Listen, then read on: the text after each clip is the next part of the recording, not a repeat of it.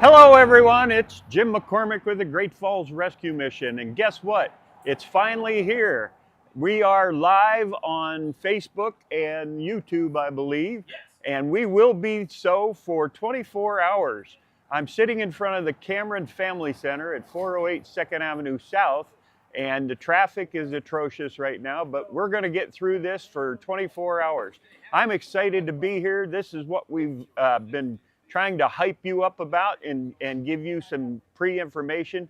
If you saw any of the earlier videos that we did inside the building where I was talking about different things, you'll notice that this bench looks a whole lot cushier than what it was in there. I'm sitting here for 24 hours, so I brought cushions.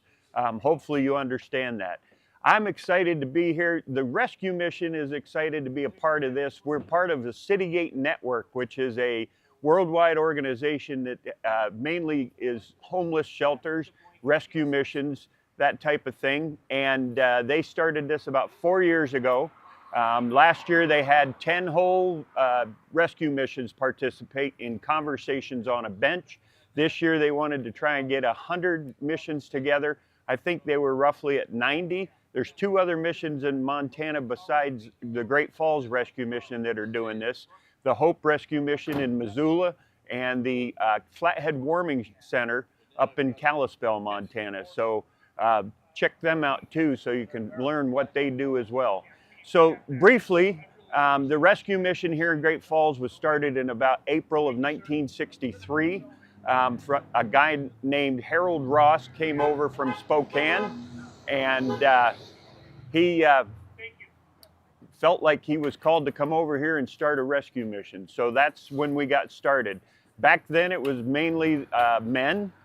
We were at the Arvon Hotel or Arvon building over where Celtic Cowboy is for a short time. And then they bought the Martin Hotel, which is at 326 2nd Avenue South, just down the street.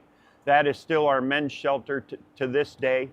For a while it served as a men's shelter and a women's facility. And then we bought the building across the street at 317 2nd Avenue South, and that is for a long time, it was our women and family shelter. We had ladies with kids, a few rooms, and then women that stayed there. And then in 2017, we opened up this building behind me. It's called the Cameron Family Center, and it is just for families. So it can be ladies with kids, men with kids, or intact families with kids. So we have 3 different shelters that will put roughly 300 people in beds if need be. But that doesn't stop us there. During the winter months when it's cold weather, we will allow anybody in the building to get them off the street and get them out of the weather. So we have camp mats, we call them, and we'll put as many people in the men's shelter and the women's shelter as possible. If we find a family that's in need, then that's a case-by-case basis, and that would be talking to the director of this building. So it's been a wonderful 62 years. We don't take government funds by any means. So everything that's said and done that gets done here is done by the grace of God and folks like you that help contribute to this. So this is a fundraising opportunity as well as informational program for the next 24 hours. I'm going to try and have everybody that's coming to talk to me give me some insight as to how we can better serve our community and let you know that we're working with every organization in town that we can to try and get these folks that seem to be left out in the cold in and out of the weather. So that's what our goal is today. The donation button is on the screen, and it's at our website, gfrm.org. So please join us whenever you can. There's going to be 20 or so different interviews with people. I've got Susan Wolf coming in, I think at 1:30, and Dwight and Norma Ashby Smith will be here at 2 o'clock. And then Joe McKinney from City Commission will be here. Many different organizations will be represented throughout the time. I did not do a whole lot of live interviews from like midnight to 6 in the morning. So we'll be doing some of the pre-recorded ones that we did. I had a couple city leaders that weren't available for this time because they were out of town. So we've got those pre-recorded before they took off and went to their meetings. And then I interviewed a few of the people in our buildings as well, some of my directors and whatnot, so that you get a general idea of what goes on at the rescue mission. So we're excited to be here. I'm jacked up and ready to go, and we'll see how I feel tomorrow at this time. Hopefully you have a great time, and hopefully you can check in with us often. So thank you for listening, and God bless you. Now you're just gonna have to keep everyone busy for 24 hours. Yeah. Are we still recording? Oh, no, this is live. This is as live as Okay. Yeah, So I have a couple people here that are working with me. I have Tim Lee over in the corner that's running all the cameras and sound, and then I have a good friend of mine, Larry Foose, is here, and he just did an aerial view of me coming out of the building to start this thing. Larry is a wonderful guy, and if he would like, I'd ask him to come in and chat with me for a minute. No, I don't think he wants to. Okay. Okay. Well, then we'll get Josh Seymour over here. He can come in and chat with me, because I don't want it to be all about me. So put a mic on and see what we can do. All right, I got it here so everyone can hear all three of us. Hey, boss. Hi. How's it going? I'm good. How are you?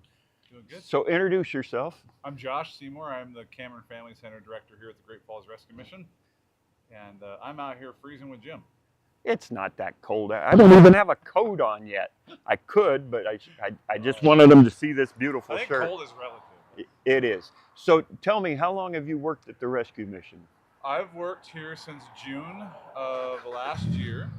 And I worked as a camp counselor, and then I became the Cameron Family Center Director in August of last year. So over a year. All right.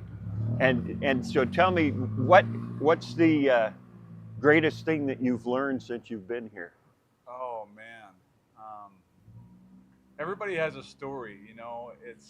I think as people come into this building, every story is different, and every time I think I've heard it all, there's something new. And and I think a lot of these situations, I think we know the answers. We think we know the answers of how to fix it until the next story comes in, and it causes new problems, new struggles, new challenges that we've got to address. And I think that's the thing, is it feels very fluid, and we're trying to figure out how to put our finger on what's fluid and how to fix it, and how to impact people's lives. And there's a lot of opinions and thoughts on that. And I think that's so hard, because when you can't really hit a moving target, Right. Right. very efficiently. And so sometimes trying to figure out how can we hit the target, and what does that target look like. And so those are some of our biggest challenges, I think, and some of the things I've learned being in this building. But a lot of high highs. I tell people when they ask me, do you like what you do? I say, well, I do. I love what we do. It's a hard thing to be a part of, because there's high highs and there's low lows. And right. that makes it difficult. It at does. times. So without mentioning names, Right. tell me about someone that you've helped over the year and a half. Someone that really touched you, about how they came about moving out into permanent housing or that type of thing. Right. I think one of the biggest struggles we've seen is that sometimes we have people who come back more than once. And so we're trying to figure out what the key is to helping them really find success, find footing. And, the first time they were here, it was different. Maybe they struggled, maybe there's some challenges that they didn't know how to handle. And then they come back. And so we had somebody come back for the third time to the mission. And this time they had an experience of faith, and they got plugged into a church. They did some different things. They started making some different changes in their life, and pretty soon they were involved in their local church. They had gotten a job and were consistent over 6 to 9 months with it. And then they became a trainer in the job that they were in. They got out, into the community. They're in, housing, and they're just, you would never know that they ever struggled and were in a place where they needed us, and so just to see that, I think has been awesome. So he's doing great, and his kiddos are doing great, and I'm watching him on Facebook, and he's just moving up the ladder. He's training other people to do the job he's doing, and just when people said that he couldn't do it, um, he was able to turn a lot of that around, and a big, huge part of that was faith for him, and really seeing that he could do it, and it wasn't just going to be, the end of the line for him. So. Amen. And we had talked about this person in general, but I know who you're talking about. And he even had some health concerns when he was here that he had to deal with. So he's out on his own. He's got his own apartment. His kids are doing well. It's a wonderful, wonderful feeling when you see that happen, isn't it? Yeah. So about how many people since you've been here in the last year have we successfully got into permanent housing or have had some sort of life transformation? Because that's what we're about at the Rescue Mission, is transforming lives back to where they should be. You know what I mean? Looking at that is a really loud truck going by. I don't know if you all can hear that, but all right, buddy. We heard you. Oh my gosh. Yeah, anyway. Maybe I should have chosen a different location. Yeah. There's a lot of action. There's a lot of action down here. Yep.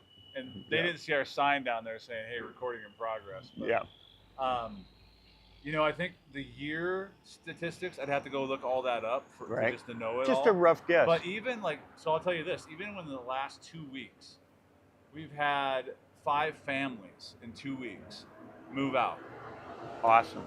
I mean, one of them was a challenge, a relapse, left for not the greatest reasons. That's one of those low lows, and that's a struggle. But the other 4 were into suitable housing, and one of them had been here less than 4 weeks, and they got into suitable housing and they got on their feet. And but then we had another person in that same amount of time that had been here for 2 years, graduated our long-term program, and then got into housing and just doing wonderful. And so we had 4 of the 5 successfully housed, and then so that's been good for us to see that. And so I would say we've seen quite a bit of that in the last 6 months. Good. But that was probably the largest amount of people within like a small span. Yeah, that's so wonderful. That's good stuff. That's wonderful. Anything you want to ask me? I mean, you keep telling everybody you're retiring. I mean, I just want to know, is that going to speed up after today and tomorrow? Oh, it's not going to be like next week. He's like, I'm done, man. No, I gave a date. It's next spring, and I'll stick to that date unless whoever they choose in my place wants to start earlier or wants me out of the way so that they can make the changes that they need to make. I'm not. The Rescue Mission is in my blood. It's in my bones. And I plan on helping wherever I can if they'll have me. I ran the golf tournament for 15 years, I think, or something like that. And I didn't train anybody because I couldn't get anybody to be dumb enough to say yes. So I'm going to do that next summer, and hopefully train someone. Hint, hint, hint. Wait, are you hinting at me? I was, yeah. Oh. Yeah. Yeah. I'm live on camera, so anything I say will be archived. Well, there's 2 of you that said that they would try and figure it out. So I do like golf. Yeah.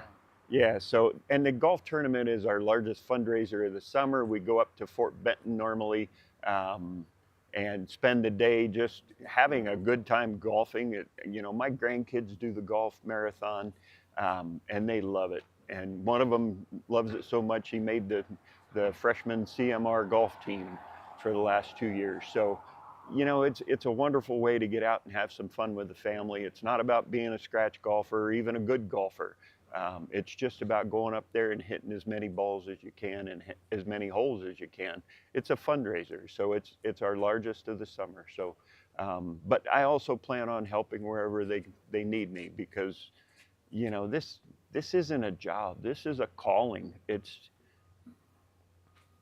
where we're supposed to be. Yeah. And even though I'm retiring, I don't plan on quitting altogether. So, I mean, how many people can say that when they retire, that they want to go volunteer where they worked? Yeah. I mean, I think Yeah. most people are like, no, I'm leaving that forever and ever, amen. well, I've never looked at this as a place of work. Yeah. This is a place of ministry. This is a place that the Lord called me to share my experiences in life, to help lead people to a better way of life, to be there for the staff and the volunteers and get them moving forward so that we can affect more people's lives than what we did before. And I've had a ball. I mean, this is not a job. This is I get up in the morning and think I get to go to the mission today. Yeah. You know, it's amazing. And they even pay me, you know. And Yeah. I've had jobs where they paid more, but you know, this is life. This is helping people in our community get out of the predicament that they're in. So that's what's fun about it. So yeah, well, thank you for your time, my friend. Yeah, thanks for having me. God bless you. And we did record you earlier too, didn't we? I don't know. Yeah, didn't we record we? you in the room? We certainly did. Oh, I thought so. Yeah, Yeah. we did. So he'll be Flashlight. coming on at 3 a.m, but he'll look much happier than what he does right now. I'll be in two places at once for real. All right, I like it. Yeah. So thank you, sir. Hey, absolutely. So the rescue mission is more than a place where people can just go and get a hot meal. It's more than a place they can go and get a bed for the night. We have a number of different programs that we do to try and help people through the situation that they're in. So a lot of people have the misconception that everybody's here that stays here is either on drugs or addicted to alcohol or something along those lines. And there's, like Josh said earlier, there is so many different things that can get them to where they're at when they come to this place, that it's not just an easy fix. It is hard work to figure out where they're at, how they got there, what they need to do to get themselves out of the situation that they're in. We've had many people that made wrong choices that stayed in that had their own places, and because they made wrong choices, they were asked to leave those places, and then they can't get back into like subsidized housing until they pay off the debt that they accumulated in the other life, so to speak. So it's not just guys on drugs or guys on alcohol or anything like that. We have those folks. We have short-term stays, which we would classify roughly at 90 days, which will hopefully get them settled a little bit. If they can find work, they can save money, they can get out on their own from there. We have a discipleship program where they had issues that they feel like they needed to rethink their lives completely. So that's a 16-month program in the women's and the men's shelter, and a year program here in the Cameron Family Center. And it's all biblically based, but it's also teaching them basics of how to be an adult, you know, doing childcare, taking care of their checkbook, how to pay bills on time, that type of thing, how to say yes to whether or not they need cable TV or internet, or do they pay their power bill. So there's many different ways that we try and help people. And it's, like I've said before in some of the earlier videos, it's not a cookie cutter approach. We don't have just one set thing. Yes, we are a Christian-based organization. We love to share the love of Jesus to people, but we don't force it upon anybody. We give them the opportunity to hear the word, and then they make their decision from there. And if they don't want to hear the word, they have that option too. So whatever the misconceptions were that are out there, that, you know, we're just a flop house or something like that, that's not true. We do everything we can to try and help people transform their lives back to where they need to be. So that's the Great Falls Rescue Mission. We work with all the different organizations that we can in the city and in the county.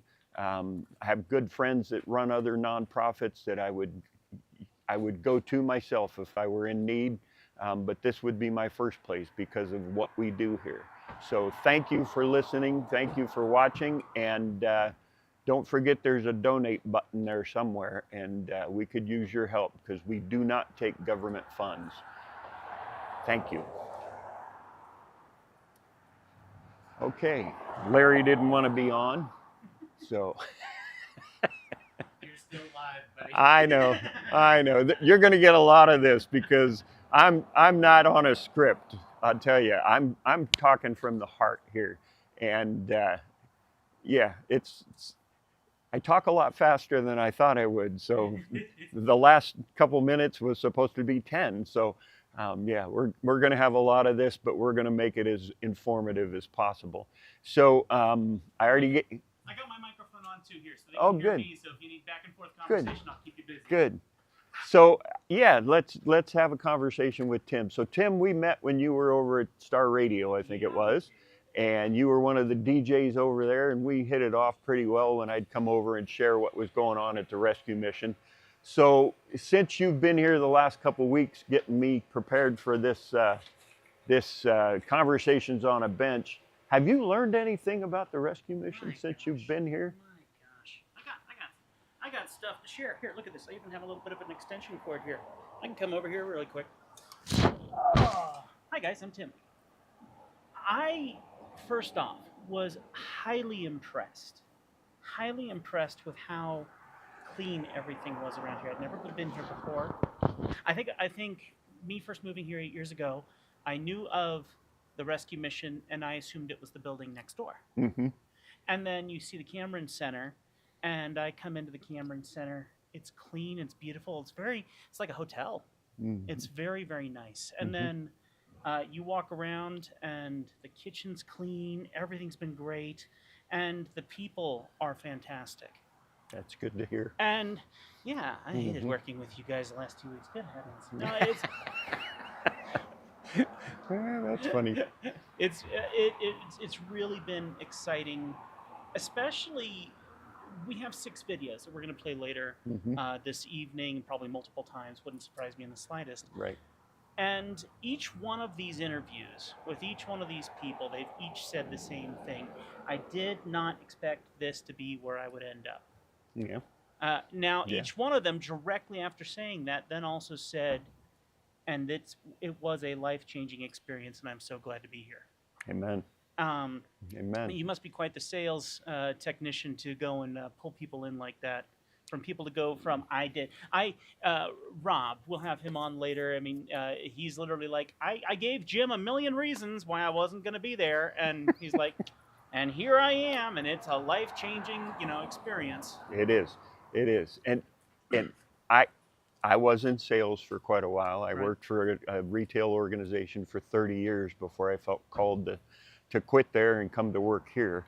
At the same time, I went to school to become a pastor, and I gave up sales when I left that other organization.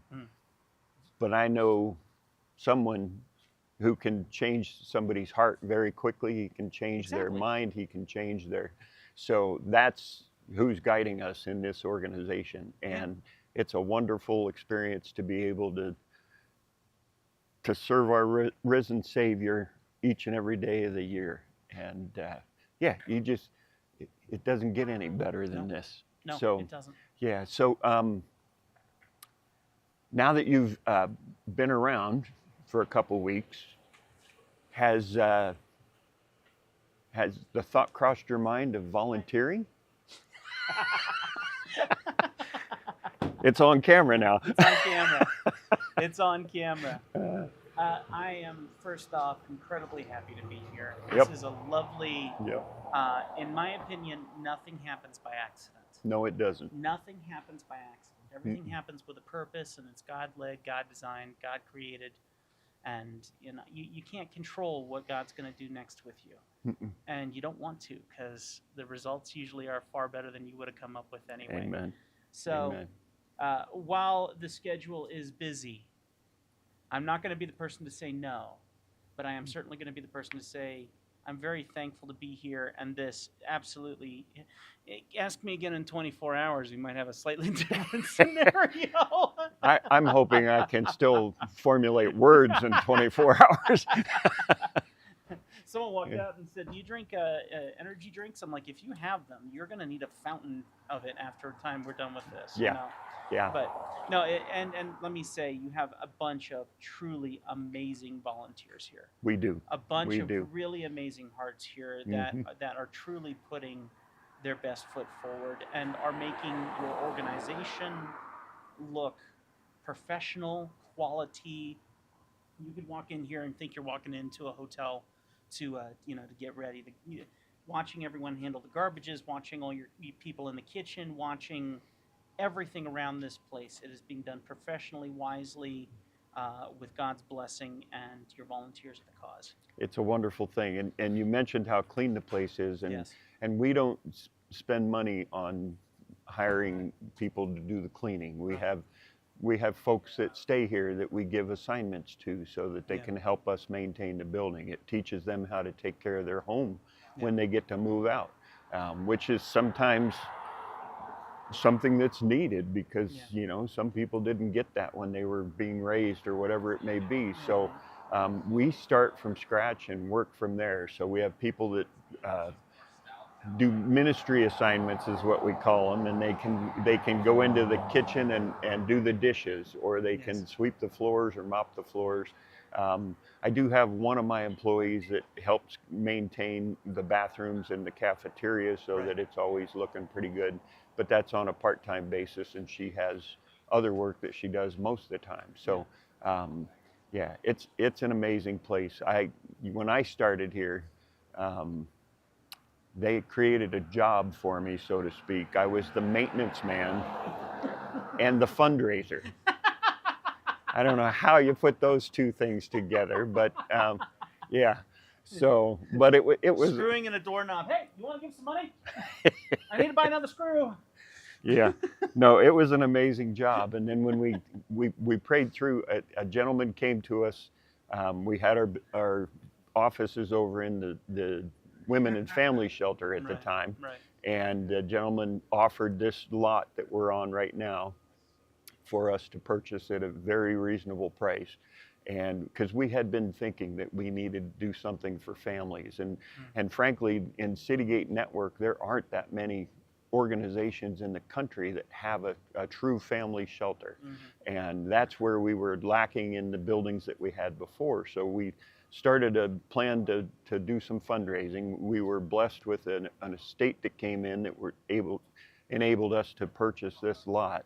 And I remember going over to the city planning office and talking to someone, and the person that I talked to didn't know there was even a rescue mission around the corner from them, and that's in the Civic Center down the Right. street. Right. And so my boss and I decided that we needed to start getting our name out there and getting more out there. So we always jokingly said that Jim Kaiser, my predecessor, was the guy for television, and I had a face for radio.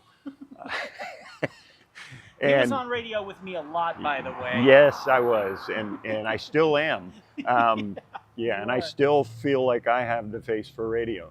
But it's just amazing what has transpired in the 15 years that I've been here. I mean, when we got into the planning of this building, we realized that Jim needed to be freed up to go to do the fundraising. Right. So we had a grant offered to us, or we requested a grant for an operations director, and that's the job that I took. So I was still maintenance.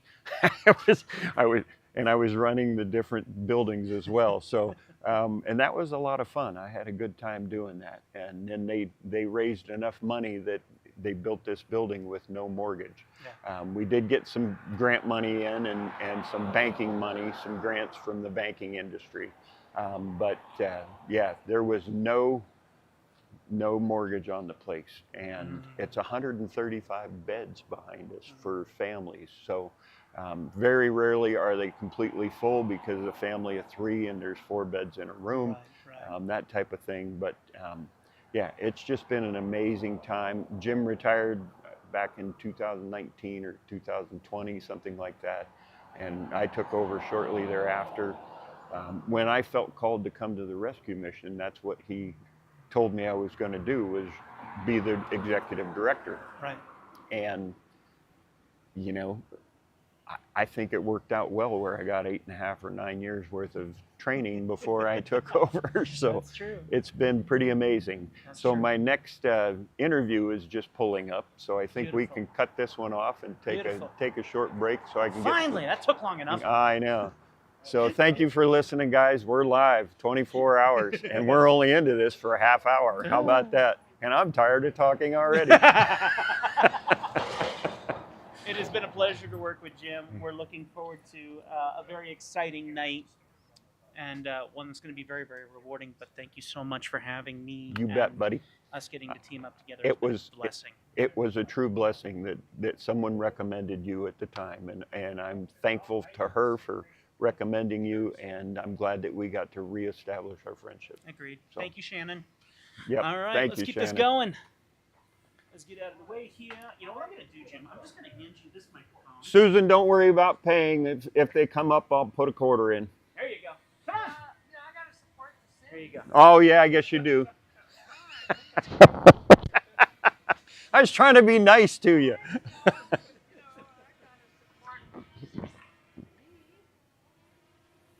So our next interview is making her donation to the city right now.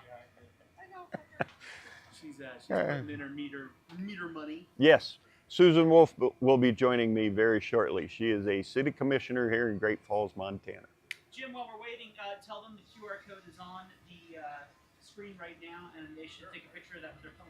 Yes, I think you have your mic on, so I do. Go so further on do, that, do what he said. The QR code, you can click on that, and you can donate through that, or you can. Is there a chat feature there? Yes, actually, see if anyone's in on the chat. Yeah. Don't be afraid to leave your comments. We love getting your comments, and we'll be happy to read them over to Jim Yes. and share with you. So, Yes. And if I can answer your questions, I will be happy to do so. Oh, you do have a bunch. Lonnie Berger says, this makes me smile. Great job, Jim. Nice to see you again. Jared Olson says, you're the man, Jim. Liz Ramsey says, go, Jim. Wendy McCormick, I wonder who this says, good job, Jim. All right. That's my better half. And then Jared and Liz work for my daughter at Electric City Roofing. Get back to work, you two. And Lonnie Berger is the executive director at a mission in Iowa. Yeah, how about that? So don't be afraid to leave No, your Nebraska. comments. I'm sorry. Come on in, Susan. Okay, thanks. Pleased to see you. Nice to see you. I have a microphone here for Oh, you. you You do? can clip it on whichever way you want. I was gonna say we could go sit in the sun. Well, that would be good, but I didn't get a That doesn't work. permit for the city. Yeah, he didn't pay the parking meter, you know. So. So we kept it on our property, so to speak. She's So been how here. have you been? Excellent, thank you. Good, good. I'm excited to be here, thank you. I'm excited to have you here. Yeah. It's wonderful to see you. We've known each other for a number of years through Rotary. I was gonna say, And- well, let's see, I came in 12, so what is that, 13 years? Yeah, we've known pretty each much. other. Pretty much. I don't Yeah. know if I was in. It was about that time I think so, you joined. were, Yeah, uh-huh. yeah. I still remember at one of our banquets. By the way, Susan Wolf is a city commissioner here in Great Falls. And how long have you been serving as a city commissioner? Well, I'm almost done with my 4-year term, so 3 years and 10 months now. Okay. Yeah. And are you gonna run No. No. Everybody's asking me that question. They don't want me to not run, but I Right. would have had to make that decision A you know, while back. A while back. Right.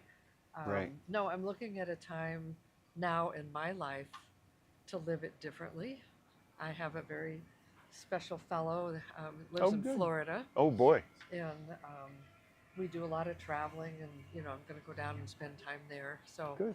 and I have been wanting to work on family history, Ah. writing family history and stuff. Right. That was going to be my big thing when I retired from the college. Okay. And then you got this job. And then I got this job, and then it was like, oh my gosh, I'm busier than what I was at the college. But Right. so no, I want to live my life differently right now. I've always had a purpose-led life, Mm-hmm. and it's been Mm-hmm. always to serve others, Mm-hmm. my communities, no matter where I've lived, and but I just want to. I'm going to take an art class. I used to do art all the time, and All right. so it's Yeah. just time to do things a little differently. I'm in that same mode. I've given the mission my retirement No, you as, haven't. of next spring. Okay. So, you and Gary Owen. Gary's going to yeah. retire The end of the this end year. of January. So, Yeah. oh my The gosh. the sad thing is that I'm older than him. So how did he get to do it I before don't know me? either, but I'm way older than both of you, so I don't understand this at all. Yeah, Gary Owen is the director over at United Way of Cascade County, so in case you didn't know that. So I was going to state earlier, I still remember one of the rescue mission banquets when we were over at the Civic Center, Mansfield Convention Center. And it was a wonderful night, but we had a baby crying in the back of the room. And I saw you get up and go introduce yourself and pick that little one up and start walking around, patting it on the back, and it quieted right down. And I was so blessed by that. Good job. Well, Thank you for that. I was just actually reading an article today about a woman was just stating about how everybody wants us to think that we as a human race in this country are divided. Right? And she had gone to Montgomery, Alabama, and on the plane, she had her little one start to fuss. Uh-huh. And so she was trying to quiet the baby down, and this gentleman was walking down the aisle, suit on, clearly an executive of some kind. And she thought, uh-oh, what's going to happen here? And he just said, may I? Mm-hmm. Pick that child up and calm the baby down. All right. And then this other lady was helping. And then when they all got off the plane, the lady stopped and held the baby while the mom was getting the stroller, and the stroller didn't want to work. So the fellow who had helped with the baby stopped and helped with the stroller. All right. They didn't know each other, all strangers. Yes. And she said throughout her time there in Montgomery, every day there was an opportunity to see how we really are one. We're not divided. No. And No. What can we do to make other people's lives better? That's it. That's So- it. That brings to mind an old saying, and I might be giving a plug for United Way again. United we stand, divided we fall. Yes. And we need to be united. And the rescue mission has been trying to work with every organization in town since I've been around. Right. Probably before I was around, but it seems like we strive to take care of the people that the Lord brings into us at the best ability that we can, and it won't happen if we don't work together. Right. So that's the wonderful thing about Great Falls. I've told many people over the years that I couldn't imagine doing this job in any other city. Right. So you've been in the city commission and you've lived here since 2012. Before that, you were Well, I was born and raised in Montana on a ranch. near Phillipsburg. Well, yeah, closer to Hall, the little town Okay, of Hall, okay. in Drummond, but born in Phillipsburg, and then graduated from MSU. Right? And my former husband and I and the kids moved out to Oregon. Okay. And so I lived in several places in Oregon and Washington, and had the opportunity to serve every one of those communities. Mm-hmm. And we were there when all the timber companies shut down. Oh boy.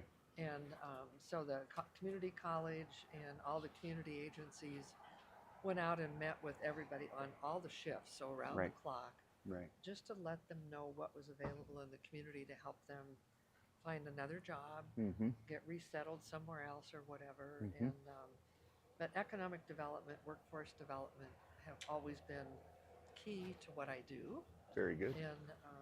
And out of those two things, that's really community development. Mm-hmm. So how do you fit in and Mhm. try to do the best for everyone? And really serving 2-year community colleges, we had people who were all ages. Mm-hmm. Many of our students were adults. They were Mhm. working 2 or 3 jobs. They had kids.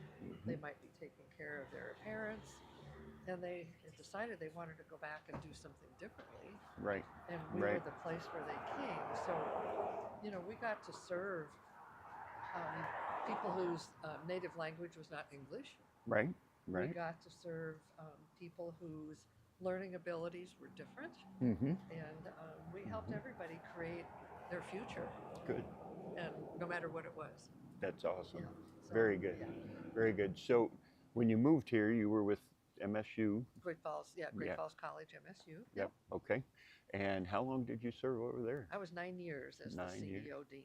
Yeah. Oh, very good. Yeah. What And- was the highlight of those 9 years? Well, I want to say before I even came, the search consultant who I knew She had lived in California as a chancellor and then had come to Hood River, Oregon, where I lived, to follow her kids and grandkids. Okay. And then they all went to Bozeman. And she called me one night and she said, "Are you just going to sit there in Hood River and retire?" And I said, "Well, it's a pretty sweet place to Yeah, it is. retire." It's a beautiful little And location. It is. Mhm. And she said, "Well, I don't think so." I said, "Well, where am I going to retire?" And she said, "Montana."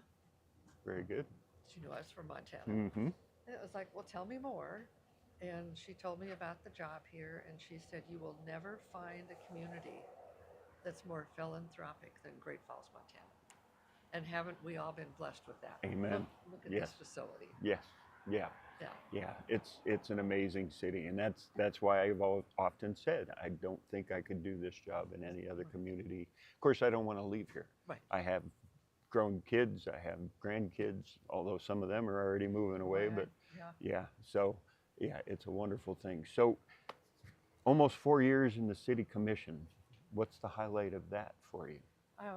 Can I go back to the other question? you have can. the highlight of the college, my time in the college. I will have to say, I mean, there's so many, Mm-hmm. but it would have been commencement every year. Okay. And the reason I say that is I remember, being up on the stage and looking out at everybody's faces. And I mean, I'm a hugger or Mm-hmm. whatever. I'm a crier. Mm-hmm. And Welcome to my world. and I would stand there and I would look at them and I'd say, "Why are you sitting down there? Why aren't you up here? Right. We should be down there."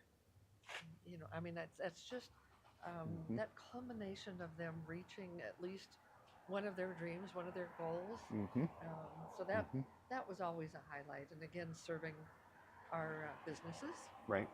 Right. Our agencies. I think you knew I was out and about. I went to everything. I Mhm. supported every Yes, you did. organization. Yep, you do. So Mhm. I guess a highlight would be having become so ingrained in the community and meeting people.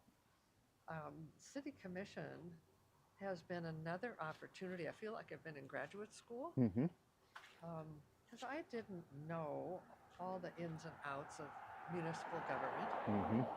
So you learn so much because, I think a lot of times people think, well, I'm going to run to be mayor or city commissioner because, by golly, I'm going to fire this person or I'm going to do all these things. Well, That's the wrong reasons. well, it is. And, Yeah. and the reality is when you get in there and you learn, like I was telling someone the other day, there's not a department within the city, not a single one, that couldn't come to the budget process and say, we need an extra $1 million. Every single one. Mm-hmm. But every one of those directors is fiscally conservative, Mm-hmm. knows Great Falls, knows that, what our revenues are. And so they don't do that. Oh, that's so good news. instead they come in and say, "Hey, I need a couple of fire engines Yeah. and we're going to do this. We got a contract to refurbish two." All right. And you go up to our shop area and they're the ones that take the new cars and make them into the police cars. Right, With all the right. decals on and the seats and all, Mhm. everything ready. The big cattle pusher on the front, Well, whatever it is. Yeah. And I'm glad they have that. Yes, I am But too. I want to say that even when one of those has served its purpose, its life purpose, Mm-hmm. then it gets remade into something else for another Right. department to use. So Right. I'm incredibly proud of our city manager and all of our directors because they want nothing more than to serve this community to the best of their ability because they too live here. Yes. Yeah, I've known Greg for a long time, and he's a wonderful man, and I feel that same presence that you just said. I'm extremely happy with the new Deputy, yes. deputy city Yes, manager. me He too. serves on my board of directors. Well, I knew Jeremy was So, very involved yes, here and yeah. So leads the prayer group on Thursday mornings. I don't know if he's still doing that, yeah, but it's once a month, Thursday morning. yeah. Yep. And Yeah, it's wonderful. yeah. So we are blessed with a great community with people that really want to do what's best for the community, and you're one of them, and I thank you for thanks. that. Thank I thank you. you so very Thank much. you. So you've been around Great Falls for roughly 13 years. served in the city,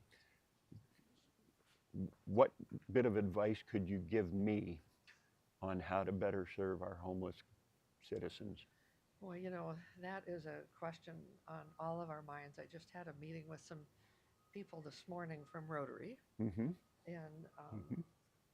talking about that. So you have Sherry Erie, just, Mm-hmm. you know, Mm-hmm. that way. No, That way? she's right No, that next way. door. Right now. Yeah. So that's 24 units or Mhm. 23 And we have 3 people from these buildings so far that are in there. I Yeah. think that's wonderful. Yeah, and a few more coming very Yes. quickly. Well, So, and that's yeah. what she said. She thought they'd be full pretty quickly. And Mm-hmm. what I liked about that, it was how the community came together. They were Mhm. able to get different grants, work with different agencies, recognizing too that people can have housing, but if they don't have the other support they need to lead the life and make those Mhm. changes, that, you know, it's probably not going to be successful. That's correct. And then I'm just very excited that they're doing this home stretch program for the middle income people where they don't qualify for any kind of assistance or help, but they don't have enough to make that down payment. And this is another Okay. program that Sherry's Right. put together. Right. But we are, I was talking with the police chief the other night, Tuesday night, and we're seeing an influx again. It's that time of year. Mm-hmm. And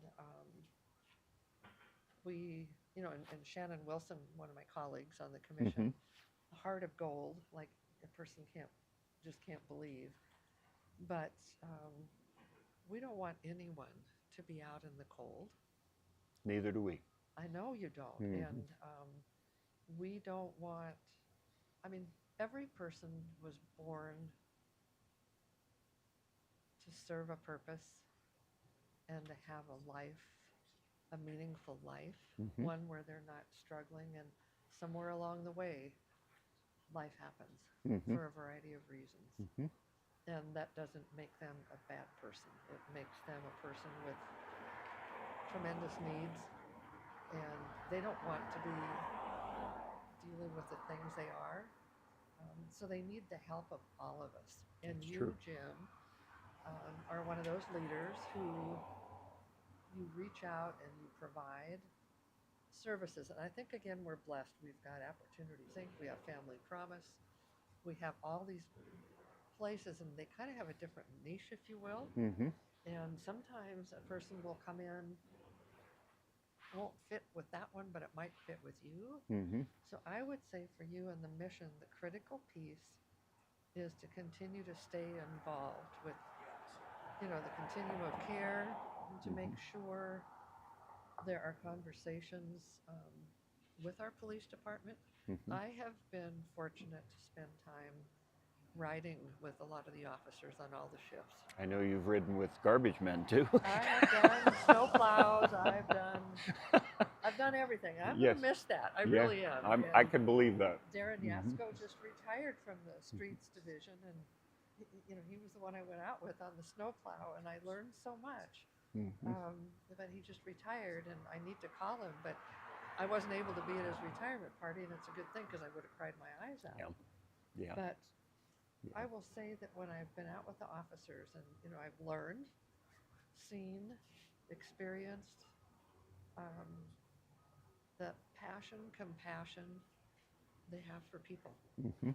And one of the officers I was with, we started the morning, and he said, "I'm going to be looking for people with outstanding warrants." And he kind of knew who that might be, Right. where he might find them. But then what he did first was he drove the alleyways Mm-hmm. downtown, Mm-hmm. and he would get out and greet every single person who didn't have a house, Oh wow. who was struggling with addiction or whatever, mental Mhm. illness. And he would get out and he'd say, "Good morning, Jim." He said, "How are you doing today?" He said, what are you going to do today? Tell me, you know, or anything I can help you with." Oh, that's awesome. Sincere, Mhm. totally sincere. That is wonderful. And that they didn't ever try to run away, or, you know, they just knew him. Yeah, that's good. And they would be honest with him. And he looked at me when he got back in the car, and he said, "Do you know why I do this?" And I said, "Why?" He said, "Because I want to know, is this person going to have an issue later in the day, and I will be seeing them under very different circumstances. Right. So he goes out and does this assessment. Mm-hmm. And it's not, wait for that to go by. This is an example of our city at work, right? Well, you said that he goes down alleys. That's how I have to get to work right now I because know. because of all the road Well, construction. you have to So go down alleys, and if you want to go buy something at Hoagland's or Oh, yeah. Farron's Furniture or something, Yeah. I mean, you've got to go all yeah, kinds of different it's ways. pretty crazy right now. But you know, But it's progress. It is progress, Yeah. and I'll tell you, I've often said, Billings went down under the street and took a picture of one of the stormwater, Mm-hmm. huge pipes, Mm-hmm. took a picture of it. And this was an original one to the city of Billings with the clay tiles. Old clay tile. Oh yeah, my gosh. And when we're driving down these streets, we don't know what's under there. that's true. And neither That's do true. our people No. until we get a water main break or something. Yep. And then they go in and go, oh my goodness. Yep. But we want to try to save from floods and that sort of thing. Right. Right. But anyway, I want to go back to the officer. Truly wanting to know what's happening in that person's life.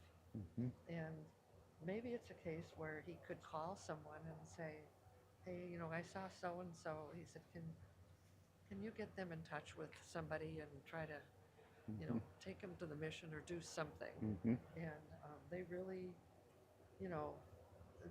want to help people. And when I've been out with the firemen, again, all shifts, it's funny, Jeremy, our former chief, said, Susan, you need to go spend a night at Station 1. That's where the action is at night. That's our Okay. downtown station. Right. So went on a call, and I'll never forget what it was, but I can't say what it was. Right. And we'll never know the outcome of that, but it was heartbreaking. Yes. And They deal with a lot of different issues in a short amount of time. And yes. sometimes they don't even get to mentally recover from the first one, and they're out on a And second they don't one. know the outcomes. I mean, Yeah. this one, they don't know what happened to that, Right. to that person. But, Right. Right. Anyway, we got in for a few minutes, and they'd been cooking a pot roast or whatever, and they said, well, let's see if we can sit down and get something to eat. And one of them looked at me and said, well, so how long are you going to stay? And I said, well, the chief asked me to do a shift, so I said, I'm here till 7 in the morning. Ooh, very good. They all just went, we've never had a sleepover. That's pretty funny. But I stayed in kind of in their kitchen area where they've got some chairs, because I thought, I want to be right next to the engine. Right. Because when I go to sleep, I go to sleep. Yeah, And I'm I sure. wasn't going to hold them up. But Yeah. again, I just see all of our city employees who care for people. Mm-hmm. And so that's what I'm going to take away from me is, when we have to raise fees, Mm-hmm. it hurts people. We all know that because we're paying the Right. same amount of money. Right. But we also have to be, the reason we're having to do all this is we deferred. Right. Then we can't do that anymore. No. So here No. it comes. He's just going around the block I a think couple he's times. just gonna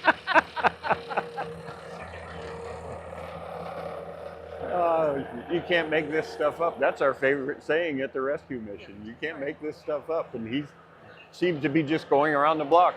But I think So- he's putting it down and getting another one.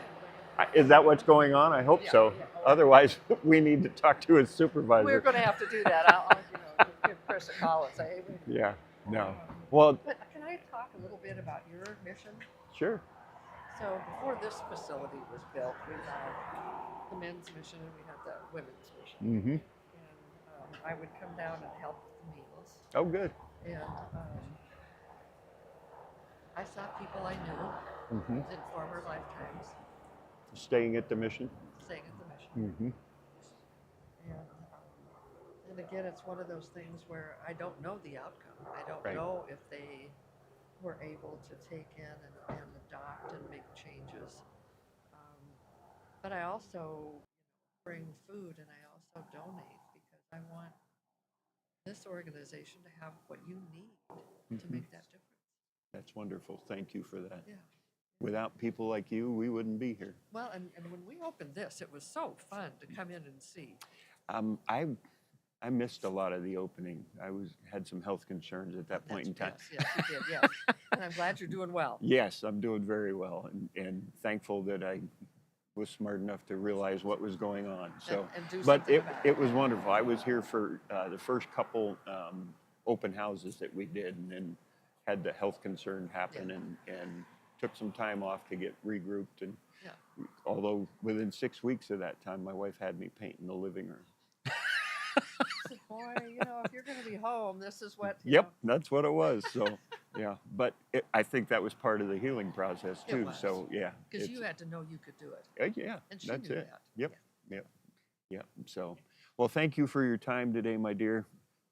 You're going to be missed in the city council, and you've served this community very well, and Well- we're grateful. Oh, thank you. And I tell everybody, I think people are thinking I'm totally moving.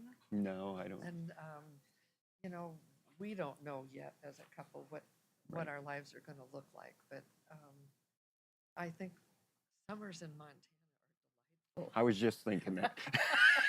Summer in Montana, winter. That could- Florida or yeah, Arizona. we're- If yeah, you like we're- wet heat, Florida. If you like But, dry well, heat. he keeps telling me though, starting about December, January, the humidity goes down. That's true. That's So true. I'll Yep. let you know whether that's true or Yeah. not. Yeah, I grew up in central Pennsylvania, and the humidity is what drove me to Montana once I For got both here. summer and winter. it Oh, was yeah. humid. Oh yeah, it was awful. And the humidity in the wintertime is bitter cold. It just Yes. cuts through you like a knife. Right, And just Chicago, and- Buffalo, all those. Yep. It's just, Yeah. well, And- but this is a different pipe and it's a different rig. yeah, bigger and quieter. And quieter. How about that? Yeah. Oh, look who's here. Yep, they're next in line. And so they have the whole downtown where Feather Your Nest and, I know, isn't that great? oh my gosh. We're doing her look. birthday party next week here at the Cameron Center. Yeah. Oh. Well, I want to thank you for your time today, and God bless you so very Oh, much. bless you. Yep. I Oh my appreciate you. gosh, I'll have to stay till she gets all settled. Yep. Yeah, we're gonna have to move a table to get her in here, but that's fine. Yeah, and Yeah, we'll get it. I'm gonna let you. Yeah, we'll get it.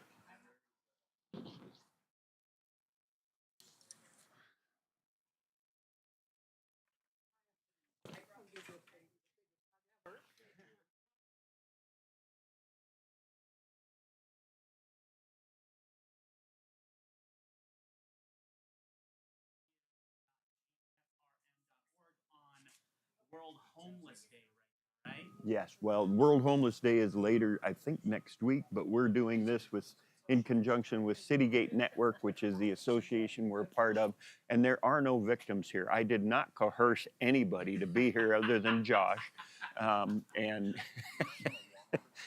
so yeah. The website is livegfrm.org. You can go to that website. You can click on the donate button there, or on our Facebook Live page, there's a QR code. You can go there and help us out. And you can also ask questions, which maybe if you had a question or two. Carrie. The one the only matter. Oh, okay. One of my coworkers. It's not too bad. I don't have a jacket on. I don't know, my fingers are a little bit. Just a little bit. Yeah, let me look and see what the temperature says it is. 61 degrees, so I'm doing okay. Don't mind us Yeah. when we move the camera around here a little bit, guys. You see Yeah, this is there's a cord that runs through it. So, yeah, so we're gonna make room for our next guests. So, yep, you're gonna be on the bench. I'm gonna move over here. give.gfrm.org. While we're waiting here a little bit, let's get a little music here while we wait for them to get Steph right here.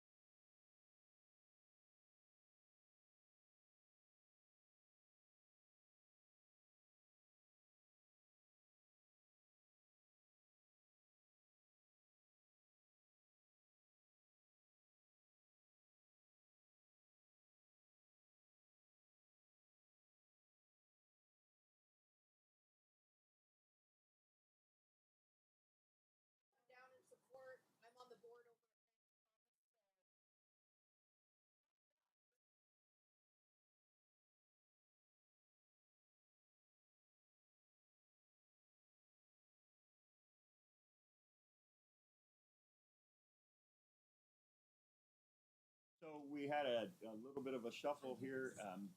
Wish Susan well in her future endeavors, and I have two very lovely, loving, wonderful people that I love coming to visit with me right now. And that is Dwight Smith, who serves on my board of directors, and Norma Ashby Smith, which is a lady that I have admired since I met her about 15 years ago. So, they're wonderful folks. So, how are you guys today? Oh, we're Top of the great. world, Jesus in our hearts, Jim. I love it. I love it. So, tell me about how you got involved with the rescue mission. One at a time. I know yours goes back a bit further than his because he was military for many years. So, go for it. I first heard about the mission from one of the mission guests. Oh, very good. Went to Great Falls Christian Center, and he said, "Dwight, have you ever served at the mission?" And I said, "I haven't, but I'd love to." And so Ronnie Reynolds brought me down to the mission, and I started serving in the men's shelter. Served a Thursday lunch for years, and then blessed to be selected on the board. And so I've been on the board probably going on 7 years or so, and that's been a further look into the workings of the mission, which we love. We love it. And Jim, I just wanted to make two points here. In my short time with the mission, 14 years, I have seen the Lord's work truly magnificently in transforming our guests. Many of them are completely broken, fractured, coming out of no family really. The mother, the father were not around, are poor examples, and so I saw these men and women touched by the Lord above. Oh my gosh! And secondly, why does that happen? Well, we take the rescue mission takes no government funding. So we're able to be so expansive in our work with our guests. We show them the basics of life because many of them don't have a foundation, how to balance a checkbook, how to be a good mom or a good dad, how a family works, just the basic things that we take for granted. And so we, as a rescue mission, we do furnish the basics: food, shelter, a place of love, but even more than that, we provide Jesus Christ. And we've got a great disciple program, and I call it an oasis. People come here and drink of the love that is shown to them and the Lord's work, and they leave here absolutely changed, transformed. I love the mission. It's our favorite charitable organization besides church. We love the mission. Yeah. That's it. I'm going to need 2 doors to go through the mission. My head's swelling. Well, I get to be a part of this. I tell you, as a director and a phenomenal staff and great supporters here throughout Central Montana, we have an operation that I think the Lord is very happy with. Yes. I believe so too. Thank Yeah. you. Norma, how about you? How'd you get involved with the mission? Well, I was very blessed because I became a broadcaster in 1962. And in 1963, the very first director of this mission came on my TV show. Oh, very good. It was called Today in Montana. Right. And it was his first year on the job. And he was the most beautiful, humble man I'd ever met.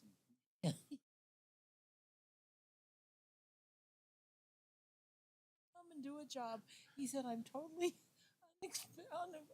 inexperienced. I don't know really why I'm here, but he sent me, so I'm here to serve him." And he said, "I'm a lumberjack from Oregon." And so here I am. And he was the dearest, most humble man I've ever met. And he had run-down heels on his shoes, and just humble, but he came across I knew he loved the Lord with all his heart. And I said, well, you got the best foundation you could possibly have for this job, and I know you'll do a great job. And he really did. He did. And I And- think he was one of the longest serving that we've Yes. had. So He really was. So that was a treat for me, and we had a number of interviews with him over the years, saw the progress he made while he was here. It was really inspiring to know him. And then the other main memory that I have was serving on the board of fundraising for the Cameron Family Center. you and I went out on a couple different calls Yes, we together. did, and Yeah. it was just wonderful. And my most embarrassing call in fundraising, I think I went with Jim, your predecessor, Jim Kaiser, and we went to this business person, and he said, "Well, I guess I'll give 100." And I said, "Well, that's wonderful." Naive me, I thought it was $100 that he was going to give us. Oh, wow. It was $100,000. I said, "Well, thank you for the $100." No, he said, "I'm willing to donate $100,000." I almost fell out of my chair. It was the biggest donation I'd ever gotten from anybody in that Right. drive. But we met our goal. Actually, our goal was $7 million for the Cameron Family Center. And we were so blessed because we raised $9 million, and we couldn't believe it. And that has been a great addition to the complex that you have here for a That's great. family center, a women's shelter, and a men's shelter. And what a blessing this is, reaching every group that really needs your services. Very good.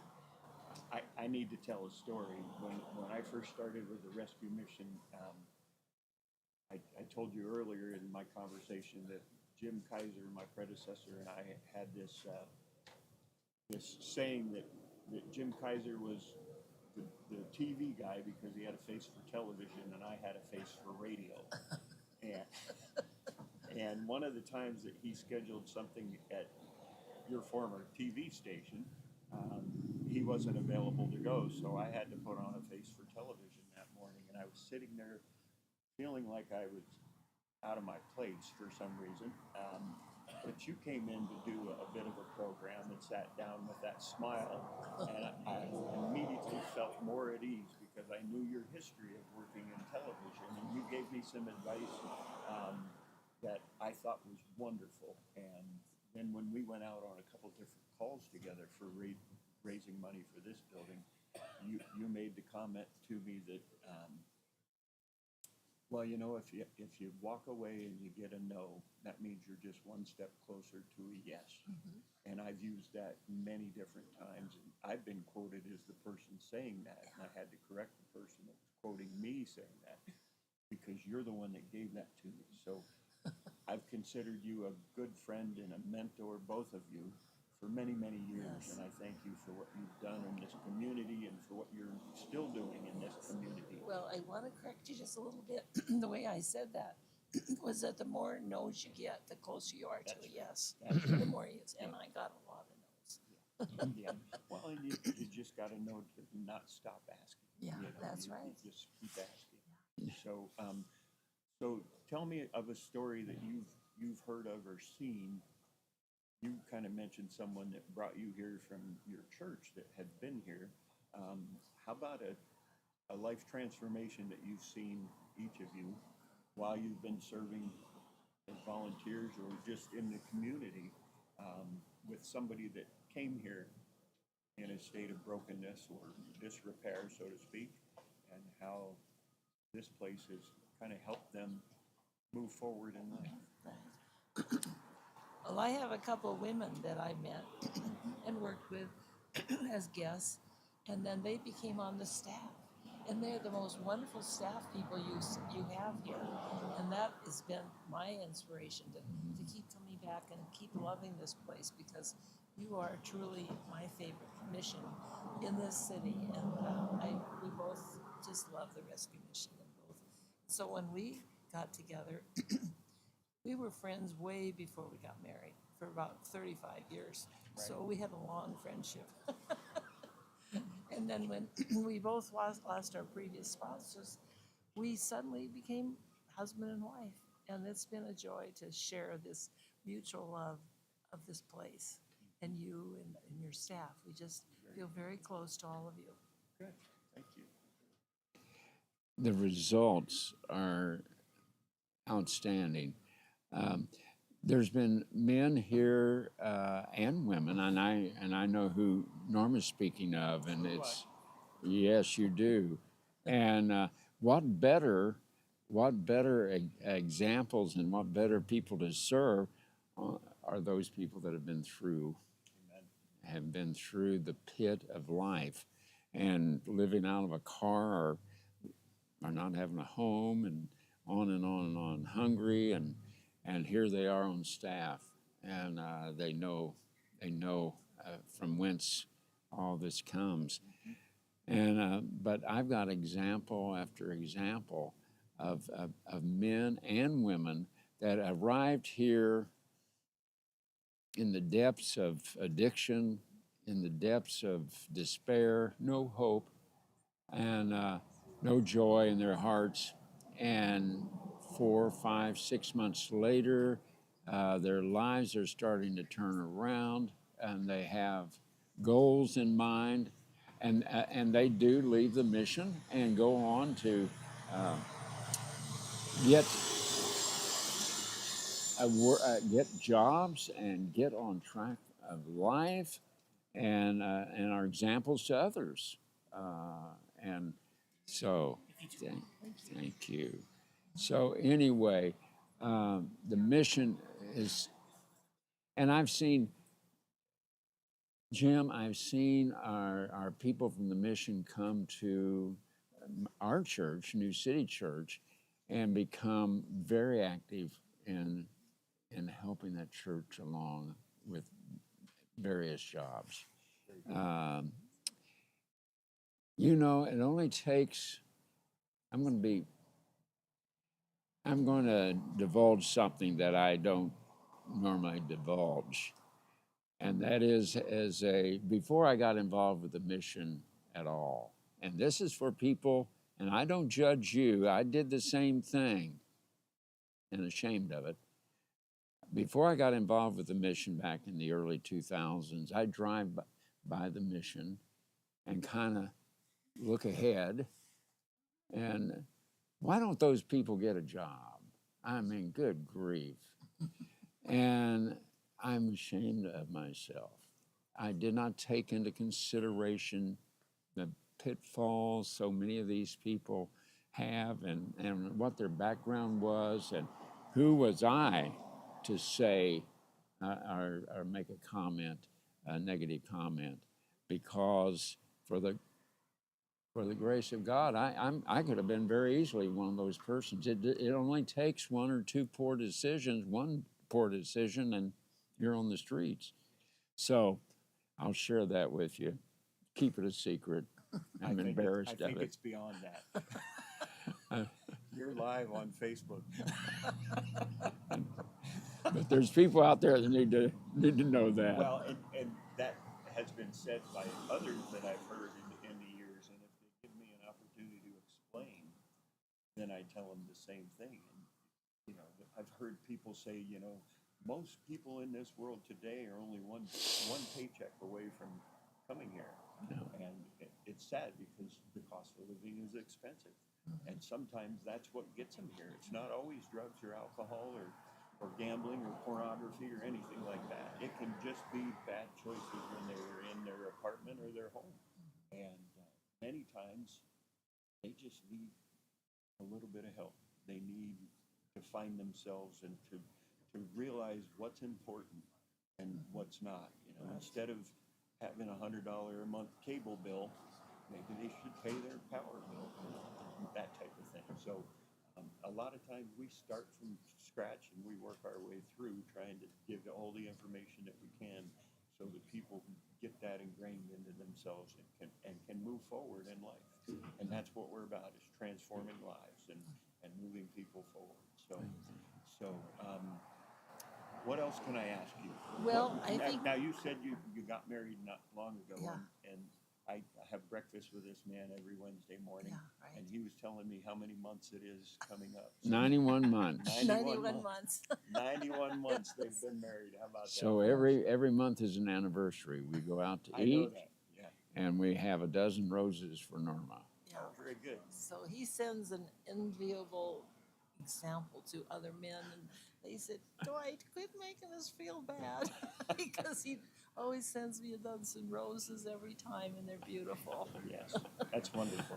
One thing we haven't even touched on is your wonderful golf marathon, which is wonderful and fun. And Yes. we've had the honor of being in charge of Snackmobile. Snackmobile. We get to Snackmobile. drive that around, and we're a very popular group. And we always You have. are very popular at that event. We are very popular there because all the golfers love snacks. Yep. And so we abide by that, and Yeah. we just love it. We always have nice weather, and we love the cooperation we receive from various golf courses in the area, particularly Fort Benton. They have a Yes. beautiful, beautiful place to And- have it, and they treat us so well there. And that's, I talked about this a little earlier, and we've mainly been using Fort Benton because of the support that we get from the folks up there. Yes. Not only the people at the golf course, which are phenomenal when we're there, but the town of Fort Benton pitches in too. We have a number of them that purchase whole sponsorships and provide coffee for everybody and that type of thing. So I just think it's a wonderful place to go. Somebody told me one time that they think it's the prettiest 9-hole golf course in the state of Montana. When I retire, I might be able to say if that's true or not, if I get to go to every golf course in Montana, but I don't think that'll happen. But yeah, the people up there are wonderful. Yeah, And they are. we just love the fact that you're there every year. We set them up with with the snack cart. It's got a cooler on the back, and then they carry snacks as well. And it's not about being a great golfer at that point in time. It's about having fun, hitting as many holes of golf as you can hit in a day, and raising money for the rescue mission. It's our largest fundraiser of the summer, and unfortunately, I've told people before today that I'm planning on retiring in April, but I'm still running the golf tournament next year. So, Oh, good. but I have 2 people in mind that are going to learn how to do it and take it over to take it to that next level.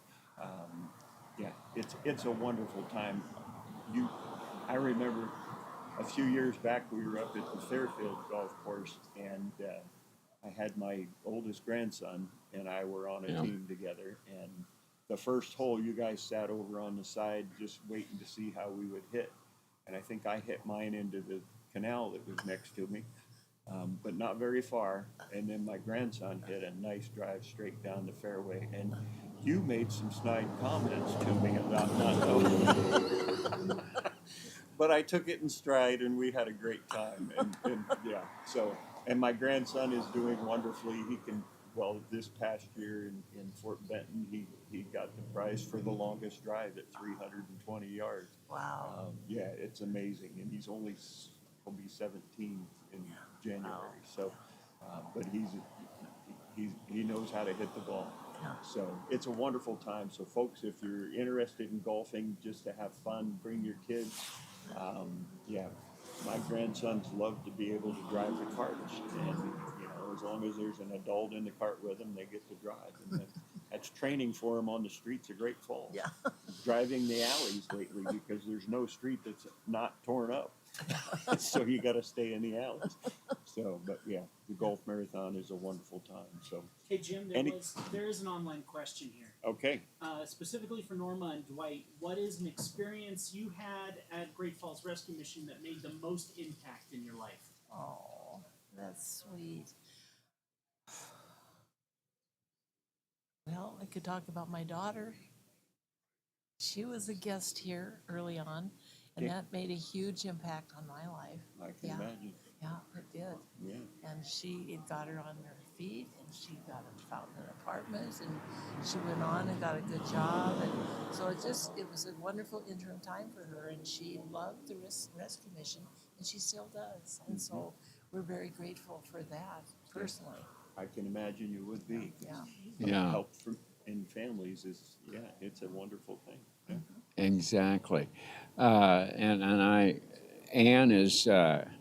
came out of the mission a renewed spirit, and she's now at New City Church worshiping and helping with coffee and donuts and those jobs that are behind the scenes that need to get done, for sure. And you had a dear old friend that also got some help, didn't your friend?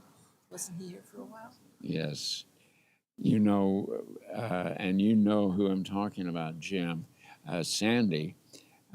Sandy, he was a piece of work, and I But loved him. He had a heart of gold. He He just did, couldn't, and couldn't maintain other things. thank goodness the mission was here. And ladies and gentlemen, this man had 9 back operations. Goodness. He was in pain constantly.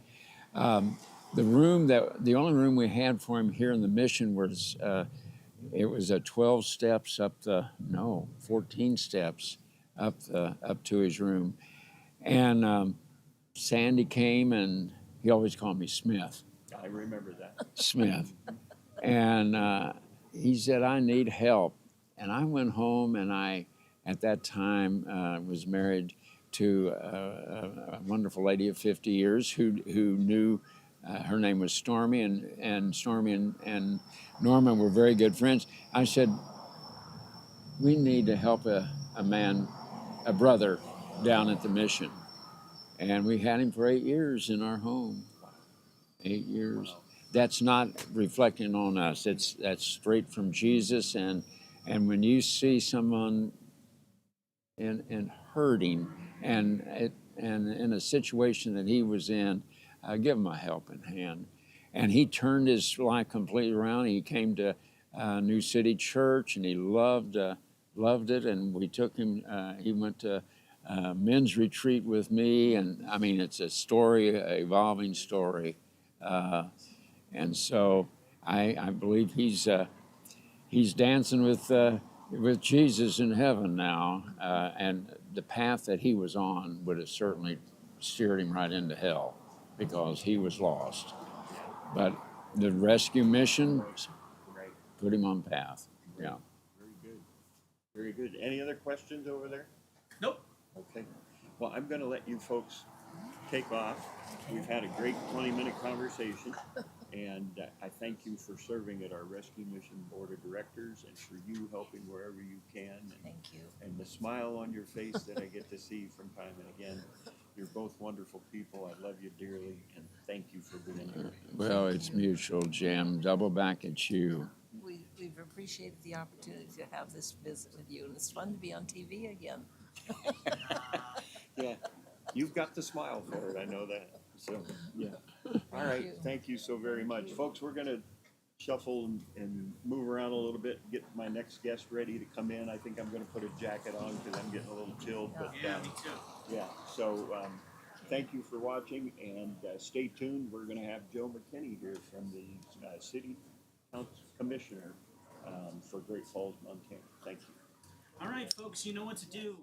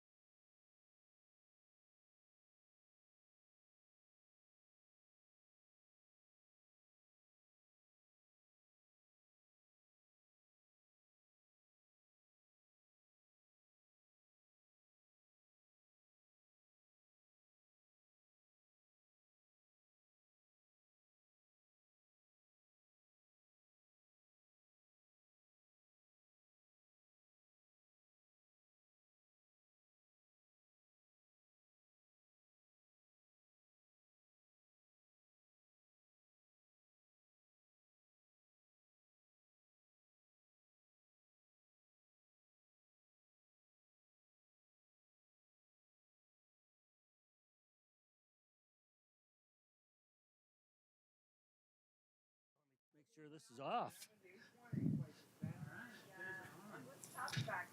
All right, well, give me a moment to turn this off. I think it's off. There was guys out there, but it was not very many. You want to move the camera back over to the Yes, please. Josh, you saved me today. So Josh, Dwight and Nora have a couple coming.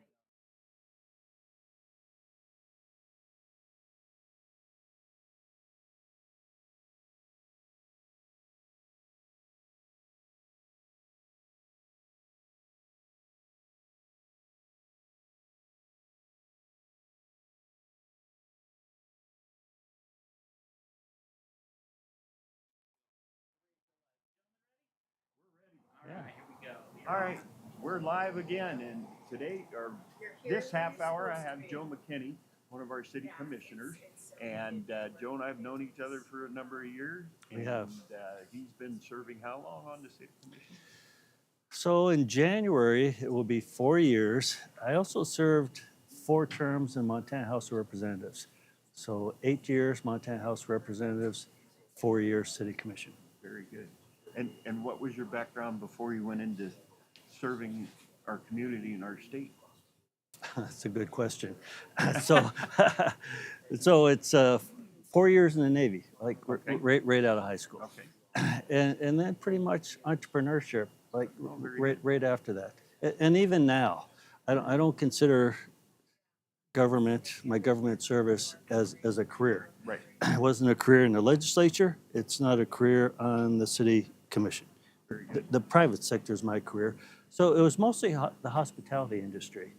A large amusement and gaming route. So if you played Pac-Man in the day, Oh, yeah. it might have been my machine. Okay. Family Entertainment Center, Fun Factory Pizza. Anyone that's been around long enough might remember that. We had 40 birthday parties a week, 2,000 a year about. Oh, wow. I've owned taverns, casinos, restaurants, and now I'm a realtor. Now you're real. Okay. So, are you running again? I am. I Yeah. thought I saw some Yeah. posters up. So. Yeah, I'm running again this November. Uh-huh. So we'll just leave it at that because I'm not here to Yep, make you're a not. re-election Yep, thing. I know. So we'll leave And it there. And I don't want you to think that I brought you over here for that purpose either. Yeah. So you've been in the city commission for close to 4 years. Yes. You've seen homelessness come up and down and some of the different things taking place in Great Falls. What kind of advice did you give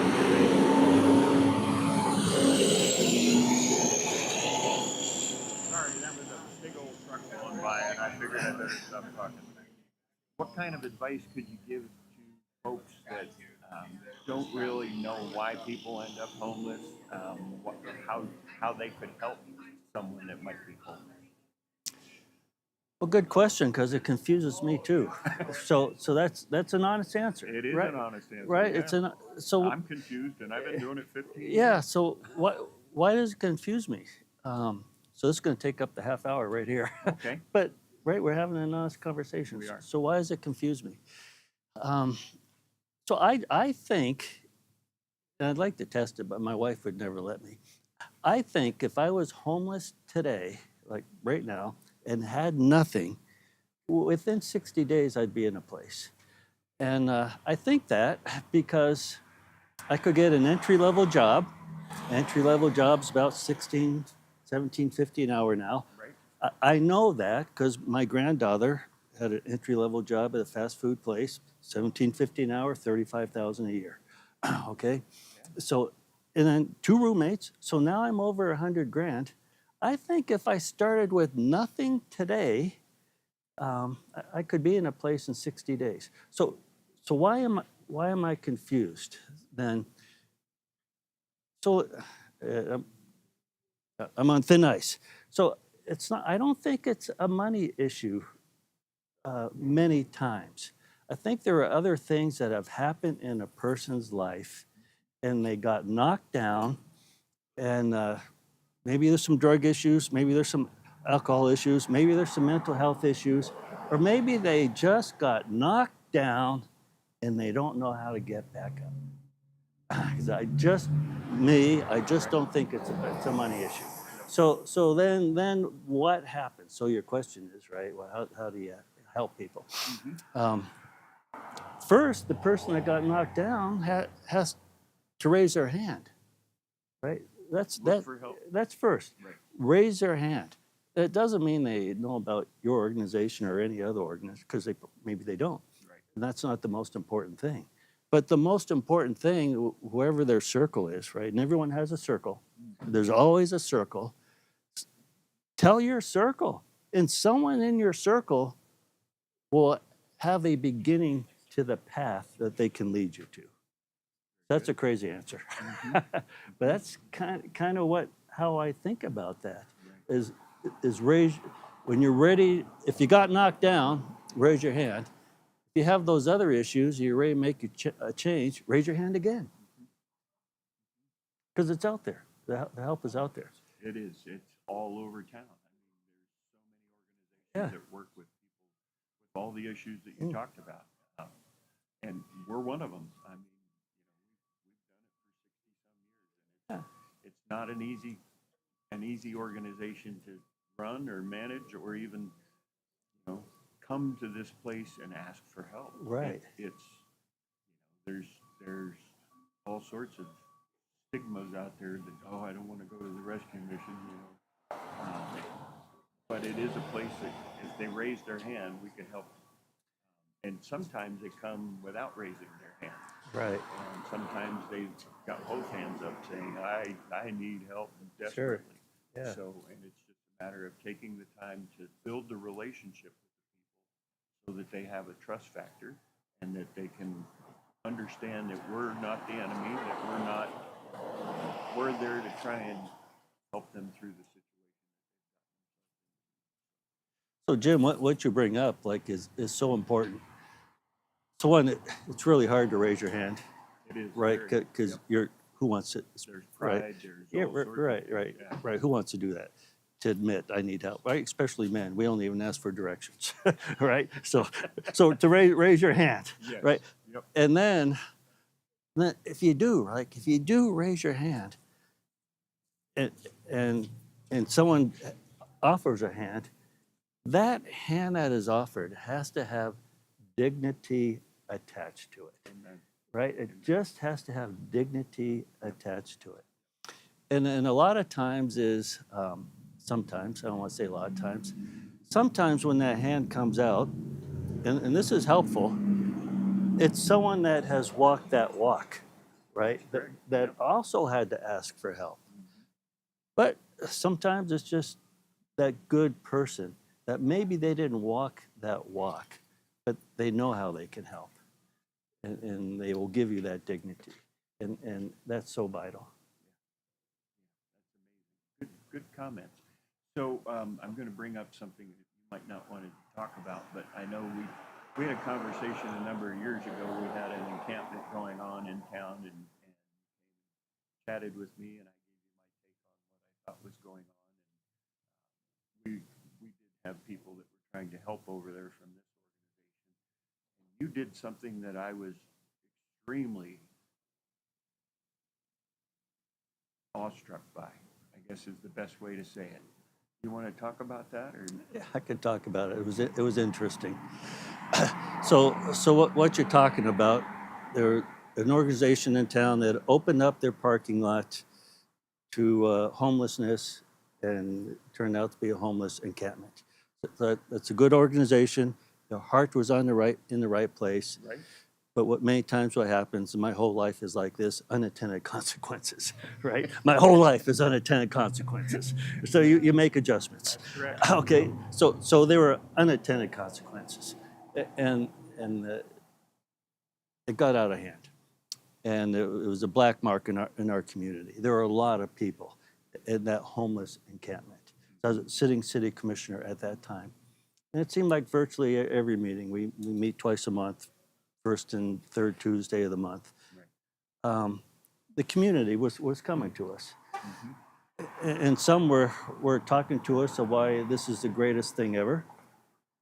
And others were saying, this is a problem. We need to do something. So, and I'm hearing from good people, right, on both sides. Good people on both sides. I'm getting conflicting messages. We all are on the city commission. What's going on month after month after month? I just finally decided I got to figure this out for myself. So I talked to my wife about it first. I said, Don, my wife's name is Don. I said, Don, I'm thinking about just going down to that camp. I'm going to park a couple blocks away, just wear my working around the yard clothes, and just sit in for a while, right? I'm not going down as a city commissioner, just kind of sneak in. And so her first reaction was, are you an idiot? Probably not the first time you heard that. No, well, no, I told you, my whole life has unintended consequences. Are you an idiot? I know when you said that, I can hear my wife. Yeah. And so then I told a couple of peers, colleagues, elected official peers, Uh-huh. and I got the same reaction. Yeah, I can imagine. And but I'm an entrepreneur. I'm ex-military, right? You just do things. Right. And so I did it. So I parked a couple blocks away, threw a camp chair over my shoulder because I didn't want them to see me driving up in a nice car, Oh, yeah. right? So and went in and just went into the camp, and so it's a lot different going into the camp than driving by the camp. I found that out instantly. Good. Right? When you drive by the camp, you're thinking, no, there's no threat, there's nothing there. You walk into the camp and feels a little different, okay? Yeah. I'm just telling you, it feels a little different. So there are some groups, different groups I detected right away. And one group looked like maybe they were trouble, right? You kind of sense that through the years of aging and figuring things out. Right. And I said, well, if you're gonna do this, that's where you're gonna go. So I went to that group and I just asked, hey, mind if I sit here? They looked at me dumbfounded. They didn't answer. And I thought, I'm taking that as a yes. Okay. Good. So I sat. I said nothing for like an hour, right? I just sat there as someone that was walking down the street and was there. But their conversation was light, right? When I first got there, like they didn't want to talk anymore. Right. But afterwards, after a while, I'm an invisible person, right? I wasn't asking for anything, didn't offer anything. So their conversation started. Eventually, someone mentioned football. They're talking about football. And I thought, okay, well, this is my chance. So I started talking football too. So now I'm in, right? Now I'm in. Right? I'm just a person. Yep. And so I was there for several hours, like half the day as an invisible person, not a city commissioner, just someone that maybe may camp out there. So here's what I learned without going into specifics of individuals. There were about 65 people, I figured, coming and going. I counted camp spots and sleeping bags and all that because I was there trying to figure things out. So I figured there were about 65 that were staying there. And of that amount, because I had conversations, I got comfortable, then I moved around to other groups, right? I was okay, right? I was accepted, I was okay. Well, they could tell I was different, but I was still okay. And what I figured, and I was just stunned, I did not expect that. Very few really needed to be there. Very few had no place to go. A raw number is maybe 5 out of that 65. If they weren't there, they'd be under a bridge or in a park, right, in a hidden area. Maybe about 5. The other about 60 had places they could go, right? They still had challenges, right? This would be one of the places, right? This would be one of the places so that's what I'm counting. I'm not saying to get an apartment. Nope. Okay, right. Yeah. This is one of the places that they could go. And there were others. Many had family. And they would be couch surfing, but I couch surfed when I was young. I didn't think I was homeless. And so many would be couch surfing, but they had a challenge with couch surfing. Some. And the challenge they had with couch surfing, it was obvious. Some had alcohol issues, and some had drug issues. And when they were couch surfing, their loved ones were poking them. Okay? Like we talked earlier, hey, you need to raise your hand. Right? Yep. Their loved ones were poking them. You need help. And we'll help. But they weren't ready to raise their hand. So it was easier to go down that other path. Okay? So that's what I found out. But I also found out they were good people, like people are people. So when my colleagues and Dawn, my wife, said, "Are you an idiot?" There was no threat. Right. People are people, and they were good people. Yeah. And most of them wanted relationships. Yeah. You know, they wanted to belong. Yeah. You know, they needed that relationship Yeah. to help them through the issues Yeah. they were dealing with. Oh, let me add a couple other things too, and about that. So while I was there, and this stunned me too, the community, like people like what you do. Every time I turned around, there was a community social type worker coming in, and they came in pairs. Right? I noticed that they always came in pairs, coming in pairs, and letting them know how. So the community reached out really hard. And one that stunned me, there was another pair that came in and they were calling out a name. I don't remember the name, but let's just say Jane Smith. Jane Smith, are you here? Is Jane Smith here? Well, no one raised their hand. And so these folks said, well, when Jane Smith gets here, let her make sure she reaches out to us. We have a place for her to stay. Okay? That's awesome. The community reached, so it wasn't a matter of, it's not a matter of community help. The beginning, it's raising your hand. And the organization that's over there has done wonders. They offer meals, they offer food, they have clothing room. Most of the churches around downtown area have clothing available for folks. We have clothing rooms for the folks that stay at our mission, but if somebody came in 20 below weather and needed a jacket, we wouldn't turn them away. Yeah. And that's the beauty of this community. We are here to help each other. We know that we're all put on this earth for a purpose, and that one of the big purposes is to build relationships with anybody and everybody. So you have another. You're running for office for another 4 years, and have a real estate business. How's the real estate market? It's pretty expensive now. Yeah, it's changed. So it is expensive, but it's expensive because of economics, right? It's true. It's not government interference of some kind. Nope. It's true economics of supply and demand, and that goes way back. This is not why we're here, so I'll be very brief. It goes way back to the 2008 Great Recession that was caused by overbuilding in the early 2000s and some other things that happened, and then an immense amount of foreclosures, and then the real estate industry collapsing, and then many folks that were in that industry, especially builders and suppliers, for an overabundance, went out of business. So it just shrunk. Right. But because there was an overabundance, it just slowly grew over a period of time. And then COVID happened, and then low interest rates, and we discovered we had a problem. And we still do it. The industry needs to be rebuilt. And it needs to be rebuilt. I'm not talking realtors. I'm talking the folks that build homes, right? More contractors. Okay. Josh, these are the folks you're going to give a tour to. Sorry. Oh, we're good. I apologize.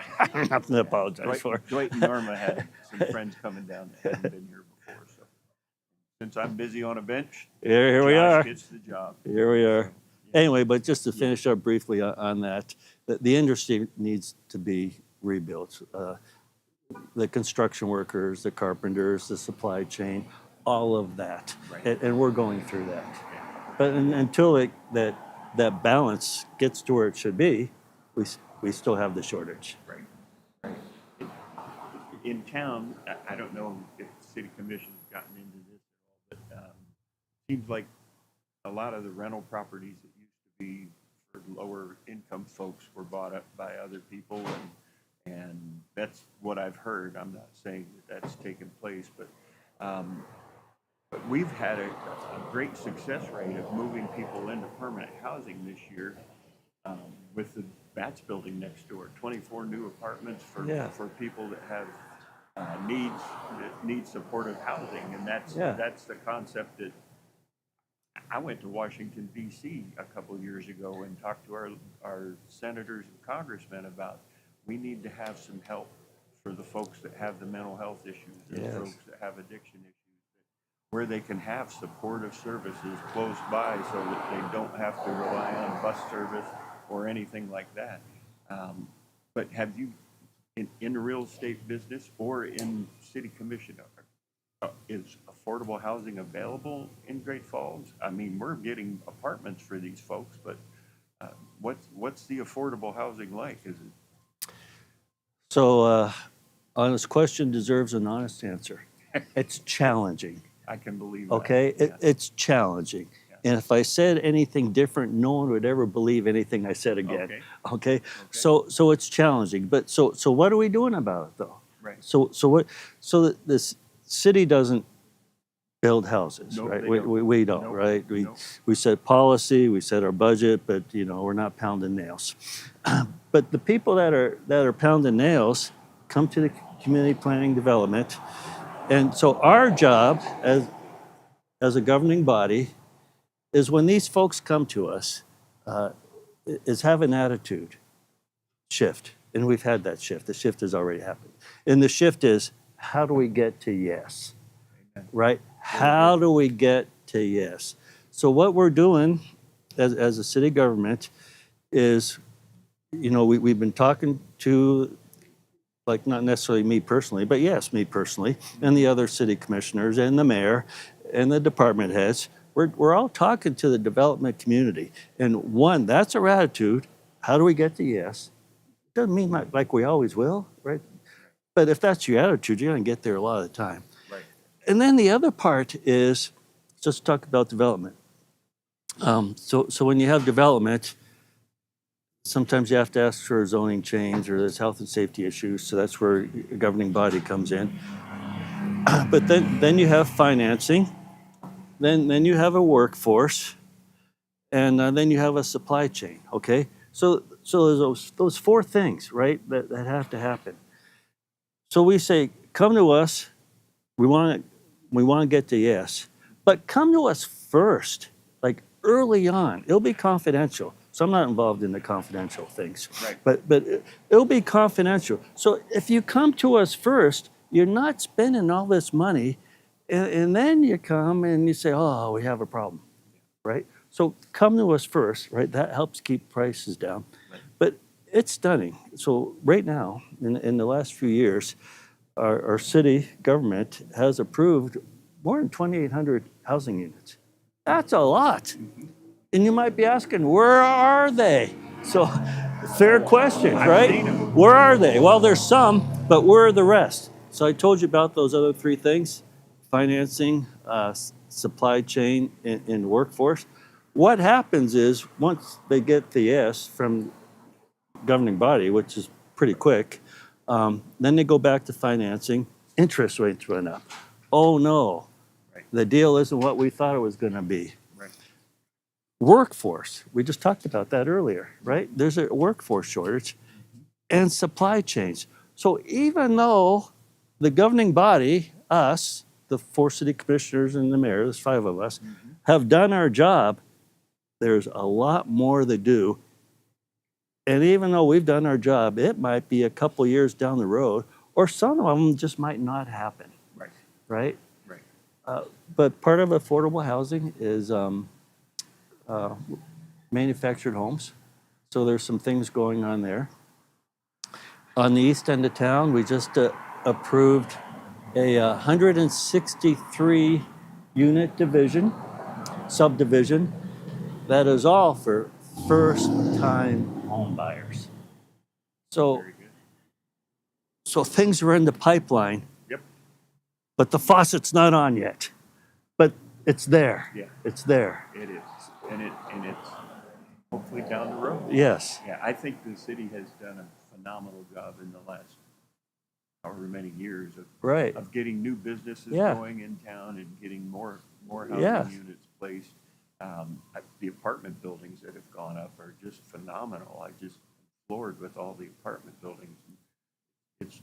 We have a wonderful city, and you're part Yeah. of it. Well, thank you. For your service to the city. So, do you have any closing thoughts that you want to share?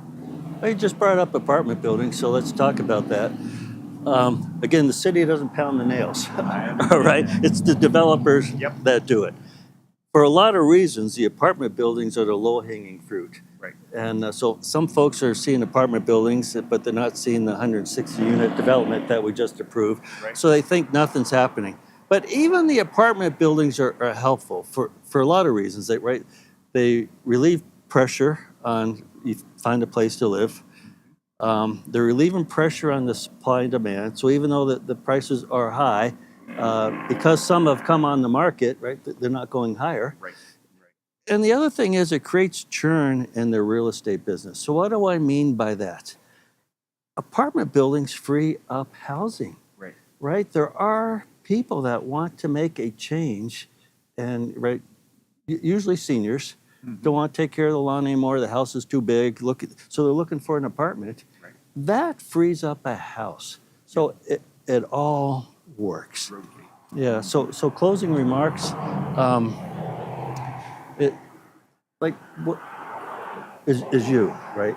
What you do, what this facility does, and what your colleagues do. Right. There's so many. What's it called? Continuum of care. Right. Right. Right. I have conflicts. I don't go to those meetings very often. I'd like to go once a month, but I can't. But the times I've gone, I'm just stunned how when someone raises their hand, there's help available. There is. So you keep doing what you are doing. You are an asset to our community, and your colleagues are an asset to our community. And it's hard, and it can be frustrating, but keep doing it. All right. Thank you. Yeah. Thank you. You're a wonderful man. Thank you for your service to our community, for our Yeah. state, and keep doing what you're doing because I can see the community becoming better Yeah. with people like you in office. So Yeah, well, thank you very much. Appreciate being here. Yep, you take care. Thank you for joining. We're going to take another quick break. We have someone else coming in here shortly, but I need a quick break.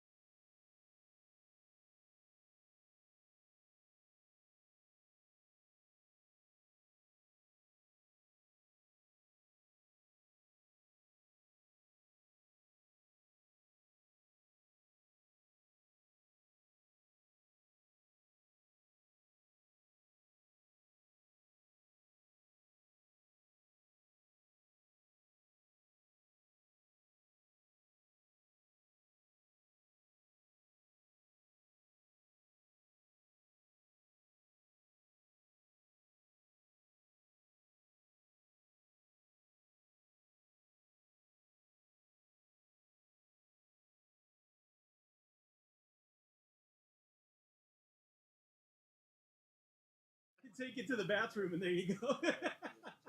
Get on there. I've seen those movies. I'm going to say this anyway, Thanks, guys. Joe. I was saying, he's making such a fuss about.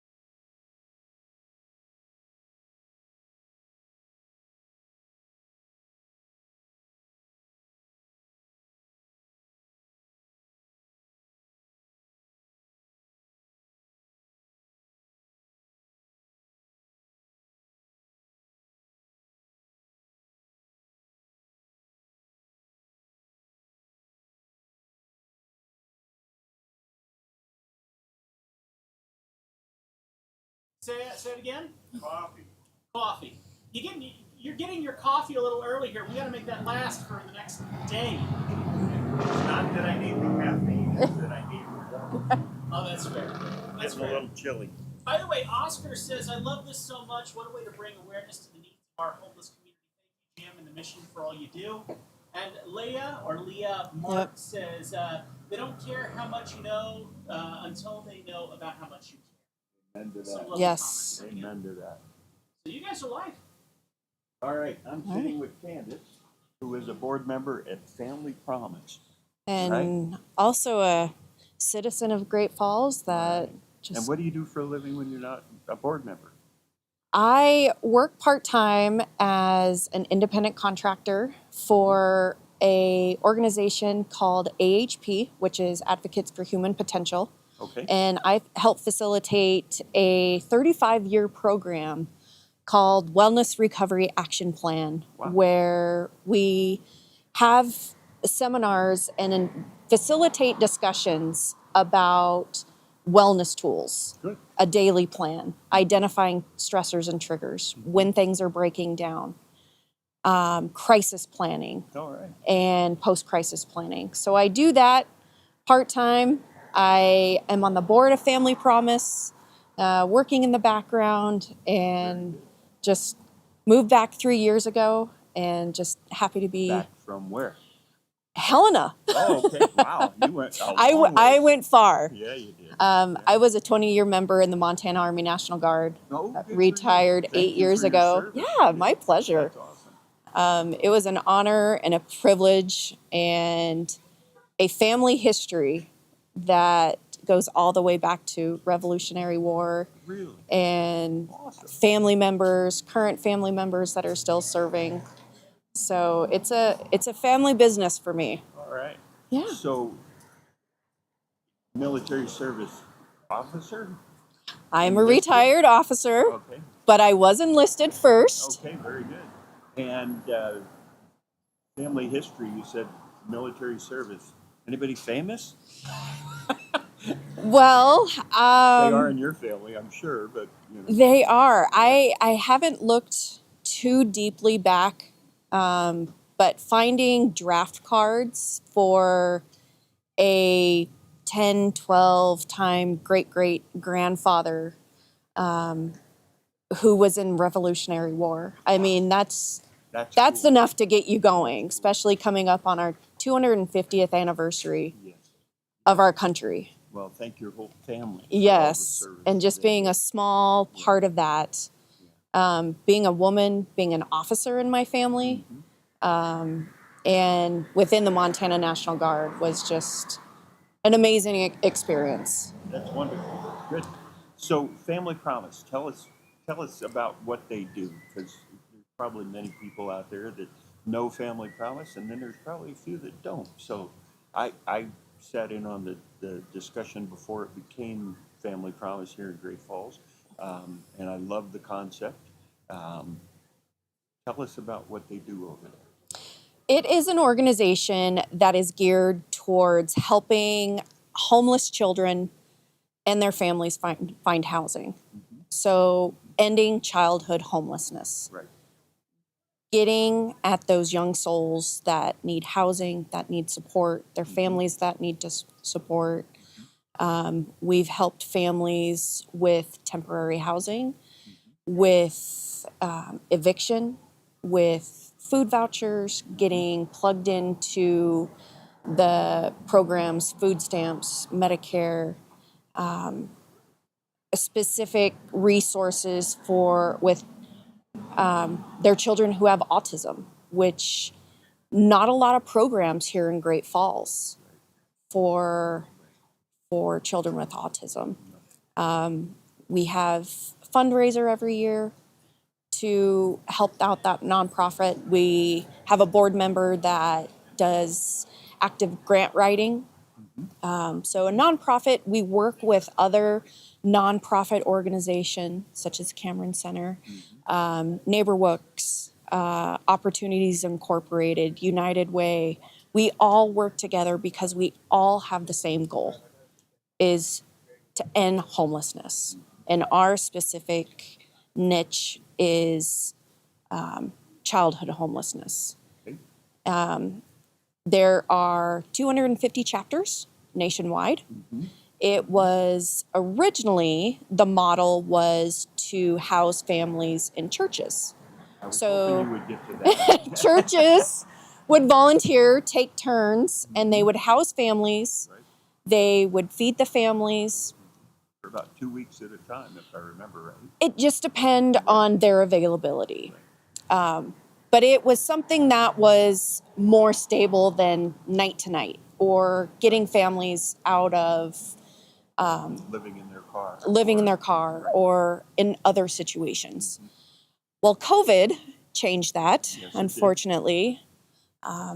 Our chapter actually decreased membership, and we've been building board members back up. We have a full board right now, but we're always looking for volunteers and board members. We have a great full-time staff, grant writer, our director, who is Greg Grosnick, who will be here tomorrow, our case manager, Tiffany Cage, and then our marketing and outreach, Tiffany Wilkson. Right. So So your chapter doesn't do the church thing anymore, where No. they rotate. They tell us about how you serve. So unfortunately, due to COVID, the church option was no longer an option, just because of safety reasons, security reasons, and health and safety. Yeah, It was the biggest one. Right. So there was a shift in how we house and support those individuals. There was a period of time where we could support through eviction prevention, providing support for that. Right now, we have 2 transitional housing locations, and also a third with the assistance of the Grace Home to house up to 3 families. Oh, very good. And we rotate them, or we move them through the process as quickly as possible. The biggest challenges right now are some of the federal resources and available housing. For the last year, it has been a little tough because Section 8 was stopped, was halted. And so that program is now back online. Good. And Even with the shutdown? even I have to check on that. Okay. Can I get back to you on that one? Yeah. I know the shutdown has affected a lot of it. I haven't seen a lot of information on those resources, so my gut is telling me no, but I don't know for sure. Okay. Well, and that's a fair assessment. Get back to. I'd like to know. Yeah. So Is it a duplex? Is that what I've heard? So we do have a duplex. Okay, and you own that? We actually rent that out. Oh, okay. So we pay to rent that out every month. We've had that for a couple years. Our rent or our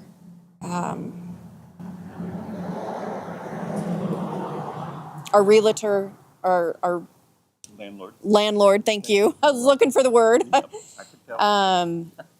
Is very gracious on any repairs that we need. We've had community support as far as working on painting, helping paint the inside. They've done some flooring. We've had volunteers come out and help with the yard and landscaping. So it's definitely been a community support. Our fundraiser brings in a lot of community support as well every year. And we are just so thankful for everything that we have. It's a great community, isn't it? It is. Yeah. It is. I don't know if you heard me before when I was talking with many different people today. I couldn't imagine doing the job that I have in any other community in this world. Great Falls has so many people that care and that will help in many different ways, whether it's providing food or clothing or landscaping or painting or flooring or financial assistance. Yes. I mean, it's a marvelous community for that, and we should applaud everyone out there that Yes, thank you very has much. given anything, anytime, and here's the catch. There's more needed. There is. There's more needed. So every nonprofit opportunity or organization in this community can use volunteers. They can use financial support. They can use support with food or clothing or with just prayer. Sometimes it's enough. And thank you for if you're doing that, and if you're not, look at your schedule and see if you have some time. My organization can use it. Candace's organization can use it. Many others can use it as well. So please think about it. Yep. And come to us. So what else would you like to share? We hadn't met before. No, we haven't. We've been waiting patiently in the wings out here, and I thought, okay, this is going to be fun. This was not planned. Yeah, let me tell you, Jim. This was on my calendar. I just got done with a conference. This was on my calendar. A friend of mine actually went live from North Carolina. Oh, really? And he talked about going to have a conversation on a bench Cool. in the rain in North Carolina. And I said, it's a beautiful day in Great Falls. I can go down to the Cameron Center because Great Falls is one of the host locations, one of 3 in Montana, Yes. that is doing this type of outreach on National Homeless. I'm wondering how I said yes to this. But, I'm thankful that I'm here. If somebody would have asked me 30, 35 years ago what I'd be doing close to retirement, I would have been in a retail position or done by now. Yeah. And I had a calling that I couldn't turn away from, and here I am 15 years later having the time of my life. Well, thank you, and I'm Jim. meeting wonderful people like you that are serving in our community and helping in our community. God bless you. Yeah, for what thank you, do. Jim. Yeah. Yeah, if you would have asked me if this was on my agenda, Radar, whatever you. yeah, no, but like you said, there is a calling. There's a helpful calling in people that serve the community in different ways, whether it's picking up a hammer, bringing over a rake. I mean, just showing support. The amount that people give is just part of their DNA. And I think as Montanans, we have always done that. And I'm a transplant, but I've been in Montana longer than any other place. Well, you're here. I think I've got Montana in my blood now. So one of the things that is great about this community is not only are you folks out there helping, but all of us doing this work are working together as much as we can to try and help these folks that have a special need or have a need that they need help with. Like Joe McKinney was saying, first they got to reach out. But when they reach out in Great Falls, there's plenty of organizations that are there to help. And we work together. The Continuum of Care group that meets in town. It's many different organizations. There's another group that meets at lunchtime on the fourth Thursday of every month called Interfaith Alliance.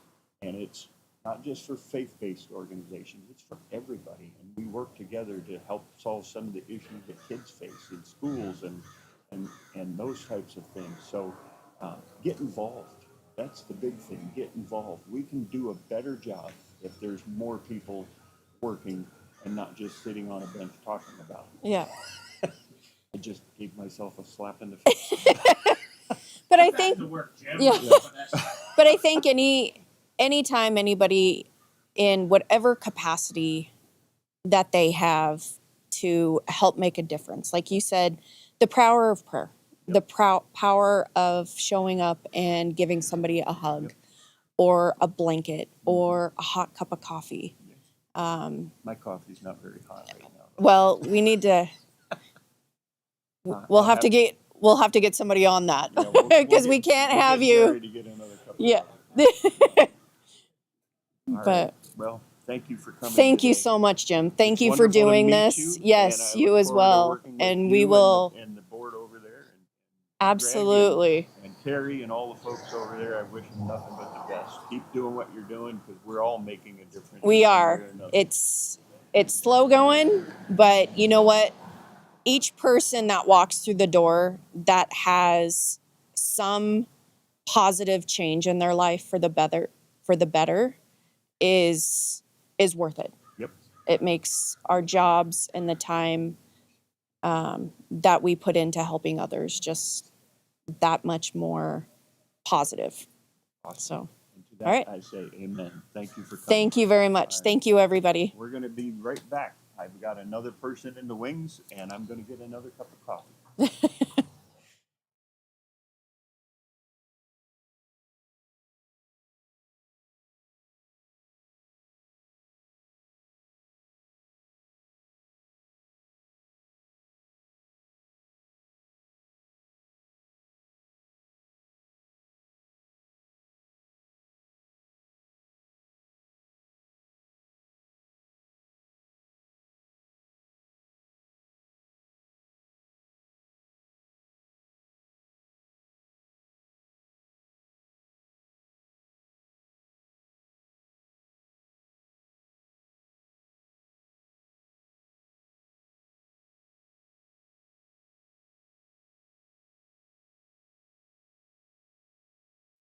Jim, what do you think about everyone hanging out here? We had Vivian. She says y'all are doing a great job. That's wonderful. We'll take it, right? Yeah. Yep. Good. You've met a lot of people today so far. Yeah, and I'm meeting people that I hadn't met before, which is wonderful. So yeah, this is working out great. I'm getting some great ideas and great conversations with other organizations. I love the rescue mission. This is my heart and soul right now in my life. But every organization out there has things to donate, things to give. They're doing what they can to keep this community moving forward and getting these folks more situated, more stable, that type of thing. So God bless them all.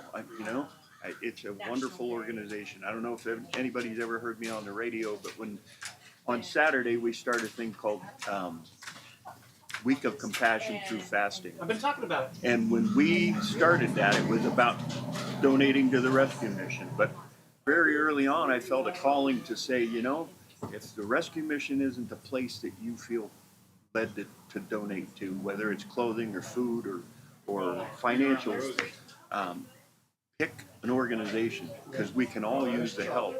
And I think most of the organizations around are like us. We try and be as frugal as possible with everything that we have, and we're working diligently to provide the services that we need for those folks out there that have those needs. So it's pretty hectic around here right now, but I have Shane Ensweiler joining me from Northwest Energy, and he'll be here shortly, and I think he's carrying something for I me see as well. something big. Where's our other microphone at? Let's get him Right here. strapped up. Okay. All right. So do I?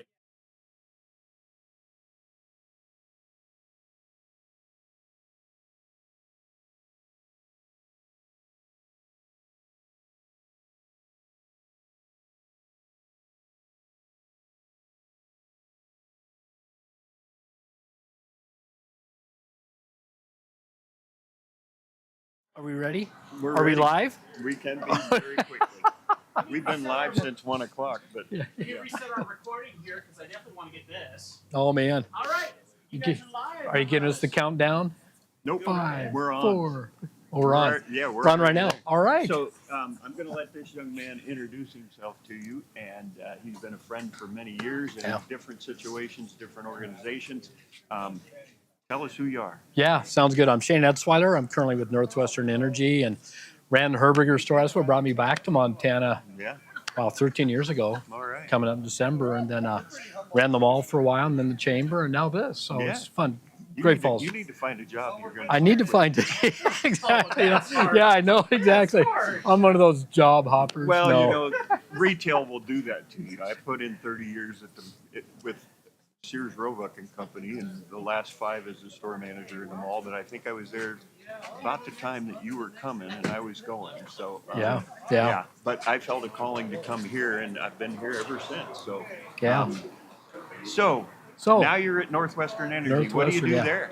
Well, and going back on just what you said, God opens doors and closes doors. And so when you're a believer and a Christian, it's not fate, it's not circumstance, it's God's leading and guiding. Amen. And as doors open, I just continue to pray, hey, if this is meant to be, I'll continue stepping. Yep. If you keep opening, you Yep. close it, I'm good with that. You continue to open it. And if I get the job offer, I'll accept it, seeing as your will. But kind of like you here, you've just done such a tremendous job with Great Falls Rescue Mission, with this Cameron Center, which I know you were a part of as well, raising the money and doing that behind the scenes while Jim was still the executive director and kind of the face of the campaign. But, Yep. it's just been a tremendous blessing to the community. And when I came into the chamber, and then learning more, knowing that we had a homeless situation, but learning, just opening my heart and saying, all right, what is the Great Falls Rescue Mission and what is it and what do you do here? And learning your programs and what you do. And a little trivia, my dad preached here in the mid-'70s Oh, when very Harold good. Ross was here. And I Very remember good. as a little elementary schoolboy sitting in the back bench, Very good. and That's whatnot. awesome. I So didn't know that. yeah, Very good. yeah. So Very it's good. just a great ministry that we have here in Great Falls. It is. It's a wonderful place.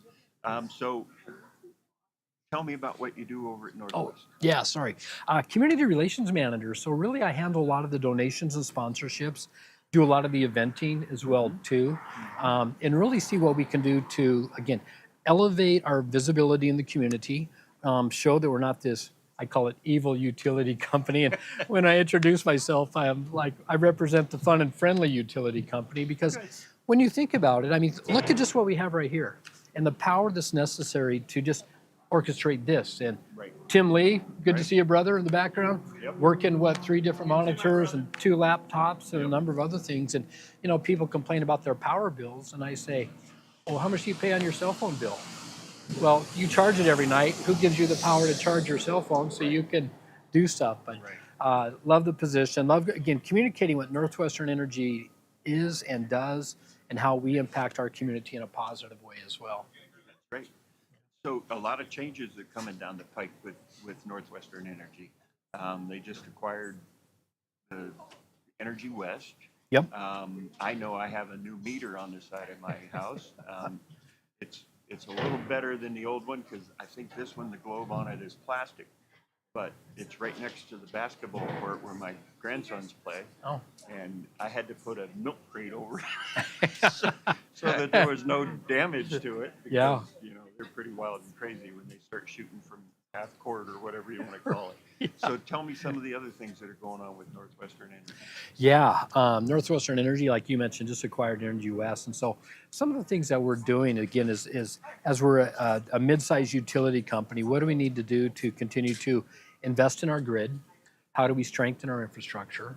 Right. How do we protect our individual customers? How do we protect our communities? We've launched a huge fire mitigation plan. You see what happens in California and Texas and even Maui.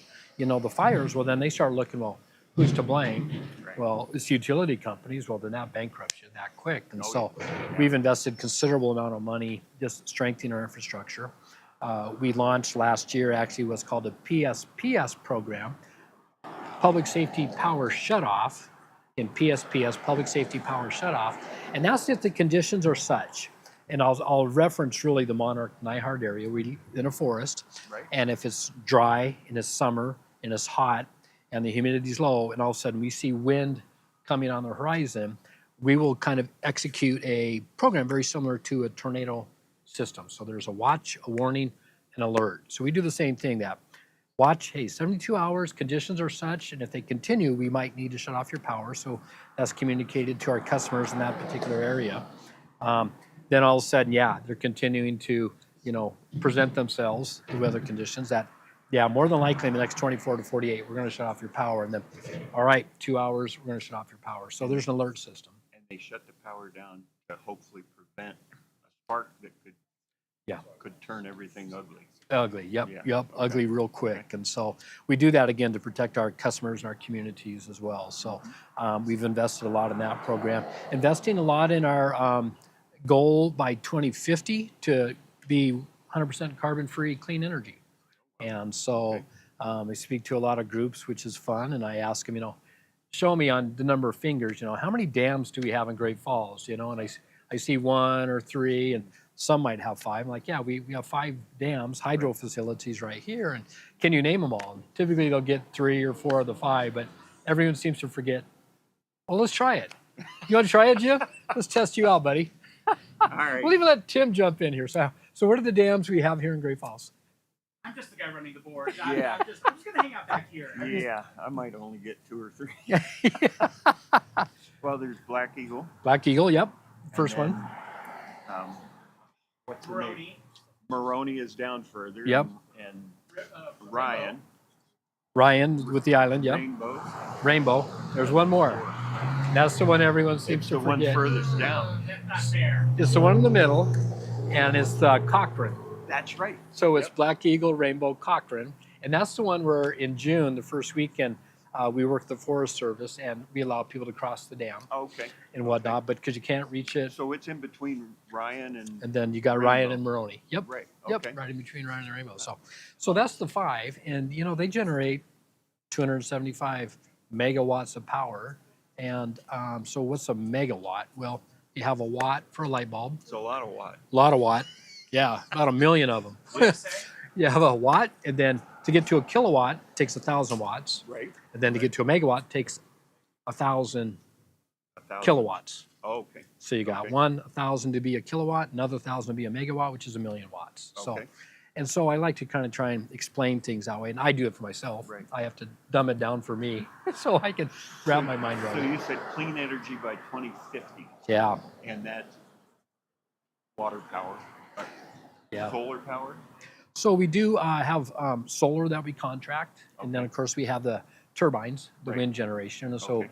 we own some, we contract some, we contract the majority of it because again the cost, the capital to develop that infrastructure is tremendous, and we want to try and keep our rates affordable for our customers. I mean, we could go green, Yeah. but everyone's rates would just spike to the roof, and that wouldn't be good for anybody. So we're trying to slowly transition, and You'd we have feel. more gray hair. if You you got, did that oh man, I on- would. I'm on telling you. yourself. Yeah. So there's, I think Northwestern has programs to help those that could be struggling financially, or there's programs available that can help. Can you tell me some of that? Yeah, I think, the very first thing to do is if you find yourself kind of in a tight situation, give us a call.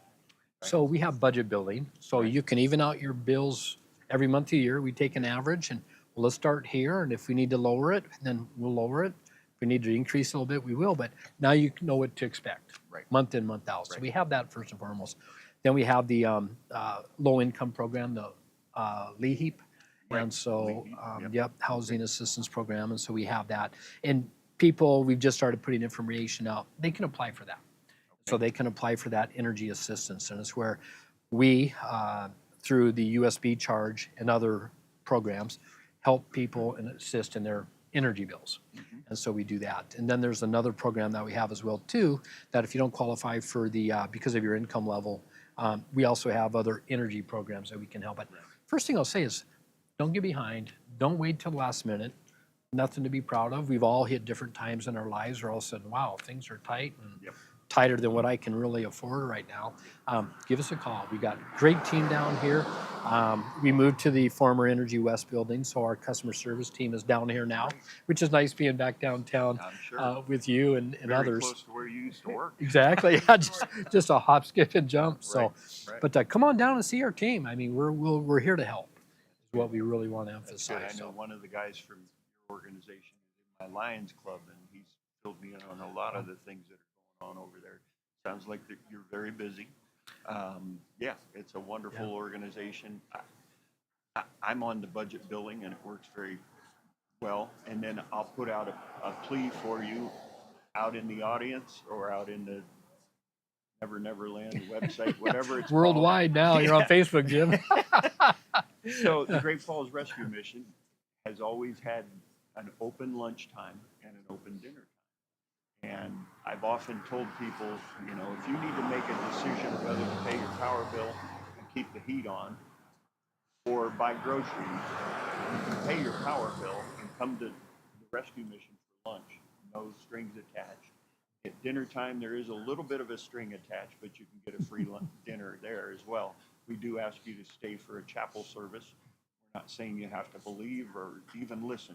Matter of fact, when I was sharing at the chapel services when I first got here, many times I saw people taking a nap. And it gave me kind of a complex when I preach at a church on Sunday. But think about that. Yeah. There's many organizations around. There's a place right down the street that St. Vincent de Paul opened that does dinners for people. You don't have to go hungry, and you don't have to not have heat in your building or in your home. So pay the power bill, keep the heat on. There's places that can help feed you for a little while until you're back on your feet or get things straightened out. So don't think that you're in this alone. Yep. Great Falls, you've heard it before with some of the conversations I've had on this bench. Many different organizations that will help you through the situation. So look for ways that you can get the help you need. Think of the mission. I have a great cook. I think he puts celery in everything because he is always asking to go buy celery. So it's kind of weird, but it's good food. And just think of that if you get into that situation. What else can I talk to you about? Well, and a couple of other things I think too, with the rescue mission and just the impact you made in our community. And as I was kind of driving here, just kind of collecting my thoughts and getting ready for the interview, people find themselves in tough situations. They do. And you say, well, we're always given a handout. And then you say, well, don't give just a handout, give a hand up. Right. But I think the other thing too that's really neat about the rescue mission is you just don't change situations, but you have a program that changes lives as well too. And again, I'll say, we've all found ourselves in different situations over the course of our lives, and life happens. I always say, and so, but it doesn't always have to be that way. And there's always a hope and a great future ahead. And so, part of your program is not only helping them out of the current situation, but then how do we help them on with their lives beyond this? And so, again, you can listen to the sermon, you can listen to being what's shared and what's preached, and you can give your life to Jesus Christ as well. And really, that's what truly changes lives. When you hear about different programs and people that have gone through them have been successful, but really the only thing that really gives you hope for an awesome future. We're on a busy street, folks. Sorry for that. Yeah, that's all right. Big cement truck going. Well, I was going to ask, how many alleys did you have to go down to get to this place today? I drove through 3 alleys to get to work today. Yeah, I took one, so as I came on by. I hope the meter person doesn't come by. But no, and again, you think about, just where do you land eventually? And you know, you got to land on Jesus Christ. That's kind of the foundation and the rock that we can hope and believe in, and that's what you offer to folks as well too, that find themselves in desperate situations. Yep. And man, I just can't seem to get ahead. Well, life's hard enough, but it's easier with Jesus. Amen. Thank you. I couldn't have Yeah. preached that better myself. No, you're I've heard you. You're good. You're good. So, Thank you for your time today. Thank you for absolutely. taking time out of your busy schedule. Oh, and no. coming down. My It's always pleasure. good to see you. We've Always been good to friends see for you, a brother. long Yeah. time. Yeah. Well, we got one more gift for you Oh, too. you brought a So gift? we it's not even a small one. We might have to zoom out, Tim. I don't know. But we've got I've always been Oh, a this supporter. is on a metal board. I too. know, man. This is something you can hang in the office. There you go. That's awesome. But Thank no, you. we're huge supporters of the Great Falls Rescue Mission, Northwestern Energy, a lot of great organizations and businesses in Great Falls as well too. But you know, I know there's a Coins for a Cause campaign downtown Great Falls, Yep. and so you know, and I appreciate people that say, you know, you need 20, I'm going to give you 20 to help you out. But if you want money to go to not just changing people's situations, but changing their lives, I mean, consider a great contribution to the Great Falls Rescue Mission. They just do a phenomenal job in our community. And like you said, you've learned a lot through my counterpart at the Sunrise Lions Club about Northwestern Energy and kind of what we do in our programs. No different than the Great Falls Rescue Mission, you know, and what you have and what you offer and the accountability that you have for people, that you're not going to go out and panhandle. You're not going to come in, you know, under the influence of anything. We're here to, again, not just help you out and give you a hand up, but to change your life and your situation as well Amen. too. So You we're are- honored to give this to you. And yeah, Thank you. so Thank you ever so continue the great work, buddy. Yep, I appreciate it. Thank Yep, you you so bet. very much. Absolutely. So Yep, that's beautiful. yeah. So,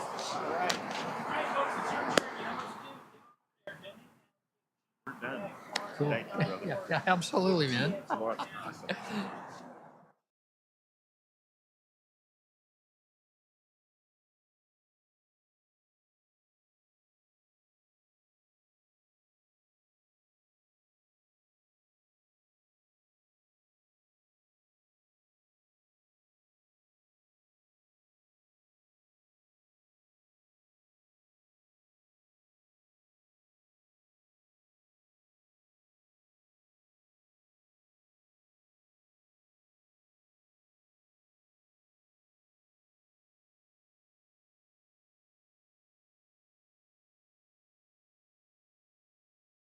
Look here. All right, Jim. So let me catch you up again here. Carrie's getting us updated. At the beginning of our stream today, we received a $3,000 sponsored donation. Yes, I knew that one was coming. Right shortly after that, $391.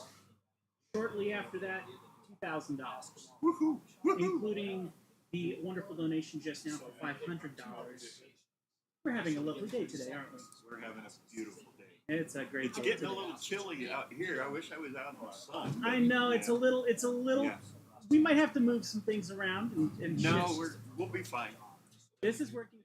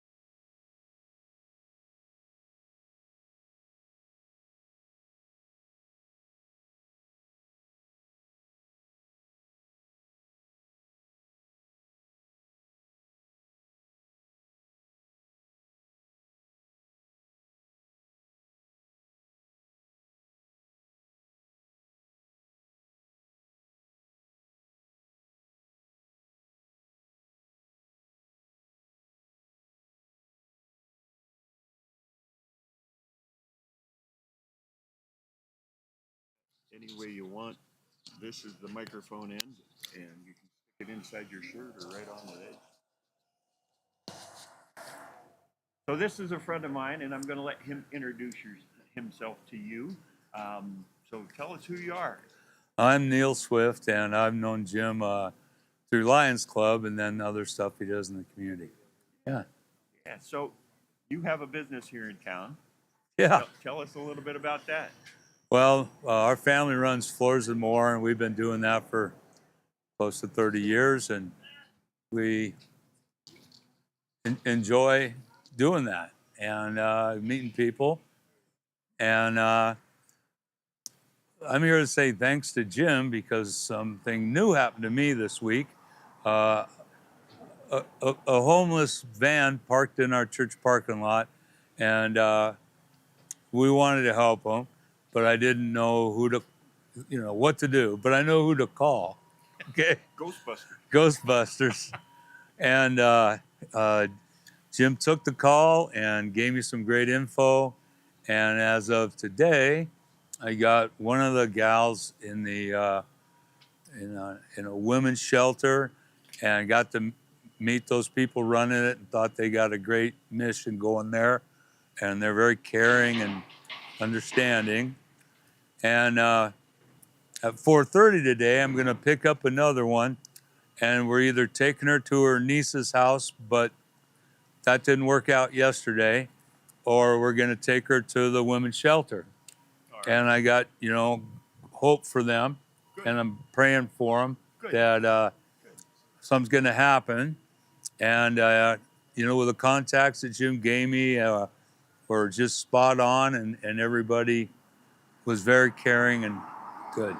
Good. Well, Thank you. I'm glad I could be of service. You sure are. Help. You sure are. We've been in Lions Club. I've been in Lions Club for a couple, 3 years, I think. And this guy is one of the people that's instrumental in keeping the Lions going around town, and has a building big enough to store a bunch of the different things that we need for some of the things we do, like lawn care and that type of thing. We have a little park up towards the sluice boxes going towards Monarch that we take care of, and there's outhouses and picnic pavilions and nice lawn, and so one of the joys for me is mowing grass, but they've never let me mow grass up there. I'm always on a weed whacker, and I like doing that as well. So it works for me. So like I've said before, it takes a community to get this kind of thing happening and this kind of thing done, and we appreciate all the help that we get from everywhere. So Neil, thanks for stopping by. Well, thanks for all you guys do in the community. All right. It makes a big difference. Yeah, well, you help out a lot too, so thank you. All right. All right. God okay. bless you. Yeah, same here. Okay. And this is the guy you talked to on the phone, I think. Oh, Josh? Yep. Well, hi, Josh. Neil Swift. Hey. Good to see you. Good to meet you face to face. Yeah, same here.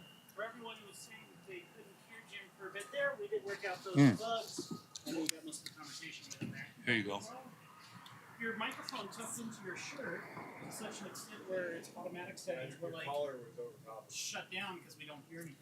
It was an easy fix. My sister sent me a note from Wisconsin. She's on a train going back to Pennsylvania. Oh, really? Yeah. And she said that she couldn't hear me either. So. Oh, yeah. Okay. Well, we got that fixed Here, now. we'll put it there. Now it looks like, okay. And do you have your microphone, my dear? She does. All right. Let me hit record here. That way we can record this conversation. Nervous? No, There you go. You're going. no, not nervous at all. All right, so this is a very dear friend of mine, one of my sisters, technically, in a roundabout way, I guess. Kinda. Yeah. So I'm going to let you introduce yourself. So my name's Lynn Stegmiller. I'm the volunteer coordinator here at the Great Falls Rescue Mission. I've been doing my job for 9 years. Uh-huh. I love my job. Good. It's not a job, is it? No. It's more of a calling or an adventure. An adventure, a lifestyle. A lifestyle. Very good. There we go. So tell me what you've learned in the volunteer position over the years that you've been doing it. Oh, it's changed a lot. We've had a lot more volunteers coming in. From when I started 9 years ago, building a new building. Just the community always wants to help us. It's a wonderful community. Yeah, isn't it? yeah, they always come behind us. Yep, that's good. So, what do we look for when somebody volunteers? So actually tonight I'm having a volunteer orientation at the Cameron Family Center from 5:30 to 7:30. I'll do a quick PowerPoint for the people that like numbers, and then my favorite part is touring all 3 shelters, so they get to see exactly where they'll be volunteering. Then they'll come back in for a one-on-one interview where so we do a background check on everybody to make sure that everybody's safe. And then they get scheduled. Okay. How do we determine where they volunteer? Do they choose, or do you choose, or how's that work? So when they come in, I'll ask them, like, what was your favorite part of the tour? Or like, what did you like the best? What didn't you like? Because they'll like, I can do that or that, but not that. and not that, or not there. Right, right. So I take what they give me and put them into our needs. Good. Our most, Good. yeah. So, over the years, you've had individuals come to volunteer. You've had large groups of people. One comes to mind that was here not long ago, but I don't want to put words in your mouth. Tell me about a group that you were really impressed with, that came with the right attitude, whatever it may be. You know, sometimes it's we get a group of people that wants to come and donate 2 hours at a time or 4 hours at a time. Tell me about one that you really stands out in your mind as you know, the epitome of volunteering. Okay, I got one. Getting ready for the back to school blast, we had stored all of our school supplies in the basement to stuff 1,500 backpacks. So there was a lot of school supplies and heavy paper and pencils. So we were going to start stuffing over at the fairgrounds in the Mercantile building on Monday, like at noon. And no, I had my first shift coming at 3. So we had to get all the supplies out of the basement, loaded, moved over there, set up. So I had a group of 50 military guys from the base come down, and we made a human line coming out of the basement. We got everything taken over there that we needed, set up, and I prayed them out at 11:57 a.m. So they nailed it. Like, They did. yeah, And that was just this year, wasn't it? yeah, that was Yeah. in August. So the military helps us a lot. We had a group just a couple weeks ago that came in from the Red Horse, and they were awesome. About 20 individuals came. We have a basement in this building, and being an old retailer, we always had a saying that if you had space to store things, they would use it. And we do. I mean, we had a lot of stuff in this basement, from clothing to kids stuff to you name it. World Supply of Christmas stuff that you're in Yes, charge of. yes. I still have that. And this group came in and they had the great attitude. I wasn't even here that day, and one of the people that organized it with me is a friend of mine, and she did a wonderful job getting the crew down here. Tell me more about that day. How did you handle 20 people at a time working on different things? Because you don't need 20 people all Doing the same together. thing, yeah. So I just divide them up into littler groups and give each group a project. And by the time they were here for 3 hours, Right. and by the time they all got their little projects done, we maybe had 15 minutes left over. Well, I know you had time for a picture because I got a copy of the picture. Yes. And that was awesome. That made me feel really good. Yeah, because it was such a successful morning. So how can we entice individuals in our community to find time to donate, even if it's not at the rescue mission, at one of the other organizations around town? What can you tell them why they should donate? Or not donate, but volunteer. Excuse me. Okay, so I currently have, I've just been going through my spreadsheet, I currently have like 200 volunteers here. And that's from like people that come in 2 or 3 times a week to people that come in once a year to wrap Christmas presents. Once a week to teach a class. We wouldn't be able to make it here at the Rescue Mission without the volunteers. I just did my quarterly report for the Business Improvement District, Right. and I had 3,500 hours in just this third quarter. Right. That's a That's phenomenal huge. number. Yeah, that's very good. That's huge. So how did you get involved with the rescue mission? Oh. Only share what you want. Okay. You know. So October 7th of 2014 is when I came to the mission. Okay. I'd been living in my car, I'd lost my job, lost my house, had lost my grandson to SIDS. Just things weren't going well. I tried to commit suicide, lived in my car all summer long, came to the mission October 7th of 2014. And just when I walked into the women's shelter, just the peace of God that surpasses understanding came. And I knew that I was at the right place. God had called me all summer, but I was very prideful and not wanting to go Stubborn. there. Understood. So, Understood. but I didn't know what it was about either. Like, I would see the guys on the corner smoking cigarettes, and Thinking, why didn't they just get a job? but I didn't know anything Sorry, either. that was mentioned earlier by one of the people. So after coming and seeing everything that the Rescue Mission does, I joined the discipleship program, graduated from that, went into leadership, did a ministry trip to the Dream Center in Los Angeles for 6 months and drove a food truck inner city. Just gave food away, came back, and then I volunteered in the men's shelter kitchen for summer camp. Right. And Woody was our cook at the time, and here I'm helping him to cook. I'm in the kitchen, and all he would let me do was cut fruit. Not even kidding. But you stuck around anyway. I did. Yeah, that's I good. did. That's good. I've been at my current job for 9 years. Right. 3 years ago, I adopted my grandson, Oh, praise the Lord. Zegan. Mm-hmm. So he's doing good, straight A student, Amen. in football. Mm-hmm. Good. So That's awesome. yeah, God is good. All God the is time. good. All So the time. So we got Carrie, she says, go Lynn. Wendy says, thank you, Lynn, for all you do.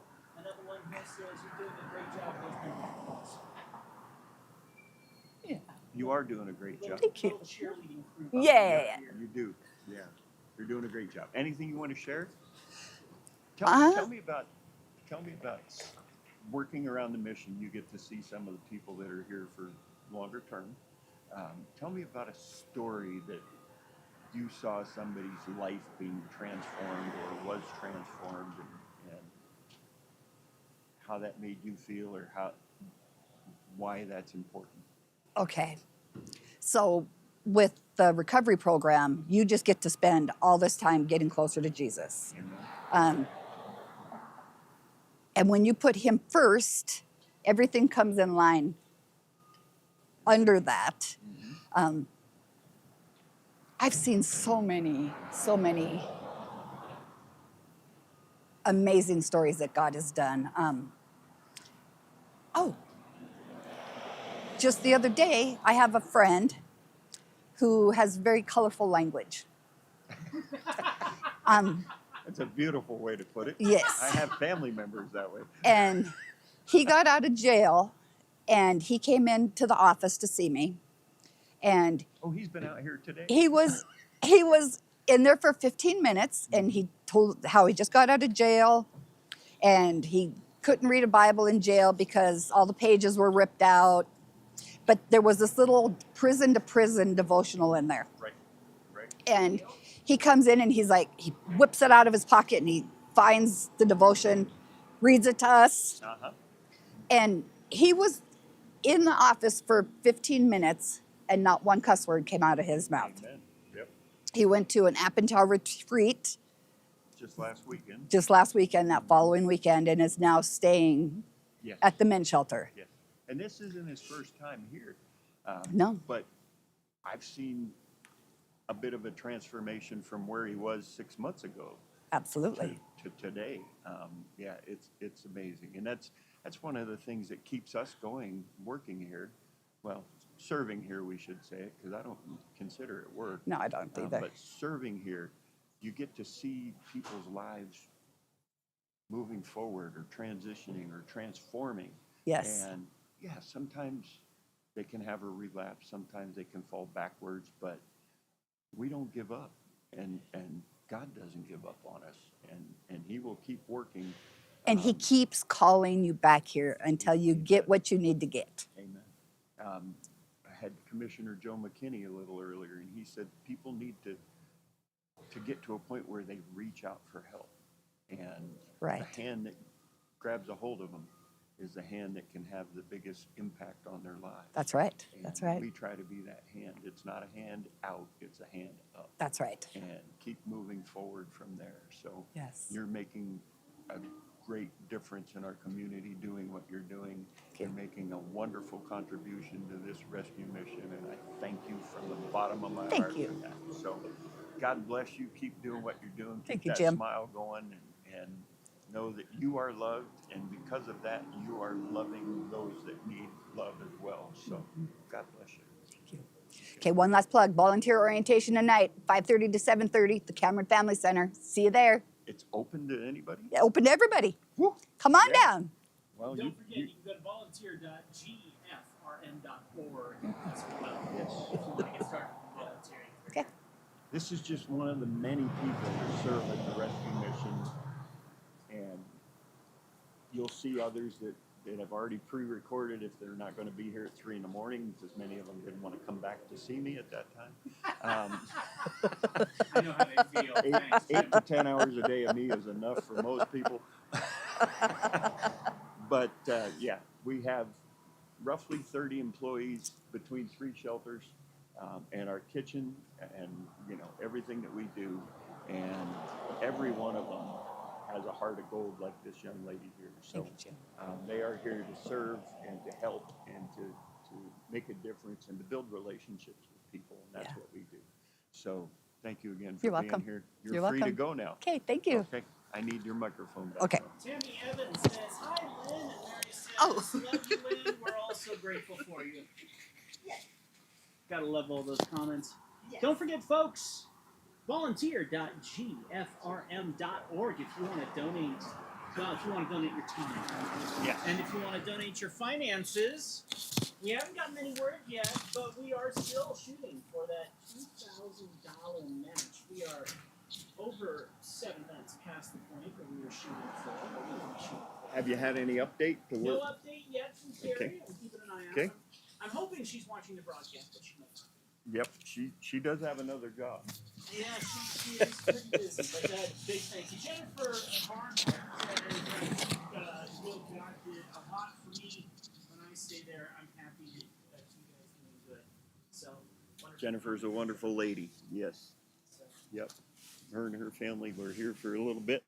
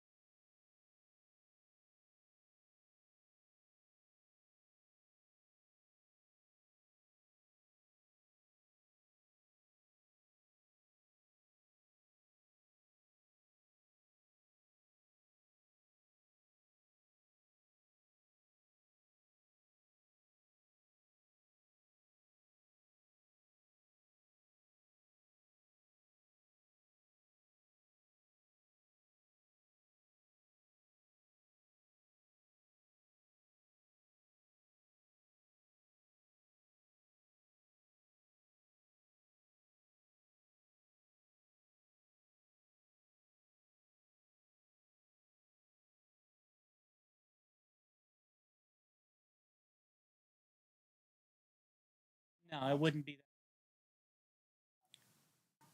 Just testing, friends, as I talk through my other microphones here. Let me know if you can hear me. And we are working out a lot of bugs here, wondering why we were working momentarily ago and not now.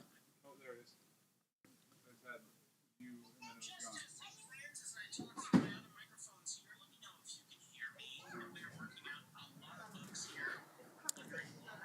This is very interesting as we are hearing the microphones. This is one of those interesting situations where some of our microphones are playing nice and other ones are not.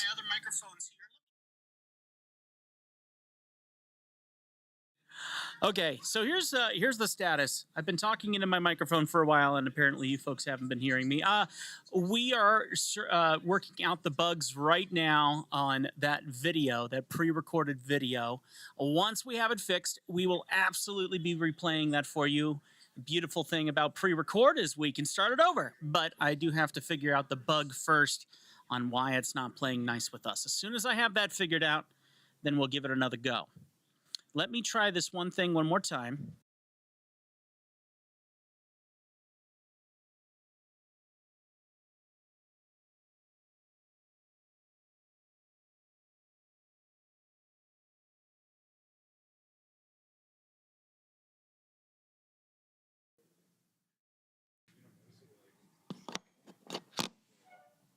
Okay. Thank you so much for your patience, folks. I'm just going to clip this microphone on to me so I can give you updates on how things are going here. The unfortunate beauty of a 24-hour live stream is there are bugs to work out, and we are certainly doing exactly that at this moment. Working between two different computers is quite a magic trick at this moment, and that is exactly what one of our problems is right now. So I'm going to go back to our stream here. And I'm hoping that you can hear me okay on there still as we flip this one switch right here. And now we're going to figure out the audio for this thing.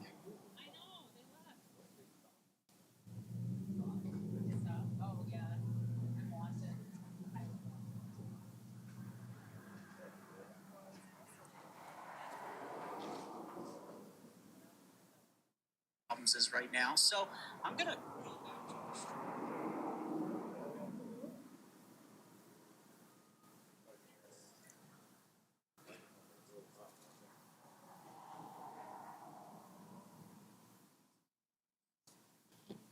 The video is not playing the sound.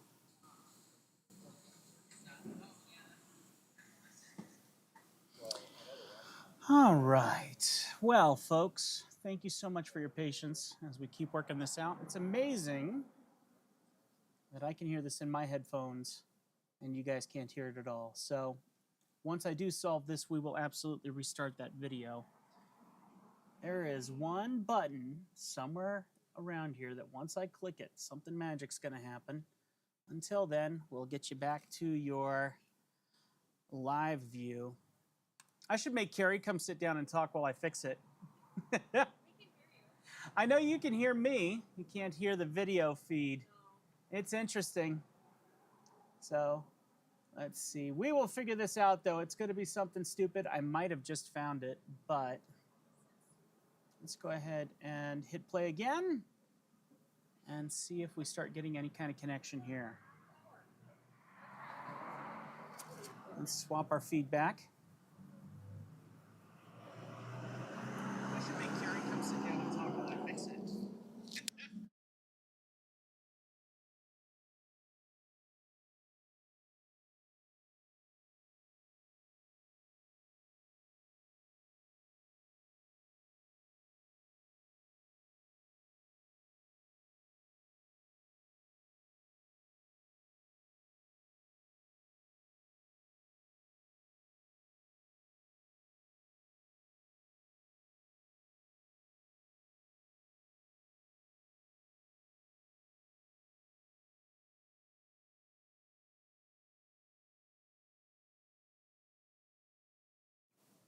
All right.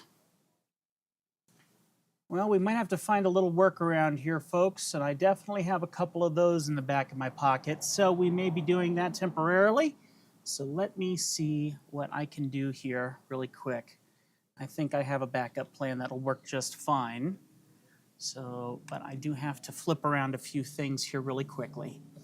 So thankfully, we have this on a hard drive, which can be moved between computers. So you're getting an inside look at the behind the scenes. I'm awake now.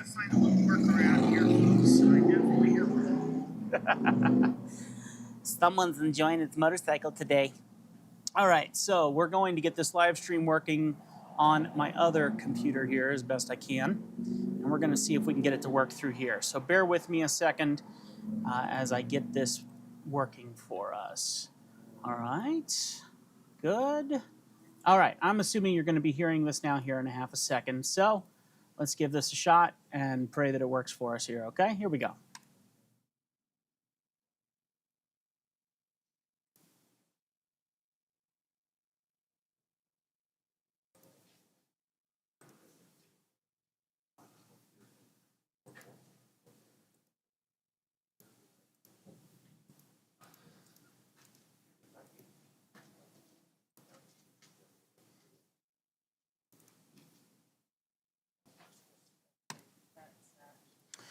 Well, still not playing nice with us. And this one should have worked for us. All right, we'll figure this out. We always do. If you got any prayer warriors out there, send up a prayer.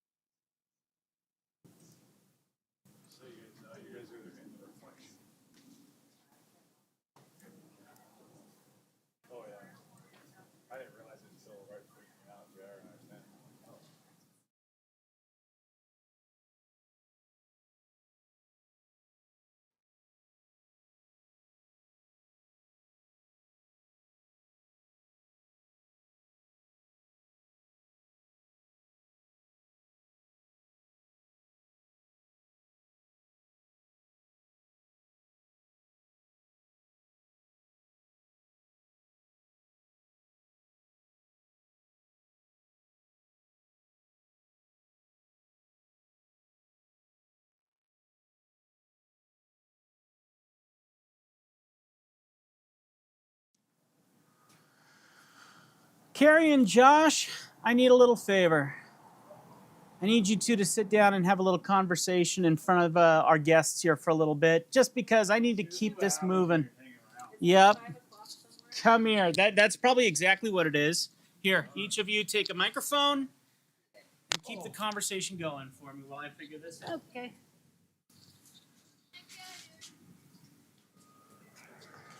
We got some bugs to keep working out, so hop on and keep everyone busy for a little bit. Are you not entertained? Isn't that what we're supposed to say? Are you not entertained?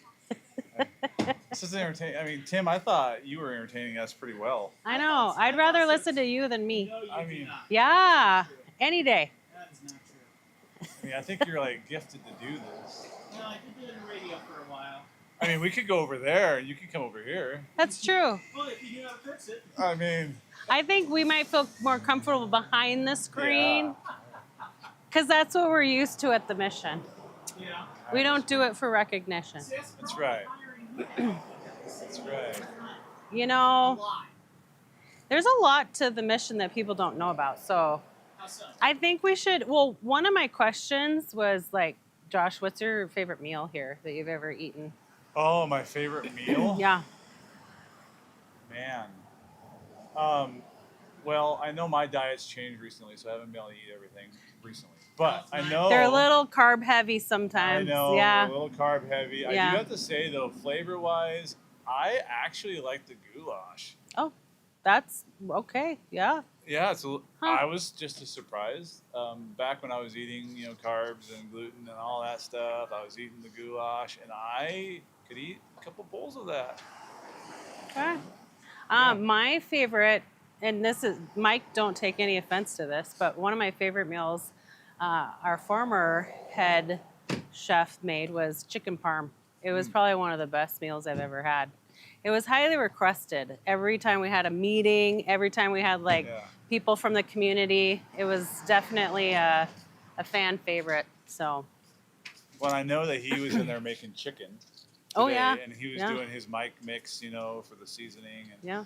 And I walked by and I said, "Hey, that smells good." Mm-hmm. So. Yeah, it does. It smells really good here every day. Yeah. Like when you walk through the halls of our building, It really does. it literally, you're like, you can smell it in the admin, and the kitchen is what?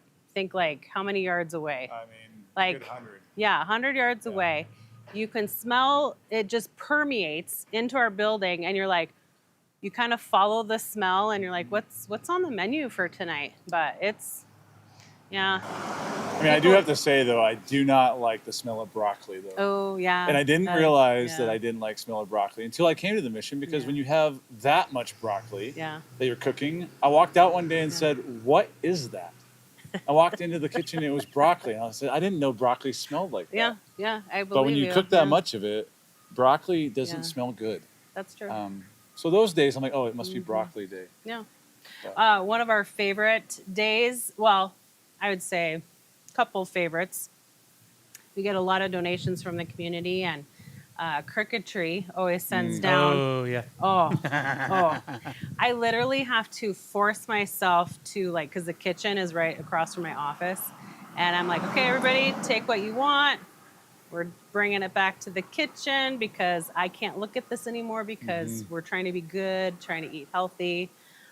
So anytime the Crooked Tree donations come down, that's definitely a favorite. They don't last very long. Double Barrel, man, they bring those sweet biscuits down, and those gone in milliseconds. Or the So- cheesecake. Oh yeah, they have good cheesecake. I hate to say this, but I fixed it. Okay. I hate to say it because I'm enjoying what you two are doing. So I honestly think you guys should just, guys in the comments, you guys should let them know. Should we keep going with them? Don't make them vote. Oh. Don't do that. Yeah. Just- Should we keep going with them? Or do you want us to play that video for you? I think you guys should keep going. I Personally. mean, I do have to say, like, I'm cheating. I have hot hands in my pocket, and I have to say that I'm not ready for cold weather. And I'm looking at Carrie over here, thinking I'm just not a cold person, and How are I'm you feeling doing, for Carrie? Jim right You know, now. I don't. I'm a Norwegian, so You're good. we run I mean- at a hot temperature. No, I've been sitting in the office all day. You guys have been outside all day. I have been outside. I have a feeling, Yeah. like tonight I'm supposed to go to a football game, and my sister's like, "Well, are we going?" And I go, Bring a blanket. "How about a hot half for hand. half the game?" Well, Nicole says you guys are doing great, so I think you Oh. might be stuck there for a few minutes, in All my right. opinion. But Well, keep I going. just- You're saying goulash, favorite foods and Yeah, such. favorite you know, so foods. you know, Man, goulash. It's you know, yeah. one night, okay, there used to be a restaurant down, it's called The Breaks, and they would bring lobster as a donation. So we would have Oh. lobster at the goodness. mission on Friday nights. Mm. Benefice, they bring down some amazing food. They've had like fish. We've had smoked. Yeah, donate smoked. stuff. Oh my goodness. That's the Oh, best. that's like, mouth watering. We all Yeah. know when it happens too. 'Cause yeah, you like smell the smoked barbecue turkey. has entered the room. Ooh. Man, that's some good stuff. We get a lot of donations from the Hutterites, so they bring in like produce, Yeah. hams, turkeys. Wasn't there a Mexican restaurant that did that too? Oh yeah, La Cucina. La So Cochina. they're so good to us. They bring down stuff for Christmas, Oh. all the fixings, cheesecake with some like drizzle, you know, like caramel drizzle on top. Yeah, I'll just say our community is pretty incredible. We probably only have to buy about half of the food that is served out of our shelters. So Yeah. yeah. Tammy says she's not ready for the cold either. Oh yeah, yeah. It's here. We have to get ready for it. Oh, I'm not looking But- forward to tonight. This is going to be insane. I'm It's just gonna be saying, it's cold. dropping. I feel it. Mhm. Yep. Yeah. So it just makes me think like it's pretty incredible how resourceful people are when they sleep out Yeah. on the streets, to Yeah. be honest. I'm like, things that we could learn, like, you know, I think cardboard comes in handy as kind of a way to Something like, between you and the ground. yeah, yep. Pallets. I know people have slipped on pallets Mhm. before. I know there's people sleep in the grass too. Yeah. And Yeah. I was like, well, what's the deal with the grass versus obviously the grass is going to be a little bit softer but yet it's also going to be warmer too. So, yeah, I don't know. Yeah. Something between you and the ground, or just something to kind of absorb Yeah. the cold. Yeah. Lacey says, hi, Carrie. Oh, hi, Lacey. Is that Lacey Key? Yes, it is. Hi, Lacey Good Key. guess. Good guess. She's a good follower. She doesn't know a lot of Mission. Lacey's, apparently. Oh, a few. Lacey's a photographer in town, and she's pretty good. Very gifted. Very talented. Yeah. Well, we're going to be playing your video here in a little while, both from both of you, and you both had a lot to give. And Jim's like, keep it short, and you both went forever. You both, yeah. But at the same time, I'm looking forward to sharing those because you guys had some really beautiful statements that you made. Well, thank you. Equally, and that's the thing I noticed about everyone so far is that you guys have very quickly said, I wasn't planning to have my life here, and then all of a sudden you're like, but it changes your worldview. It changes your perspective, and both of you have said that. Rob said that. Everyone has said that. Yeah. Yep. So I'm gonna flash up the volunteer thing here, and I need you guys to say why people should come in and volunteer. Do that. There you go. Volunteer.gfrm.org. Why should people come in and volunteer? Oh, there's a bunch of hearts coming in. How much time do you have, Tim? All night, 24 hours. Oh, man. Man, I always tell people, welcome to our beautiful chaos. Life at the mission, it's not going to be organized, put into a pretty package. When people are in crisis, the way that I would say it is sacred that we get to be a part of people's lives when they're experiencing a crisis. And, you know, there are people that they don't plan on checking in with us. They don't plan on experiencing, you know, maybe they've been sleeping in their car and the temperature dropped and now they have to check in because it's just not livable. No one thinks like, man, I just really want to stay at the mission, or I really, like you heard Lynn earlier talk about her pride keeping her from checking in, and it was the best decision she ever made. I think for every single one of us here, it was the best decision we ever made to work here. And you get to come and be a part of that when you volunteer. Many of our donors, when they are giving, I always ask them, hey, thank you for your gift, but why did you give? And some people, it's just the heart of the mission. And everybody plays a part as to what that looks like and how they can carry it out with the gifts that God has given them. Are you joining us? I am. Okay. I mean, we're trying to keep straight faces here while our boss is looking at us. We're and just fillers. laughing while we're in his seat. Sorry. That wasn't planned. Nature called. Very shortly, my wife will be here with a sandwich for me, so nice. it'll call again. One of the ladies from the women's shelter brought you a lemonade. All right. Yeah. Sugar me up and Yeah, strap me to yeah. a chair. Huh? That's awesome. Yeah. So what have you been talking about? Food. Yeah, food. It must be dinner time. It's pretty close. Yeah. I mean, Yeah. we're all feeling it. Yep. Wendy's going to get me a Jersey Mike's. So. Oh, nice. I love Jersey Mike's. Well, you should. I asked, and you I said know your you wife did. brought you I know something. you did. You Not gotta like put I'm- your order in quick. Yeah, well, I think it might be too late. But, Oh, yeah. Talked about volunteerism. Carrie was talking about that a little bit. Mhm. And yeah, it's Yeah. about when you walked out. Yeah, I Like heard- why they should volunteer. I agree. I Yeah. thought we did a great job trying to get people to come and volunteer, and her plea at the end of there's an orientation tonight. Come on down. You're the next contestant. You know, that type of thing. Yeah, Pretty that's crazy. awesome. Yeah. Yeah. So it's been a lot of fun. I'm glad you came out. That's wonderful. Are you cold yet? I got a little chilly. My toes are a little bit cold, fingers are feeling it. but overall I'm doing good. Good. Yeah. I'm trying not to drink energy drinks or too much coffee, but you know, whatever it takes. Yeah. I went in there and talked to my wife, and I said, "Yeah, I only got 21 more hours." I wish I would have never said that. I know my sister Catherine goes, is he gonna sleep on the bench? No. No. I'm going to do my best not to. That's Yeah. the thing. Although Some of the people from Citygate, when I was on some conference calls before this thing got to where it's at right now, said that it's okay to sleep on the bench. And I thought, not this bench. But the cushions make it a whole lot better than the other way Pretty it was, comfy. right? I mean, I was a little nervous looking at it earlier. Yeah. Tim and I were checking it out, getting it in the right spot, and the bench was bowing. Oh. So Oh. I wouldn't uh-oh. sleep on this. I hope bench. we're not like, Like, then take. No, If that's it we're not bowed on- moving much right If now. it bowed on you, man, we're in trouble. That's kind of what my point was. I I was know. trying to say, you know, Yeah. like, How's it That's even kinda holding scary. me? you know, like, Yeah. Yeah. Wow. So we got to pray it lasts. It's going to last. Lacey, thank you so much for I sharing. told the story of this bench. My mom and dad gave it to us, Wendy and I, before they passed away in the early. Well, one of them died in 1999, the other one in 2001. So it's what, 30 years old, So close it's done to well. it. do So, you have him mic'd up? So Just so I thought. yeah, It was on mic I might have shut it off though. Did you break my microphone? No, I don't think so. But yeah, so it's a family heirloom for us. So yeah, and I knew it wasn't going to be good if we didn't put some. Well, sort I of hate to cushion tell on you it. this, but I think there was one screw loose at least.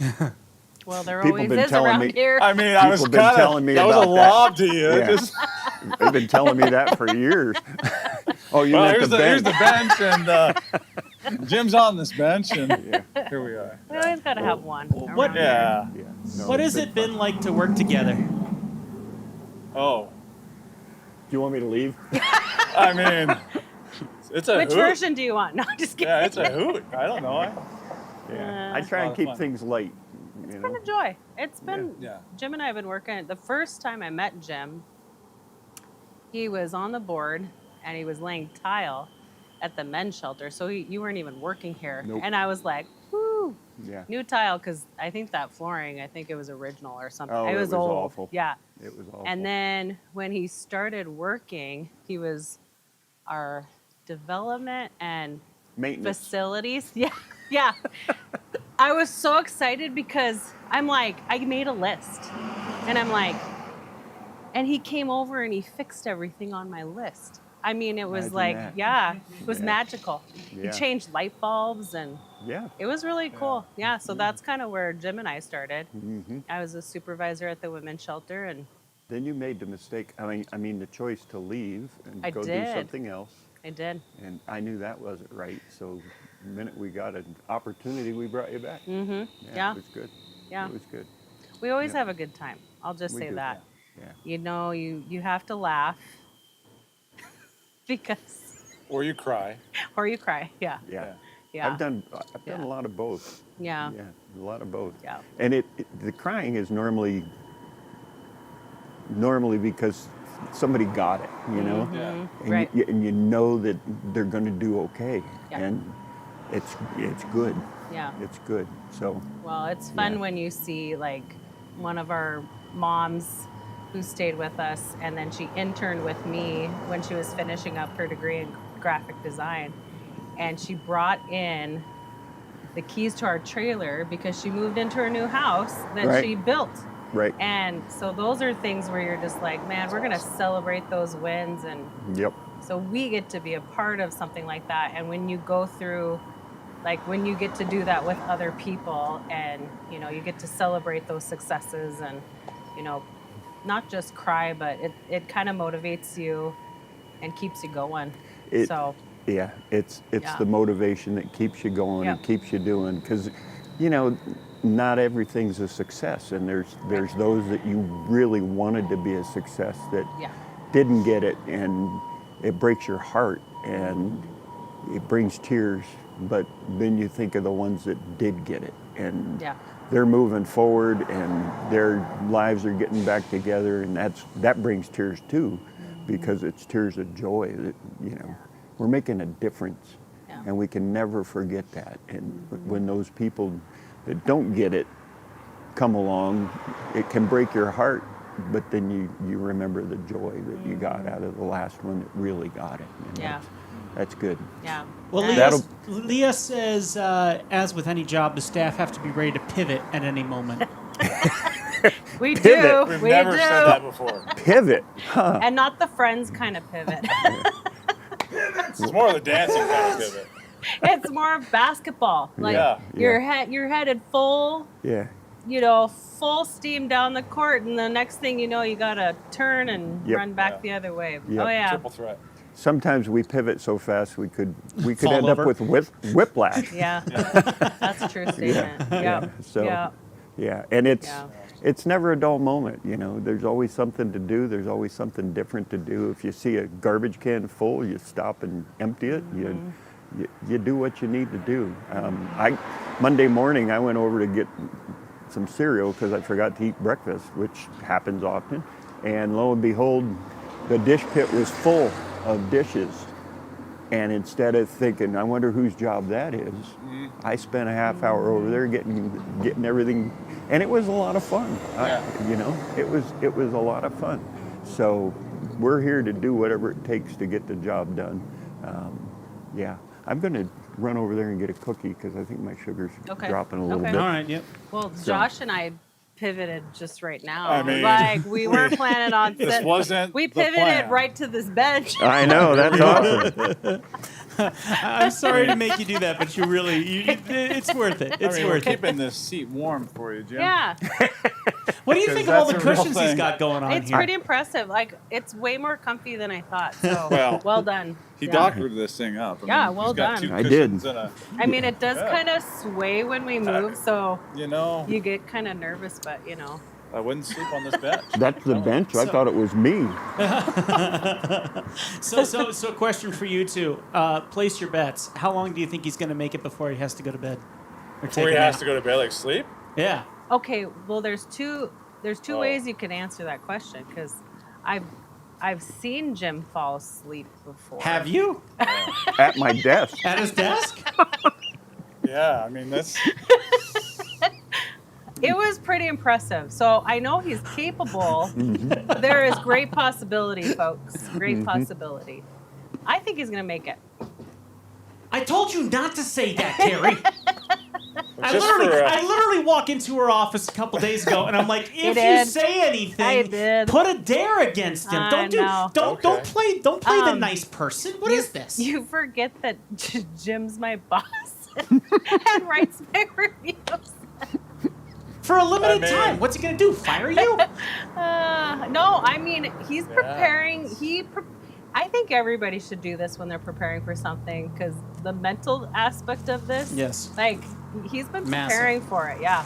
Massive. I mean naps. Like there's just been preparation. I love naps. Yeah. But not until tomorrow after 1 o'clock. Amen. All right, No. Tim. I'll give you your clickbait. I'm in. I'm going to say 3:30 a.m. Okay. Said that we'll make it 3:26. We'll just make it really interesting. All right. 326.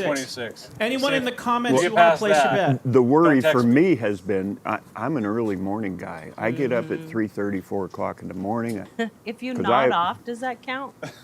Like, I mean, what if if it's he like- closes his eyes? Yeah. How long does he have Does to he have his get eyes like closed? moments to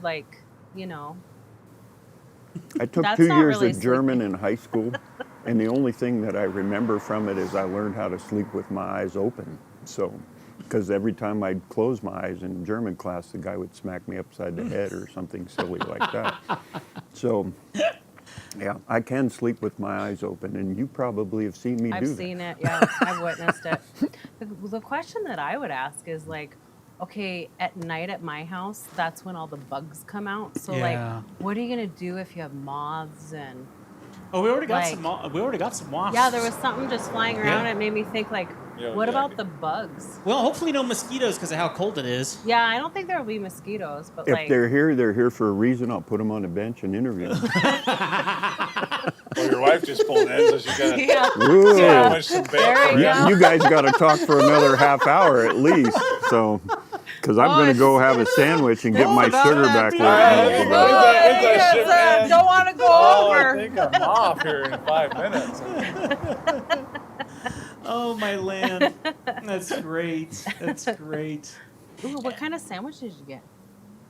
Jersey Mike, I know, but which one? He's not number telling us on 13. purpose. Oh, okay. Yeah, I do number 11, Mike's Way. That's the only way to do it. Nice. Number 11, Mike's Way. Because I have to decide what we're doing for dinner, and that kind of sounds good. Yeah. Yeah, Well, I grew up in central Pennsylvania, and the town I was from is Williamsport, where they do the Little League World Series every year. And it's known for having a church on every corner, a bar across the street, and a sub shop next to that. So Jersey Mike's is as close to a Pennsylvania sub as I can get. And I have to tell them how I like it. So Mike's Way is good, but I'm not big on vinegar on a sandwich. So. Oh, that's the best thing ever. So, yeah. I'm going to see if my wife will come out here. She'd I be was scared gonna- to That'd death. be I was gonna awesome. see if she was She, gonna come she- sit with you. Yeah. Way over there. Yeah, I know. Yeah. And she Aw. said, that, I said, well, you could come and sit on the bench with me. She said, uh-uh. Well, we'll just hear the tires squeal, and it'll be like, honey! It would be great to have her sit on the bench with me, but She would have so many good things she, to say. yeah, she's a behind-the-scenes person. Yeah. Yeah, my wife is too. Yeah. Same deal. Wendy's has done a lot. Like your whole family. Mm-hmm. Like Jim's family would come out to big events that we had. Oh, there she is. Oh, There she how comes. close will she get? Can we do a dare on this one? Do a swap. Just be like, sit here, and Sit she kind won't of the table recognize. and stop. She won't realize where the camera is, and you can get her in. I know that's true. She doesn't Let's want to get be to Hi. on camera, not at all. Did you want to sit and talk Yeah, to you your want to husband? come sit? Because I know him to secret trick me. Yeah, I will. He could trick you. I'm going to let you guys talk for a few minutes. I got a sandwich. Okay. Folks, I'll be Okay. back shortly. Thank these guys for coming and taking over for me. So, Wait a minute. You're coming back, right? He's trying to trick us into sitting here I all thought night. the things I that got a place to be tomorrow. I'm just conversations saying. on a bench with Jim McCormick. That's what I thought. That's what I thought. Yeah. I thought it said conversations on a bench with Jim McCormick. Yeah, you're supposed to eat your sandwich in front of everybody. For help, you went like this. I did. But thank you for being here. Well, here, I had this amazing idea Yeah. of Hey, having. we could call this two beards and a lady. Hey. That'd be cool, I like right? it. Yeah. Well, it'd be like two balds and a lady. Because I mean, Wait a minute. I'm not bald. I got hair. I do. I got hair. See? oh man, now I'm They didn't angry at get to you see that, too. but I'm saying. Now I'm angry at you too. No. One bald and two hairs? I don't know. But I had this idea that it would be fun if people like came in out and hung out and thanks for the wave and It's and Santa. like oh yeah That was is Santa. that was like actual Santa. That huh? was Santa. That's yeah. cool. Yeah. Well, he really does do Santa. Yeah. But if they came out here and they like literally hung out with us all night long and did like 24-hour challenge, she looks at me and she goes, I did.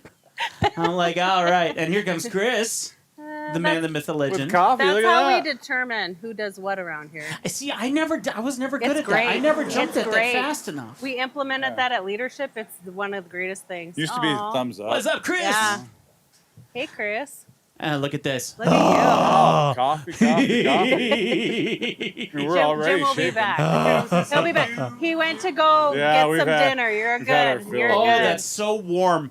I hate saying I'm cold right now, but I my hands are freezing. I like. Here. No, it's My- cold Need out. that? Here, Well, I'm do you gonna guys be, I'm need gonna be more- getting out of Actually- here really soon. Here. Do you just need more take those hand warmers? I don't usually use these, but Oh. yeah, They're still tonight working. I I mean, will it's for like sure. 10 hours, you know? Oh, you know what? Just like tuck that in That's some what you places. do. Yeah. I mean, my hands are on that. Yeah, we'll tuck I that. don't in know. some, if You want? Okay.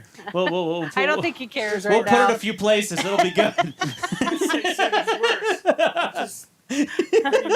I mean, Thank you I very have more in my much, Chris. truck. You want me to go grab some? Oh man, we got some great people who are helping out. By the way, so Josh, he's obviously doing a lot here, and Carrie's doing so much here. They're so busy, but you're playing security for us tonight, which I am. deeply, deeply appreciated. Because I mean, we have a lot of stuff out here right now. Chris is my relief. Yes, absolutely. So we've Nice. got Chris behind here, and I'm going to make sure he gets on later. And his spirit's a great spirit. We got to get him on. But I mean, there's so much wiring, there's so much equipment and things. So deeply appreciate the guys who are like, we got your back, and they're watching over the stuff. That means a lot to me personally.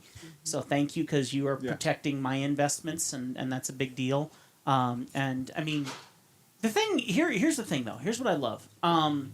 Jim has said this multiple times. But coming in here and getting the reality check was a beautiful thing. This is not a flop house.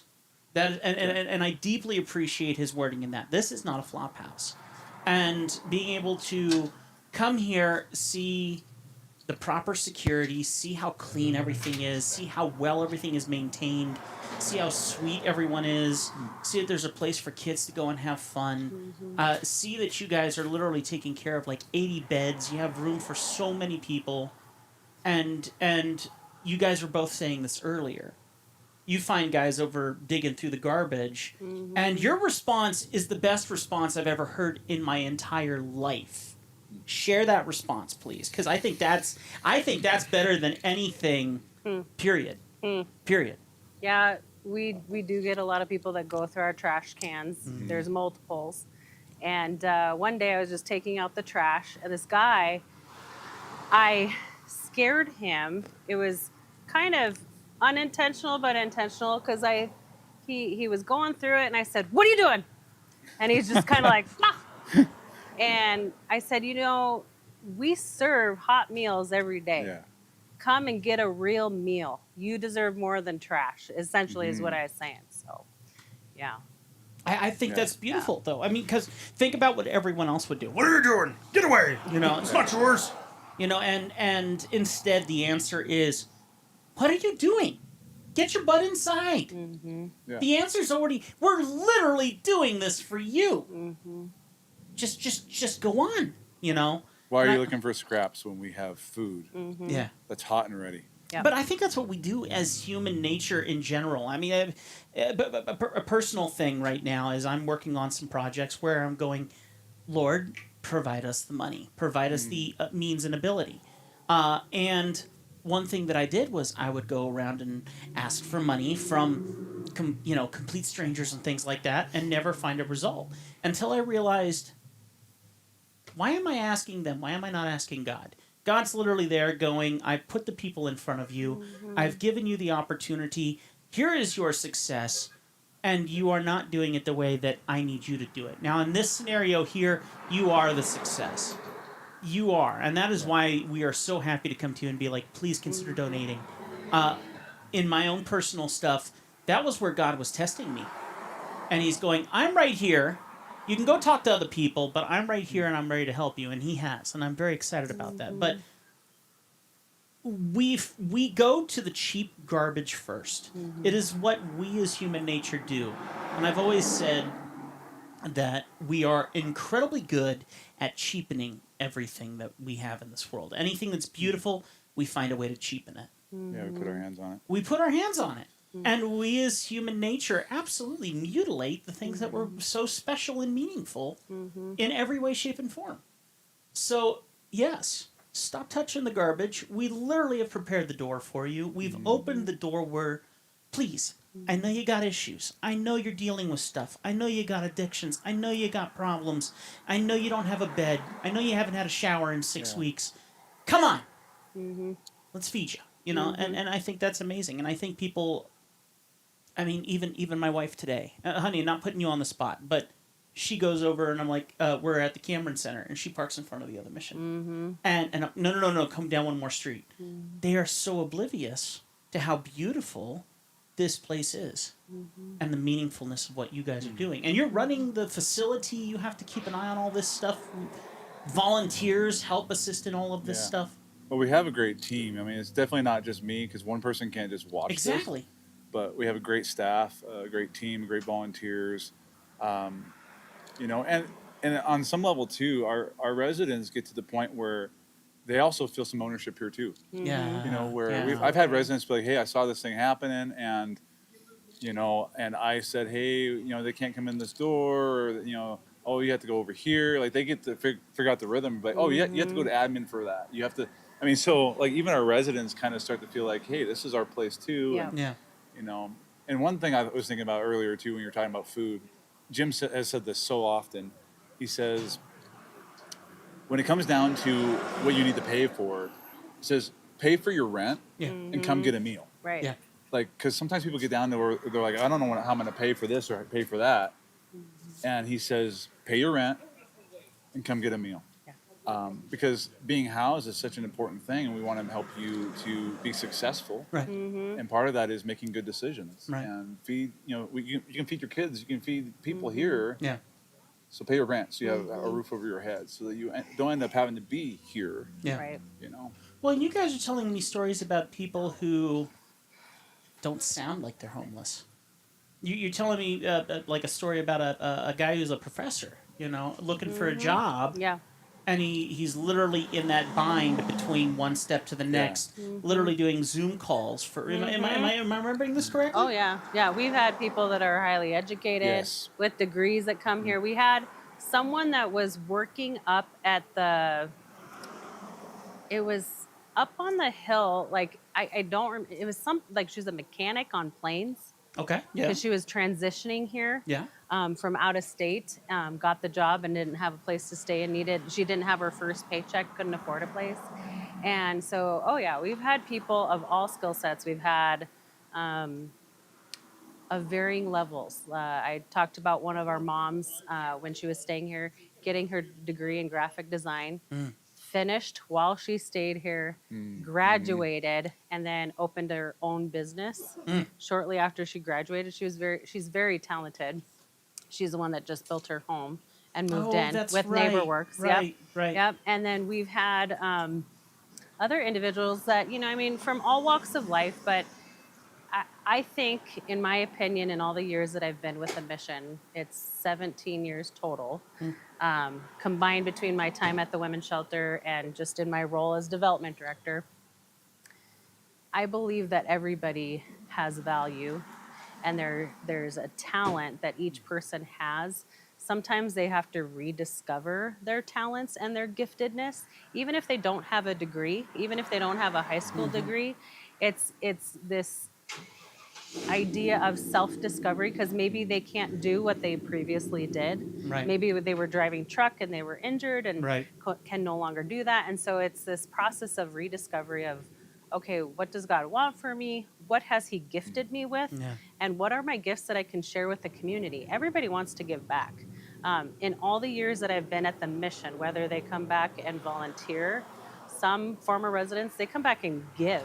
Yeah. Like they would drop off like $20 bills, and I'm like, no, save it. Like, you're on your own. Stay, Yeah. But no, they're so grateful, and grateful to the entire staff team, grateful to the volunteers. And part of that is if you can see beyond maybe just what you see, and look a little bit deeper and be able to see them as God sees them, Yeah.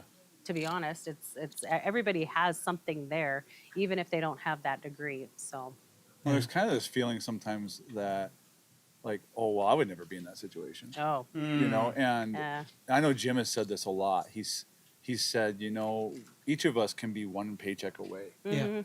Oh yeah. And like we just don't realize that, and so Yeah. like Yeah. there's not the sober reality in our minds, and so we don't even think we're on the same playing field. Right. And it's like it can be a human problem to any of us.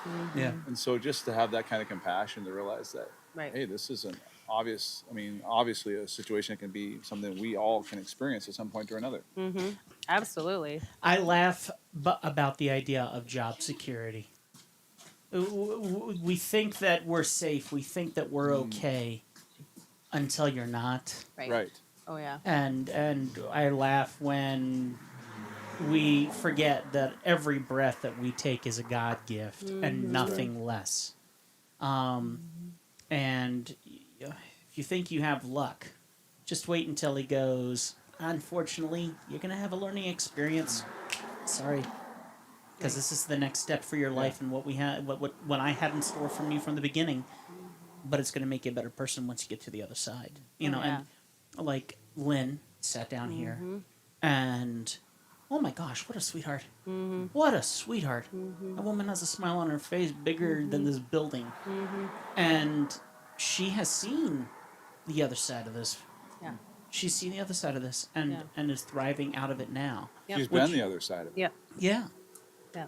And I think there's such a stereotype of people, and I think of a dear friend of mine that I worked with in radio and stuff, and this guy did see the other side of that as well.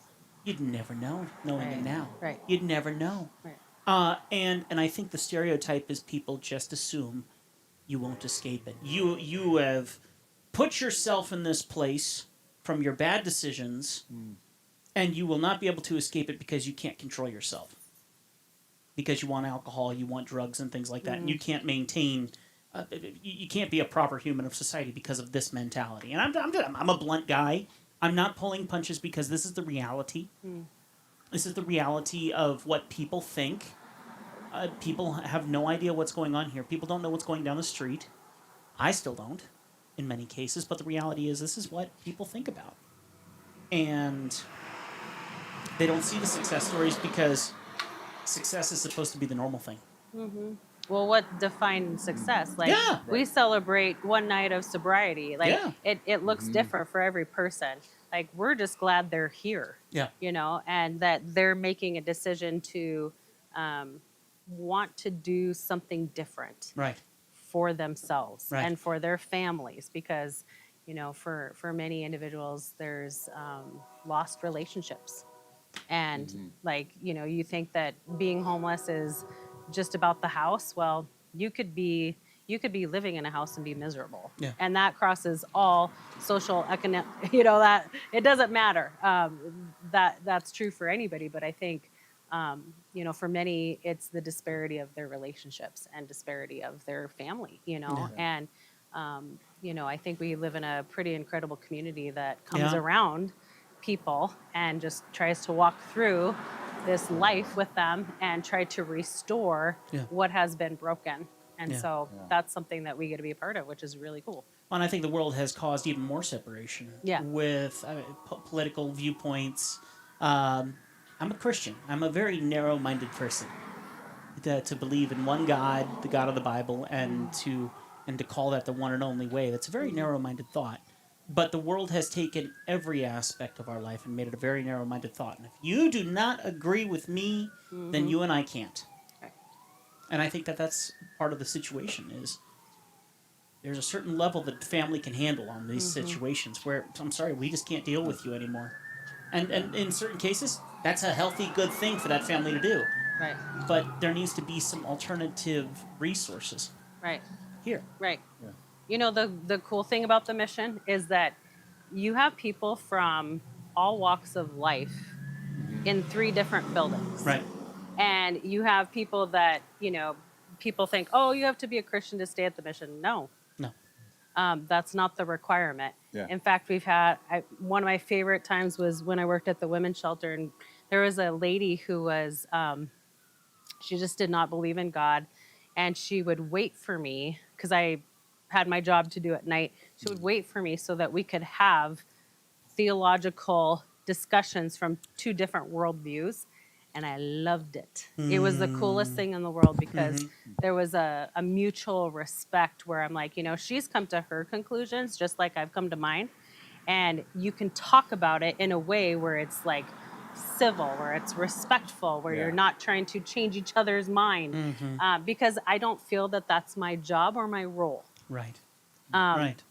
Especially for anyone that comes and stays with us. Right. And so, you know, just having that opportunity where you can rub shoulders, you can rub elbows with people that have a different life experience than you. Right. And they've come to their own convictions just like I have. And so just to be able to foster that in a way that's healthy, because I think that's something that's important. And that we get to do that every day. Yeah. Every day, you know, like, let me hear your story. Like, I had a resident one time, she was going to school at the Salon Academy, and she would come back with cuts all over her hand, and I'm like, and she was learning how to cut hair. It wasn't like it was a professional. It's getting crazy here. Yeah, she was learning. But she said to me one it's time, a cutthroat world in the she scissor goes, world. well, you've never been homeless before. And I was like, you know, actually, that's not true. I have. Are you sure you're not cool? I'll be happy to give you my jacket. I'm okay right now. Okay. I have a sweater. If you that I change your can put mind, on. let me know. And I have to go pretty soon. Oh, yeah, anyways, yeah. Absolutely. Hey, you go when you need to go. Yeah. You're But volunteering here. But it's actually, You've been voluntold to sit down and do this, That's but how yes. this works. That's right.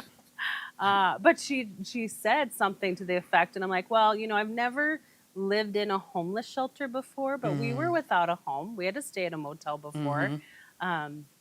And I said, but you know, I haven't had the same lived experiences that you have. Yeah. But I've had things in my own life. I don't think anybody is immune to life when life happens. And so those are the types of conversations we can have here. Very open, very honest. And I think that's something that we love at the mission, to be honest. Like, oh, what? Oh man, this is getting bad. You guys are great. I'm sorry. I don't mean to No, cut. I don't you're mean to fine. cut you off. So the big hearts of the 4 people on site would require an ultra wide camera lens. You guys define compassion in this town. Someone else says your viewers at Victim Witness Assistance Services vote you 3 stay up all night, enjoying the comedy hour. Bye, Chris. 2 bald. I might need to go home and change, but thanks. 2 balds / beers and a lady. I love how the people are so thankful, and I love that I remember being there for childcare to help out, and they offered stuff to us all. Love and Lacey says she loves Lynn, and Tammy says love the real talk. Oh. So thank you. By the way, Yeah. we appreciate that. Yeah. Keep it coming. I should have grabbed my phone earlier as we were doing this, but I was enjoying it too. So I apologize that we haven't been keeping up with your messages. But no, you guys are great. It's very rewarding to see. So thank you. As you talk about compassion, a thought I had. You know, we had a situation where we had a dad and a son who didn't speak a lick of English. And they came in, and have you ever said one of those phrases that when you said it, it was like Michael Jr., where he says, when I said this, I was hearing it for the first time. It just kind of came out of your mouth, and you realize how right it was. You said the God thing that you didn't mean to say. Yeah, and you just realize when it came out, you're like, oh, that was better than I thought it was. Yeah. And it actually makes more sense. You're like trying to process it yourself. Yeah. And so I said something to my staff as we were standing there, because at that point, we didn't have anybody who spoke this language. And I'm just like, man, okay. And I said, compassion knows no language barrier. Right. Right. And when I said that, I was like, stop. I'm like, compassion, it goes past every language barrier. Yeah. Like, you don't need a translator for compassion. And I think that really is something, because even though we might speak the same language with most of our residents, it doesn't mean we're actually speaking the same language. Correct.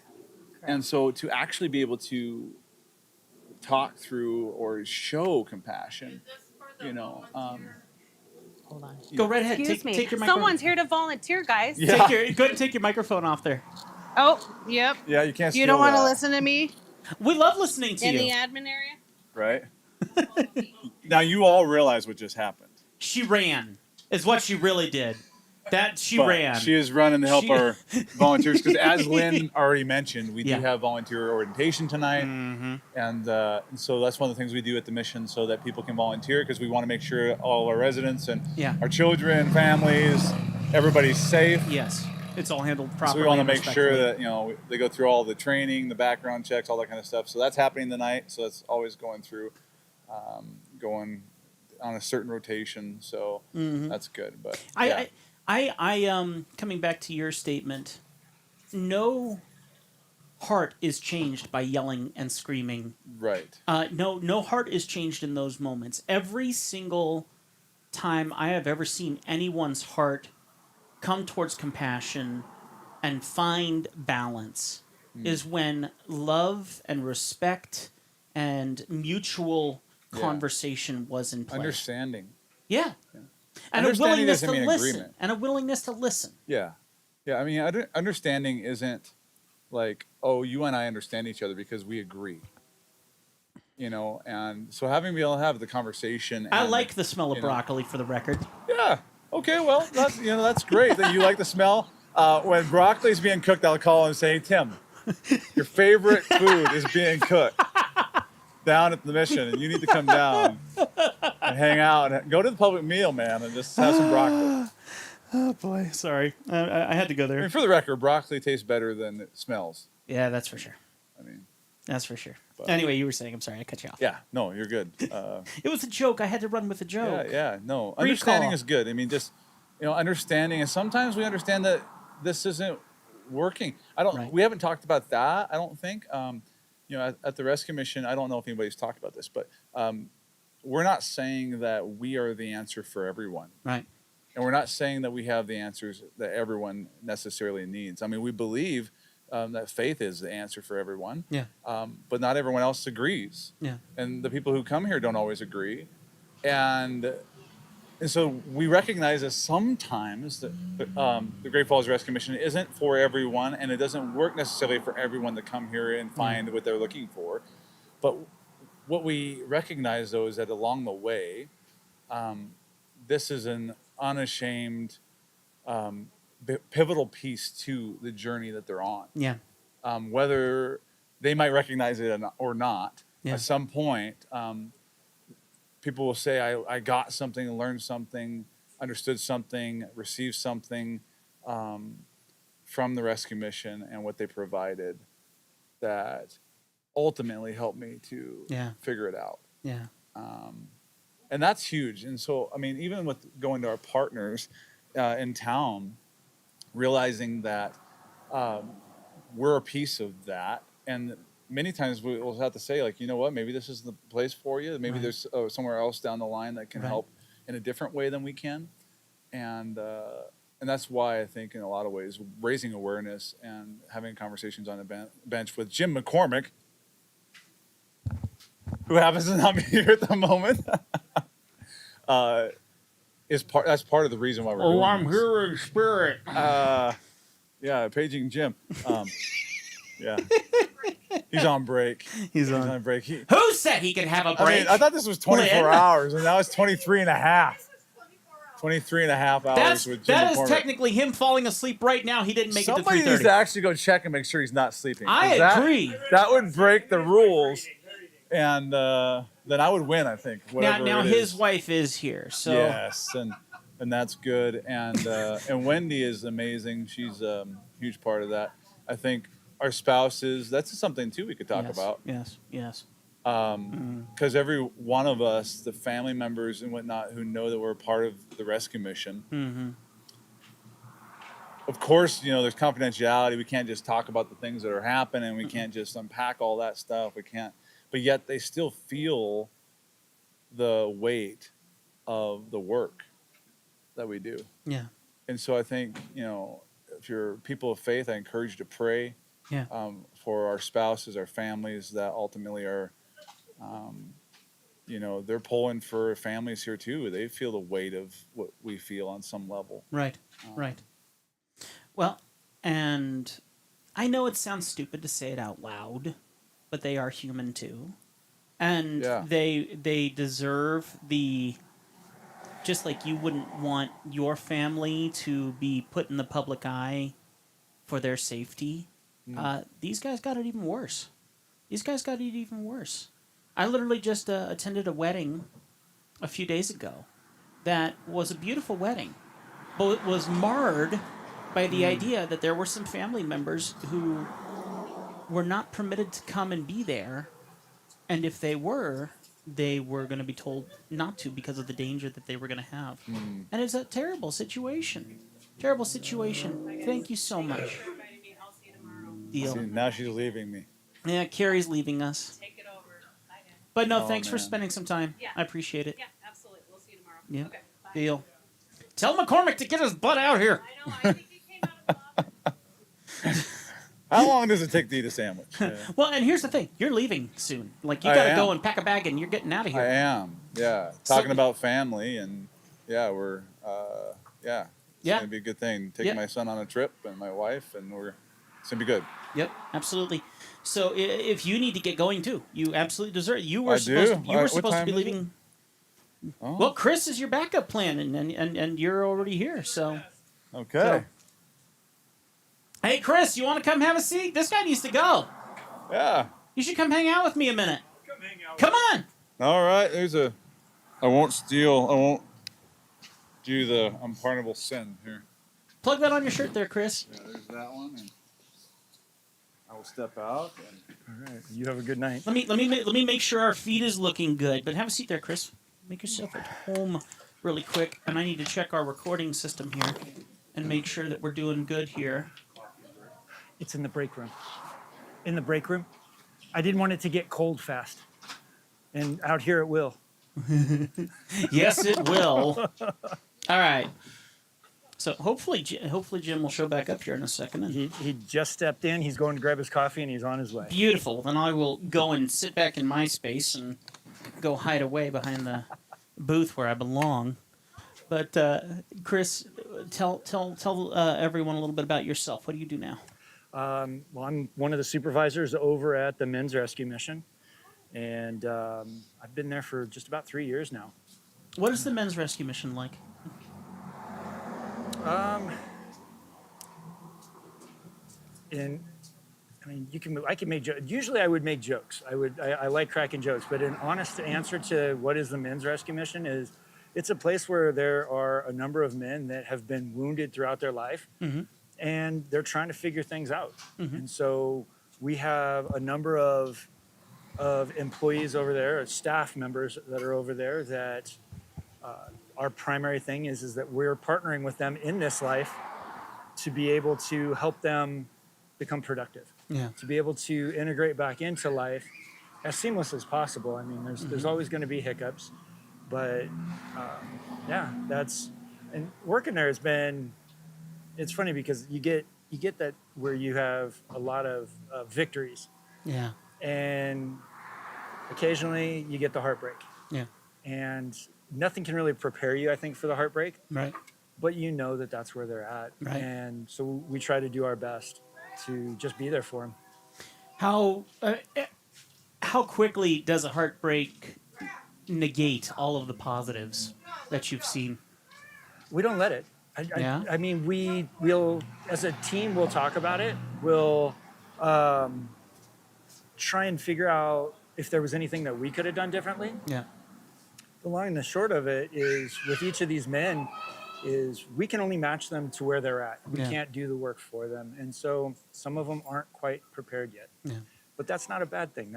It's a step because who knows when it will take. Right. And so we keep, the Bible says 70 times 70 is forgiveness.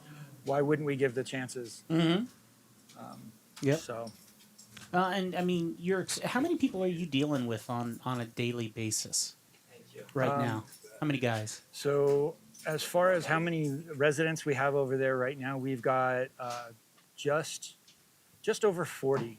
And the only reason really why we don't have more is because we want to make sure that we're giving them a quality product, so to say. We want to make sure that they're not falling through the cracks. Right. Because the work can get very daunting. And with too many people in, you lose track. Yeah. And no, we don't want any, they've already fallen through cracks. Right. We don't want them to come to us and fall through cracks as well. Right. We want to make sure that we're helping them heal. We're helping them move forward. So you got the Cameron Family Center, and Jim can chime in on this too when he's ready to hop back on. But this is the Jim show, not the Tim show. I had to eat, man. I ate in my booth. I'm a diabetic. No, okay. Oh, now why'd you have to actually have a good? Why'd you actually have a good answer to that? Dadgummit. My sugar was under 100, and I'm not used to that. Oh, that's no good. You get the shakes, yeah. So, you have the Cameron Family Center here. Family Center is taking care of like 80 people, or more. And you have beds in there, 4 beds to a room and whatnot, and things of that nature. So it's not how long do families stay here? And then the question is, I've always assumed that the men's shelter was a short-term, okay, I'll say it, more of the flop house kind of a setup. So please assist, because I know I'm not the only person who thought that up until a week ago. I know. So please enlighten everyone. I've on heard that it front. from some of our prominent citizens of our community. Prominent, for that record. Yeah. Yeah. Yeah. Sorry for all the coffee I just poured in my beard. So, Well, you got a thank big you cup. very much for this, Chris. It's very kind of you. Yeah, that was wonderful. It's hot. It is nice. What a novel I'm idea. I'm just doing this. Mine's in a metal cup. But please enlighten everyone on that. So, when somebody comes to the mission, there's many different reasons that they come. Some are looking for a place to stay when they're waiting to get into housing, or something along those lines. So we've had people come for one night and leave and Right. never return. Right. We've had people that have stayed up to 5 years, and I'll tell that story later tonight in the middle of the night when you have to listen to me. But we have a general idea that when they come in, if they don't want to join the discipleship program, which in the men's and the women's shelter, it's 16 months long. In this building, the Cameron Center, it's 12 months long. So we try and give people like a 90-day window to see how they do, if they can be good citizens. This is communal living. Right. And in both the women's and the men's shelter, there's dorm rooms. Yeah. So there could be 16 beds in a room. And if they're all full, that's tight operating circumference for Right. people. Right. So sometimes tempers flare and people get the wrong idea or whatever and get wild and crazy. So 90 days is the norm. But then these guys and the people at the women's shelter would assess where these folks are at. So if they came because they were evicted from housing, what are they doing to fix that? How are they working towards a goal to get back into housing? If they came for other reasons, they assess that, and then they try and figure out how to move forward from there. Yeah. And if those folks that are staying make progress, then they can stay longer if they see that their heart's in it and that they're committed. Joe McKinney was here earlier, the commissioner, and he kept saying they have to come to a point where they reach out their hand. Right. They ask for help. Right. And then we grab their hand and give them all the help we can possibly give and try and keep them moving forward so that they can get back into it. So it's different for every person, and these guys are the assessors over there. They're figuring out what it is this person needs, how they can best help them, and then move forward from there. So without these guys, this place would be nothing. They're the top of the heap in my book. Yeah. They just let me think I run the place, but these guys mostly do. So We're glad for what you do, believe me. Thomas, get yourself a cookie and some You were good. going to say something. As soon as I said it, I was like, oh, there goes that one. So, and it's different. I mean, I'll tell this story later tonight, but we had a shelter in Helena area call us one time and said, do you have anybody on staff that speaks German? And at the time, we had a young lady that was an ex-Hooterite, so she understood German and spoke it. And they said, well, we have a mom with a teenage son and a young daughter that we can't house. And we said, well, that's too bad for you because we don't have any room for them. Because at the time, this building wasn't here. There was only 5 or 6 rooms over at the women's shelter that housed families. That afternoon on the bus at 5 o'clock, they showed up anyways. And they were here for 5 years because they were illegal at the time. They came here on a visitation visa from Germany. She was trying to get away from an abusive husband and came because she had family in Helena. The family turned her away. They used all their money for a hotel, and then they went to the mission and couldn't get any help there because it's a men's shelter. So they sent them to us. And while they were here, the teenage boy became an adult at 18, so he had to leave mom and go over to the men's shelter. Well, at the men's shelter, he had an experience with God and became a believer and went to his mother and said, we need to go back to Germany and you need to get out of this marriage the proper way. Right. I need to finish my schooling. My sister needs to start school. Right. And if the Lord leads us, we can come back the proper way to the United States. And so that's why they were here for so long. We worked diligently trying to get them their visas back in line and all that, and it finally did happen, and they packed up and headed home. I was blessed with a trip to Germany in 2018. I bought a ticket for the symphony drawing, and I won the trip down the Danube River, my wife and I, and so we went over. And before I went, I contacted the young man to see where he was in Germany and where we were going to be. And he says, "You're at one side of the country and I'm at the other." And I didn't have wheels, so I didn't get to see him. But at least we contacted, and he did very well. So, and they're doing very well. Wonderful. So, but normally we try and keep it 16 months. If they do a good job on their recovery program or their discipleship program, then these guys make the decision if they're a candidate to stay on in a leadership capacity, learning how to lead people, learning how to do different aspects of that, and then they can go on from there. If they get into leadership and, you know, they want to stay on here, we actually have a plan now where we try and have them move out of the mission and get a job outside the organization for at least 6 months before they come back. Sure. So that they learn that they can do it on their own. Yeah, 'Cause get back into life. sometimes this is a safe haven for them, and this Absolutely. is, you know, so we have to take that into consideration. But even a that's a long answer to a short no. question. Even a prison is a safe haven for someone who's been there long enough. We've had those folks too. I heard some people in the men's shelter when my office was in there, and he says, "Yeah, I can't wait to go back in the joint. I got 3 squares a day, good exercise room, and cable TV." You set your sights higher, buddy. Yeah, you could shoot just a tiny bit higher than that. Yeah. It would be suggested, if we were to be honest. Well, my coworker just showed up, so I'm gonna sit back there and do my job and hide away again. You are. Where's the fun in that? Well, I don't know. I always enjoy this. I've always enjoyed the opportunity of us having fun together. It is. So- Yeah, it's been a great time. So, but you do have the awesome Thomas Risberg here. And I bet know. you we- He's waiting to get on air. Yeah, He skip- brought me coffee too. Ah, sweet. Yeah, I see there's plenty of coffee. Oh, we'll take as much as we can get, Tom. That's for sure. Yeah, hand him over Never your have mic there, enough Chris. coffee. And thank you, Chris, Chris. thank Great you for your conversation. time, buddy. All right, guys, bear with us, but don't forget, you can make a donation right now. Give.gfrm.org. We are watching very impatiently.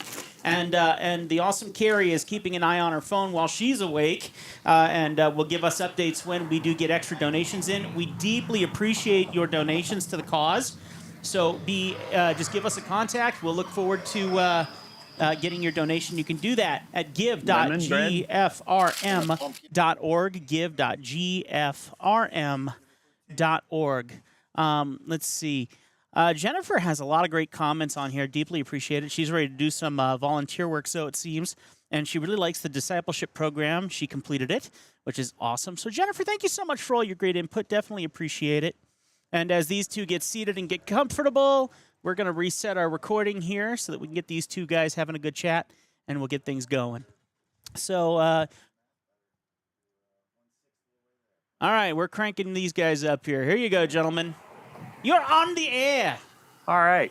Well, I have a wonderful friend and a colleague, works for another organization here in town, much to my dismay. I've tried to recruit him a number of times. But I'll let him introduce himself to you, and then we'll get into some conversation. So who are you and what are you here for? So I'm Thomas Risberg with the Alliance for Youth, and I always say the Great Falls Rescue Mission is kind of like our big brother, right? That since I really came on, it's hard to believe, but 6 years ago at Alliance for Youth, we've opened a youth resource center that helps a lot of homeless kids. We do our Sober Life, which I'm repping tonight here. I see that, yeah. Bringing connection, purpose, and hope to people in recovery. And, what it really is about is relationships. And, you watch what the mission has done here for what? More than 60 years, right? 62 years. 62 years? 62 and a half, if we want to be. Yeah. And I mean, it's just going back to the basics of what it means to be human, right? I mean, and to treat people with dignity and compassion and to love them. And it's heartwarming. So I'm honored to be on the couch with you, Jim. It's a bench. I'm not an analyst. True. It is a bench, but it has nice cushions. Well, it didn't when it was in the office when we were doing our pre warm-ups last week and earlier this week. It was just a bench, and I thought, there's no way I could do this for 24 hours on this wood. So,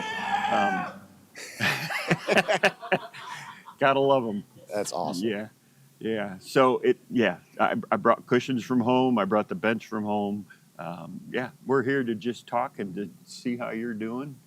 Tell me, what's the joy that you get working for the Alliance for Youth? I know there's plenty of them, but what's one of the best things that you can say is about your position up there? Oh, it's so in terms of like the why, right? Is seeing lives changed.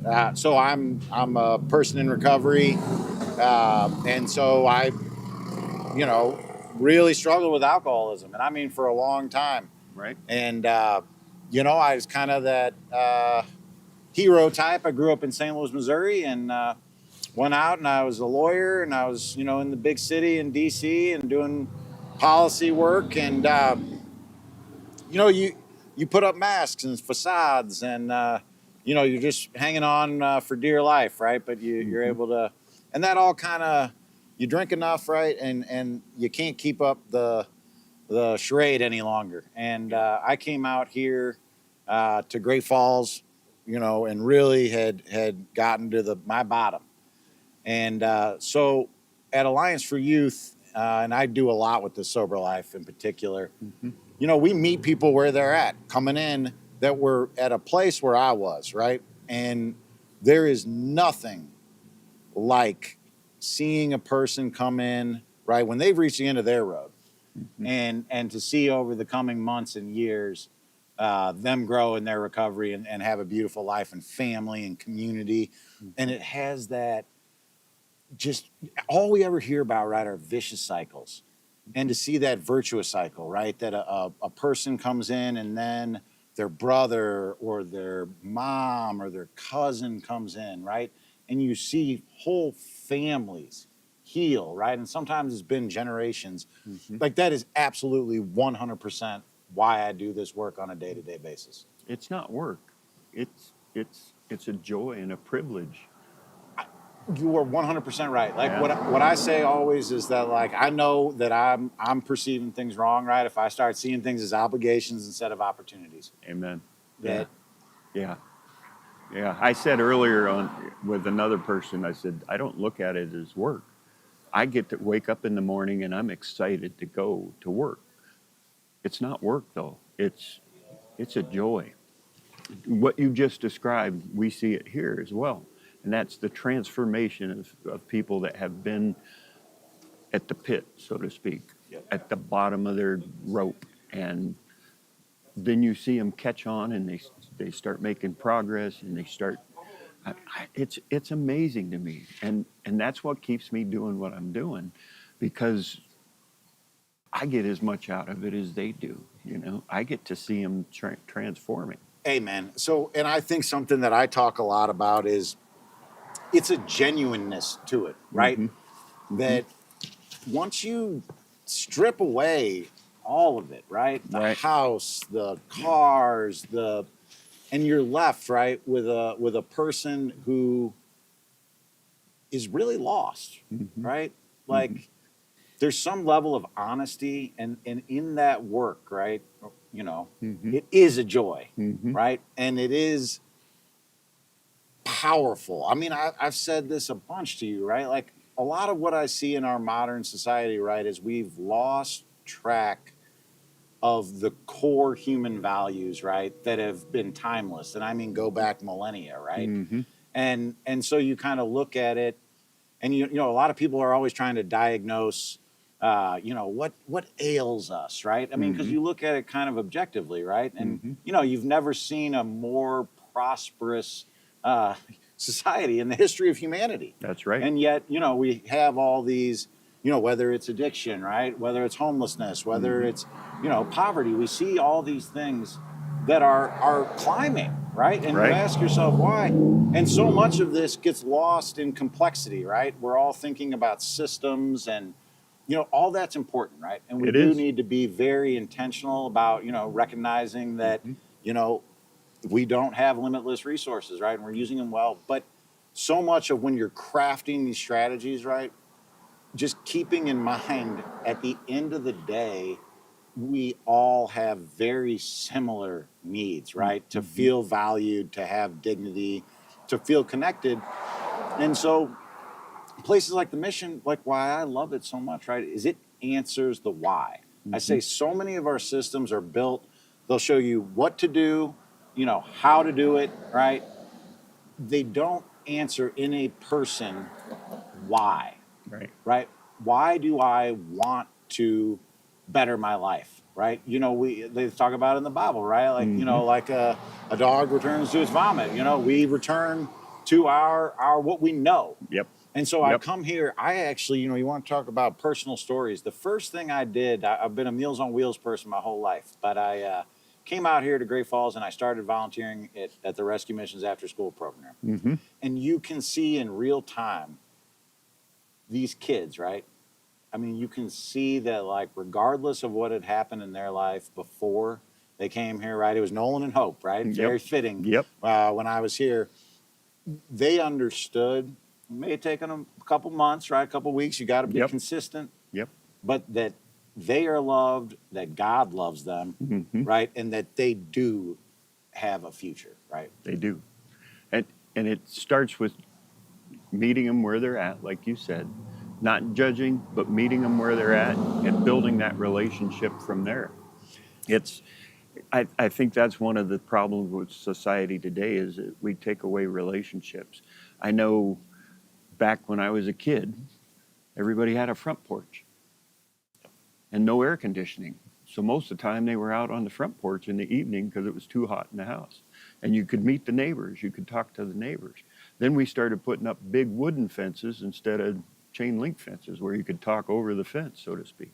I mean, we did it to ourselves. Oh, 100%. And I mean, it is one of those things where it's like all of these, right, you know, like that was never, you know, the intention, right? Like all of us wanted to have, I mean, I think of, you know, the kind of post-World War II generation, right? Right. And you came out and it was, I'm going to build a great life for my family, right? And that included, you know, the 2 cars and the dog and the house. And we never anticipated sort of, hey, well, when you do that at scale, right, that we're going to lose something. I mean, the ones that I think of are, you know, you talk to a younger generation, they don't know what a mother-in-law apartment is, right? Right. I mean, it doesn't exist, right? I mean, this is both intra and inter-family, right? That like these long-standing connections that exist in really every society for all human history. Right.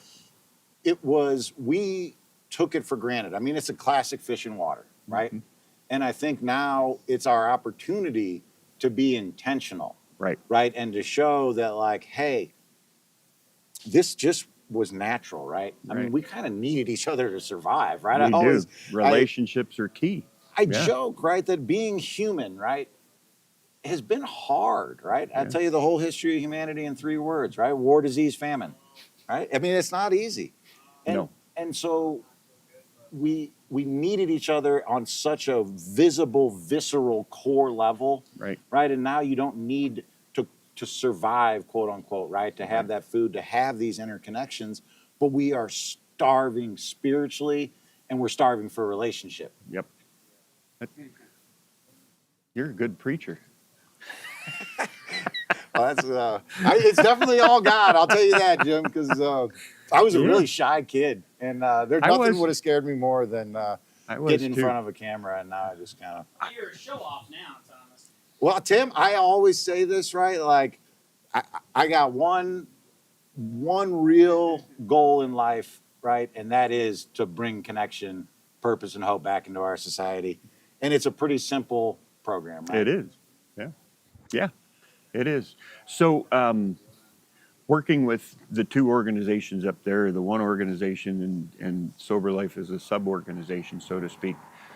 Tell me about one of the best things that ever happened to you in your position, in your situation, where you saw somebody's life go the right way.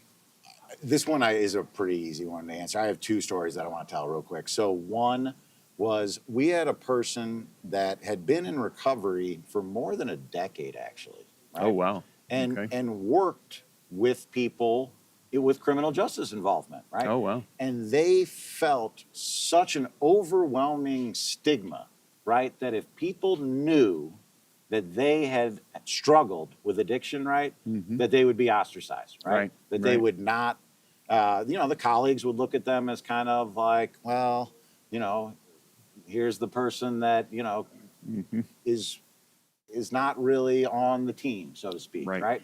Right. And through coming in and working with the Sober Life, right, this gal came out and said, I'm in recovery, right, and told everyone, right, and has become a major advocate for recovery and is loud and proud about being in recovery. Good. The second part about this is I've never seen a family, right? So I mean, it is mom, sisters, husband, right? Everybody got into recovery.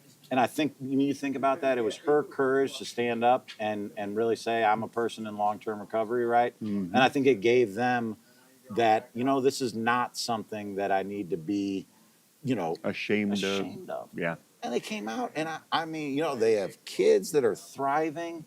And I've known these people now, for 6 years, right? So you can watch. I always say when people are little, right? Like, you watch someone that was like 10 to 16, I mean, they're like totally different people. Right. Whereas, we're pretty much, hey, here I am, Yeah. 6 years passed, but kind of the same. And then there's a gentleman who came in, and he was in Veterans Treatment Court.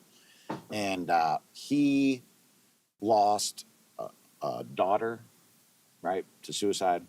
He lost his mom. I mean, you couldn't get more intense, right? Yeah.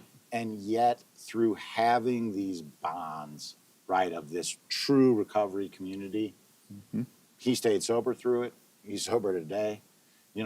He still has been able to find that internal,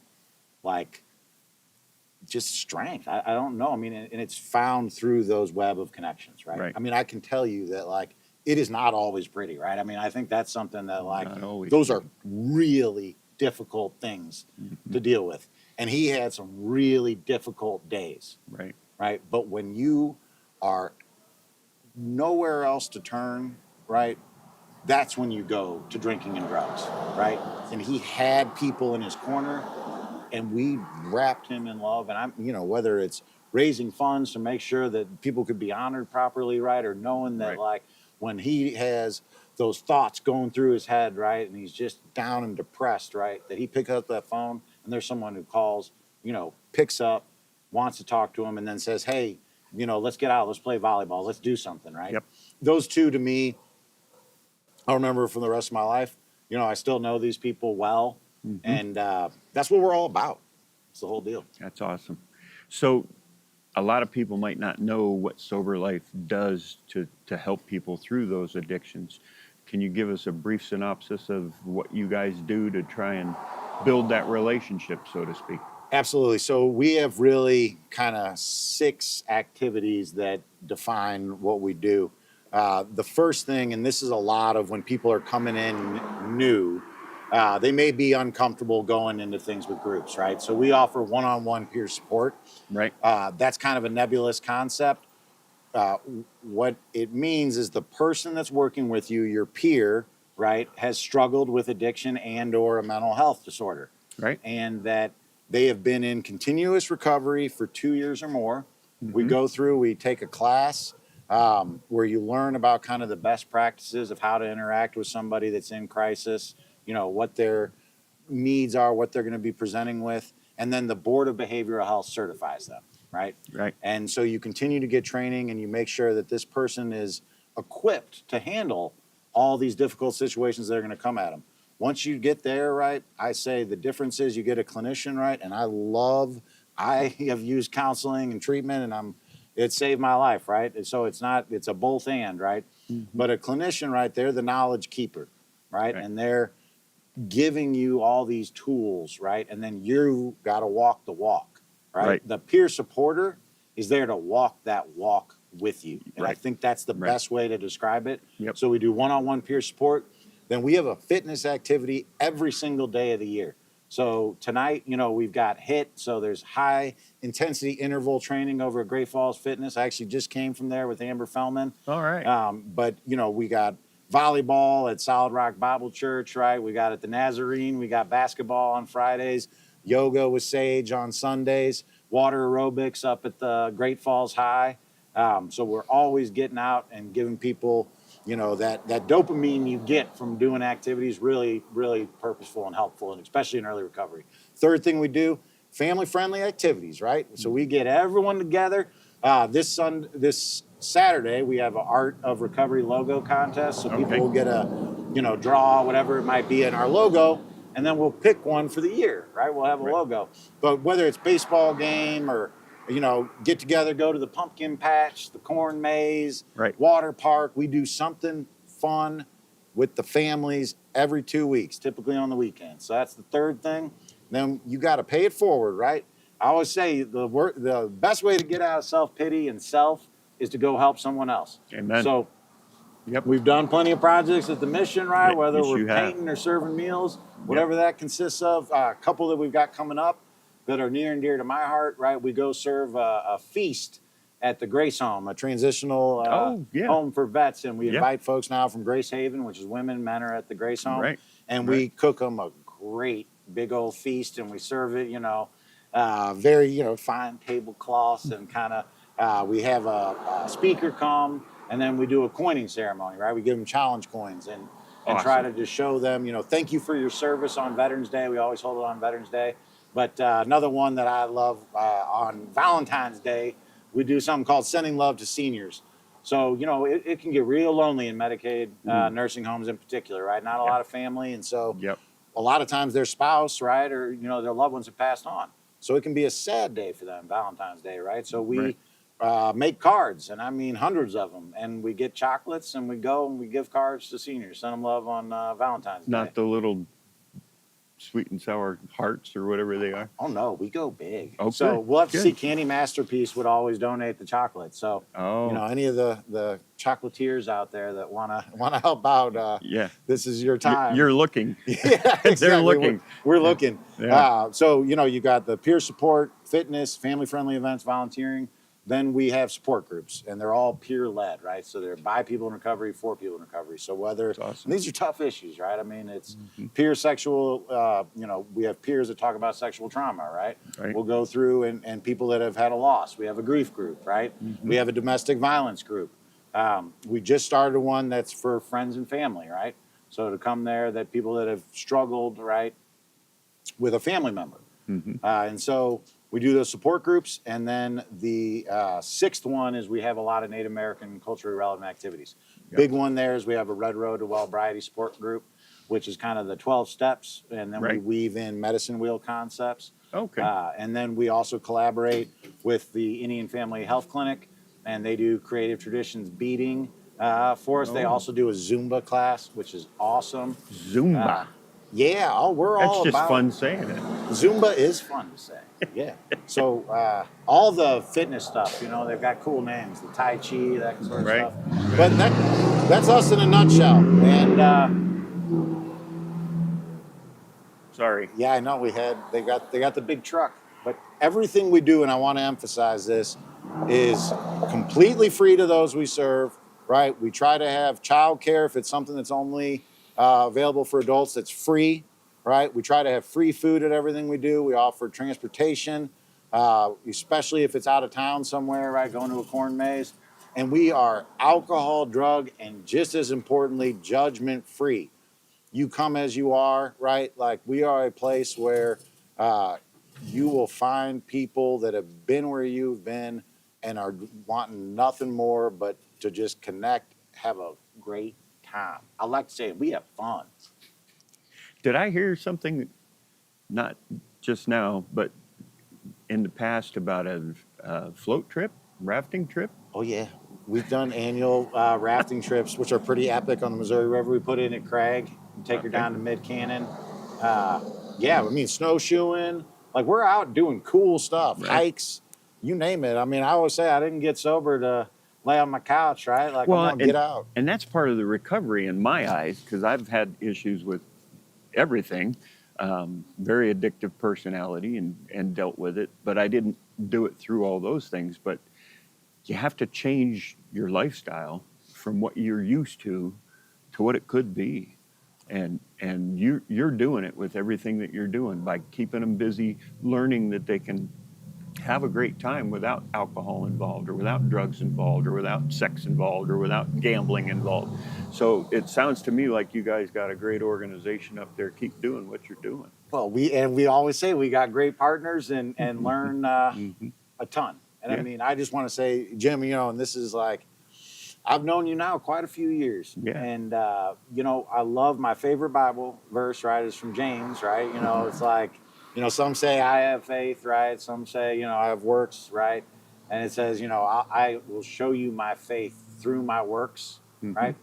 And I can say that, like, when you look out in this community, right, I hope that everyone understands how foundational having this beacon of hope right here in downtown is, what it actually looks like. I mean, if you have never been here, come down and see what happens here on a day-to-day basis. I mean, they are the hands and feet of Jesus Christ doing it day to day. And I appreciate the opportunity. I'm honored and humbled anytime I get to sit down and talk with you. And You got tears coming. You know, keep it Thank up, you. all you guys. Thank you. Don't leave yet. We've known each other for 6 years or so, I guess. I got to be at your wedding. That was a wonderful thing. I got to meet your mom and dad. And I think it's awesome that they moved here from Missouri. Are they staying all winter or are they going south? They're snowbirds. They're already headed there. Oh, are they? Okay. Yeah, so they're still going to have to get used to it. I'm a Missouri boy, and my dad lived in Missouri his entire life. You know. Well, technically, he 70 years. still lives in Missouri. He lives on the Missouri River. That's funny. I've made that joke where it's like, I mean, it's still Missouri. Yeah, it is, in a roundabout way, just without the humidity or the tornadoes. Yeah, exactly. Believe me, I say I got enough heat and humidity for my entire life. So did I. In my childhood. Yeah. But that is, you know, getting personal, right? That it's like, you know, I'm now married. I have 3 incredible stepsons, right? That are 12, 15 and 16. And like, it is, I can't even explain, right? Like it is all God. I mean, I will say that, like, I don't always wear my faith on my sleeve, right? But I will tell you that, like, I never had any flashing lights, right? I never had that, like, seminal experience. I got the educational variety. But when you come to the end of yourself and you get down on your knees and you truly ask God to come into your life, right? And you walk it every day. I mean, I say I got to start every day on my knees, right? And I got to do a gratitude list because that ego comes back, right? And it is a everyday deal, right? I could not imagine ever 7 years ago that I'd be sitting here with you on this bench. And like, just please, you know, those of you, right? I mean, we've got the church writ large, right? And like, I hope people see this as the church, right? I mean, this is a church in Great Falls, right? Amen. And for Great Falls. Yep. Yeah, and he brought up a lot of great things. Prayer is pivotal for everybody in their lives, and taking the time to pray. And a lot of people don't know everything that goes on at the mission, and hopefully by the end of these, next 20 hours, you'll have a little better understanding of that. Because in the middle of the night when I'm out here by myself with these guys, so I guess I wouldn't be by myself. That's right, Jim. Yeah. You won't be by yourself. Yeah. I'll be watching the back of your head this when entire it's me time. talking, I'm going to share a lot of different things because I've got to come up with some conversations with myself. So I'm looking forward to this. I've had a great time. Thomas, you're a blessing in disguise. I love you, man. Thank you for being here. I love you too, brother. Yep. Take care of yourself. Yes, sir. Yep. Got lots of coffee. A sandwich. I just had one of those too. I took a break. I know. I'm glad they're keeping you fed. Let me get your microphone there, Thomas. Oh, yeah. You can't take that with you. That would get weird. You can, but the drive back would sound really weird for us as we're hearing you. Especially if you went to the restaurant. Yeah, no kidding. Thank you for the coffee and the bread. Yeah, and I will give that. Yeah, you can give that to him. Oh, what is this? It's pumpkin. Salties. Fresh. Oh, thank you. I'm That's glad very you kind. like it. I don't eat pumpkin. What is wrong with you? Hey, thank you guys so much. You're very, very welcome, Thomas. It's a pleasure. If you wake up in the middle of the night, come on back. Yeah, we'll need the company. Folks, don't forget give.gfrm.org. We did get an interesting message in our personal messages. If you visit through the website, just so you know, all you're going to do is scroll down just a little bit. There is a link right there. It says click here and it will actually direct you to our Facebook page. So you're in the right place if you're already watching this. Technically, the link on our website will simply bring you right back to here. So for anyone who thought that you could only get here through a donation, that is absolutely not the case at all. We'd like you to make a donation, but no, that is not the case in the slightest. So come on back, hang out with us here on Facebook or on our YouTube. Honestly, we have not checked on YouTube to see how that's doing. If you want to leave a comment, we love your comments. It helps keep Jim on track. So hop in there and you can join us in our chat room, basically anywhere where you want to leave a comment on our live stream. We would absolutely love to talk with you, share with you, and have a good time with you. And thank you to everyone who's made donations. We deeply, deeply appreciate it. 72 comments so far from everyone. All right. Wait 1 second. Please. I think at 6 o'clock we were supposed to move over to Citygate. All right, look No, right that now. was 5:30 Yeah, to we 6. missed it. We missed it. We did. 7:30 to 8 is yep, the next one. exactly. Okay. So we've got about 25 minutes before our next guest shows up. Yep.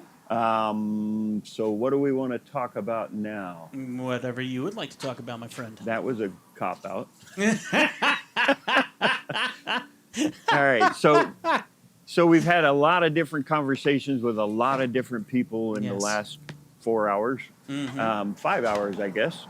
A lot of great information has been passed on. So there is a chat room available on Facebook that you can click on. I think YouTube as well. Yep.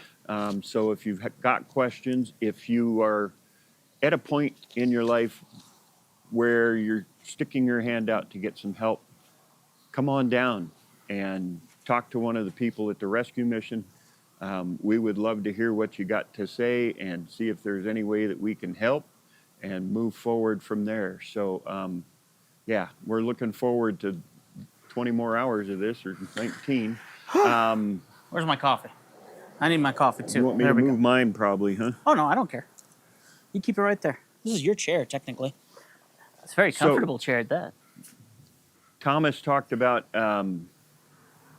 his struggles in life, and I've been through them myself. One of the reasons I moved to Montana was to get away from the life that I had chosen where I was born and raised.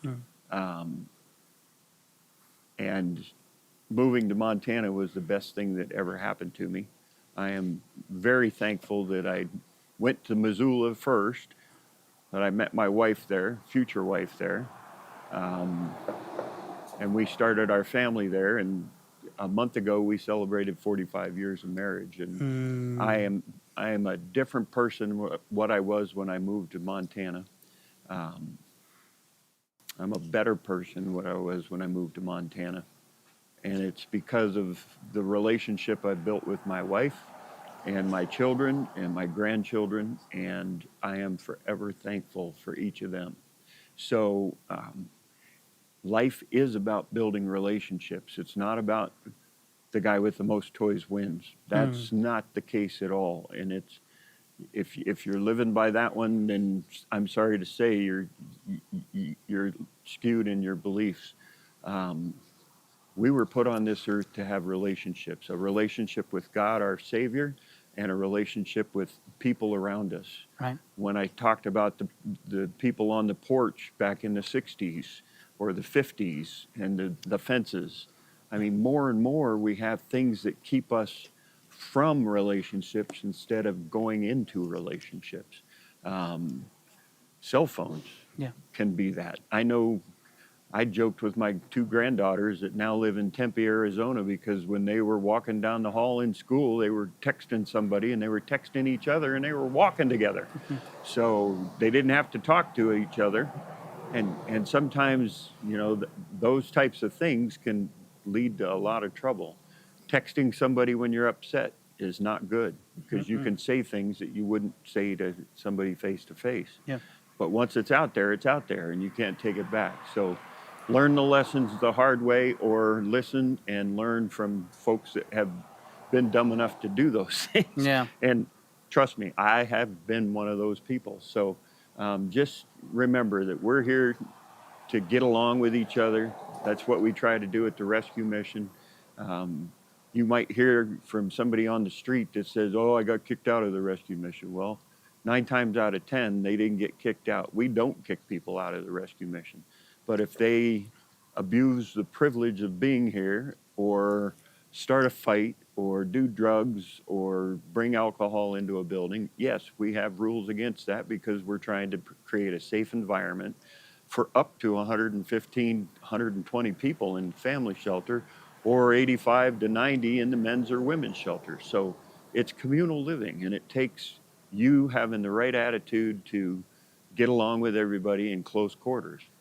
Like I said earlier, there's dorm rooms in these buildings that have 16 people in them. Have you ever tried to sleep in a room with 16 other men or 16 other ladies? It's tough. You got people snoring, you got people rolling exactly around. what I was thinking. You just never know what's going to pop up. So, and it takes the right attitude to do it. So we tell people if they can't abide by the rules, that they're making the choice to leave. Really quickly, Mayor Corey Reeves is responding in. And yes, Corey, we are excited to spend some time with you tomorrow, by the way. Yeah, early tomorrow. Yes, thank you. And he says, super excited to share my story about Larry the Cart Man in the morning. Oh, good. And how he changed me and my family's outlook on life. Oh, man, what a legacy name. Larry the Cart Man. Yeah. No, we're very excited to have you, sir. Thank you so much for making the time for us, by the way. And how'd the track meet go? Yeah, exactly. Yeah. Hey, we got to take care of our families. Families come first, you know. bet, So you absolutely, bet. and we fully support that. But thank you for making time, and for everyone who's come out here, for everyone who's watching the live stream, for everyone who's donated. We are trying to reach $30,000 in today's live stream. This is not something that we picked to do for just any old day. You know, it's not like, oh, it's a Thursday, let's do a 24-hour live. No, there is a purpose here, and we want to raise money for an amazing cause that's truly making a difference in our community. Right. And so please consider doing that. And for everyone who has done that today, thank you so very much. Yes, while I was eating my sandwich a little while ago, I got a text that local church in town pledged $1,000 and another one $500. So wonderful. We're moving forward with getting closer to the halfway mark, if not already there. Yeah.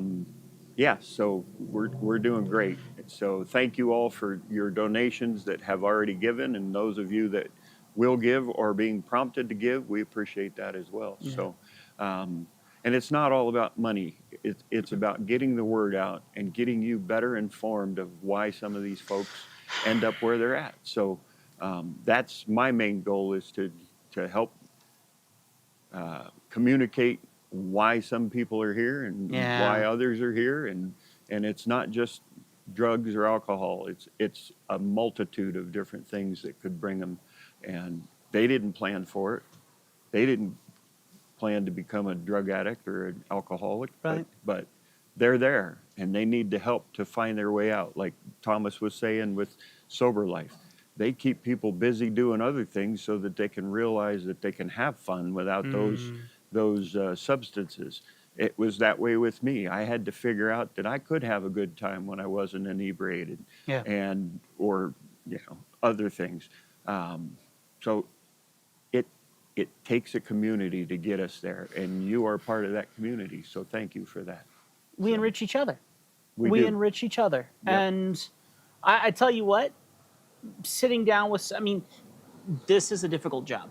not only being director of such a place as this, but even this moment here, sitting in front of a camera, when you sit and do this to a camera by yourself, or when you sit and do it with someone else next to you, there's a very obvious feeling change. Yeah. When you do things by yourself, when you do things alone, when you have fun by yourself, it still will never, ever, ever, ever compare to doing things with people that you love and respect. Amen. And that is Amen. included behind these doors. If you want to succeed in your life, then put people in your life that will uplift you and not drop you down. Same thing. It's not a handout. It's a hand up.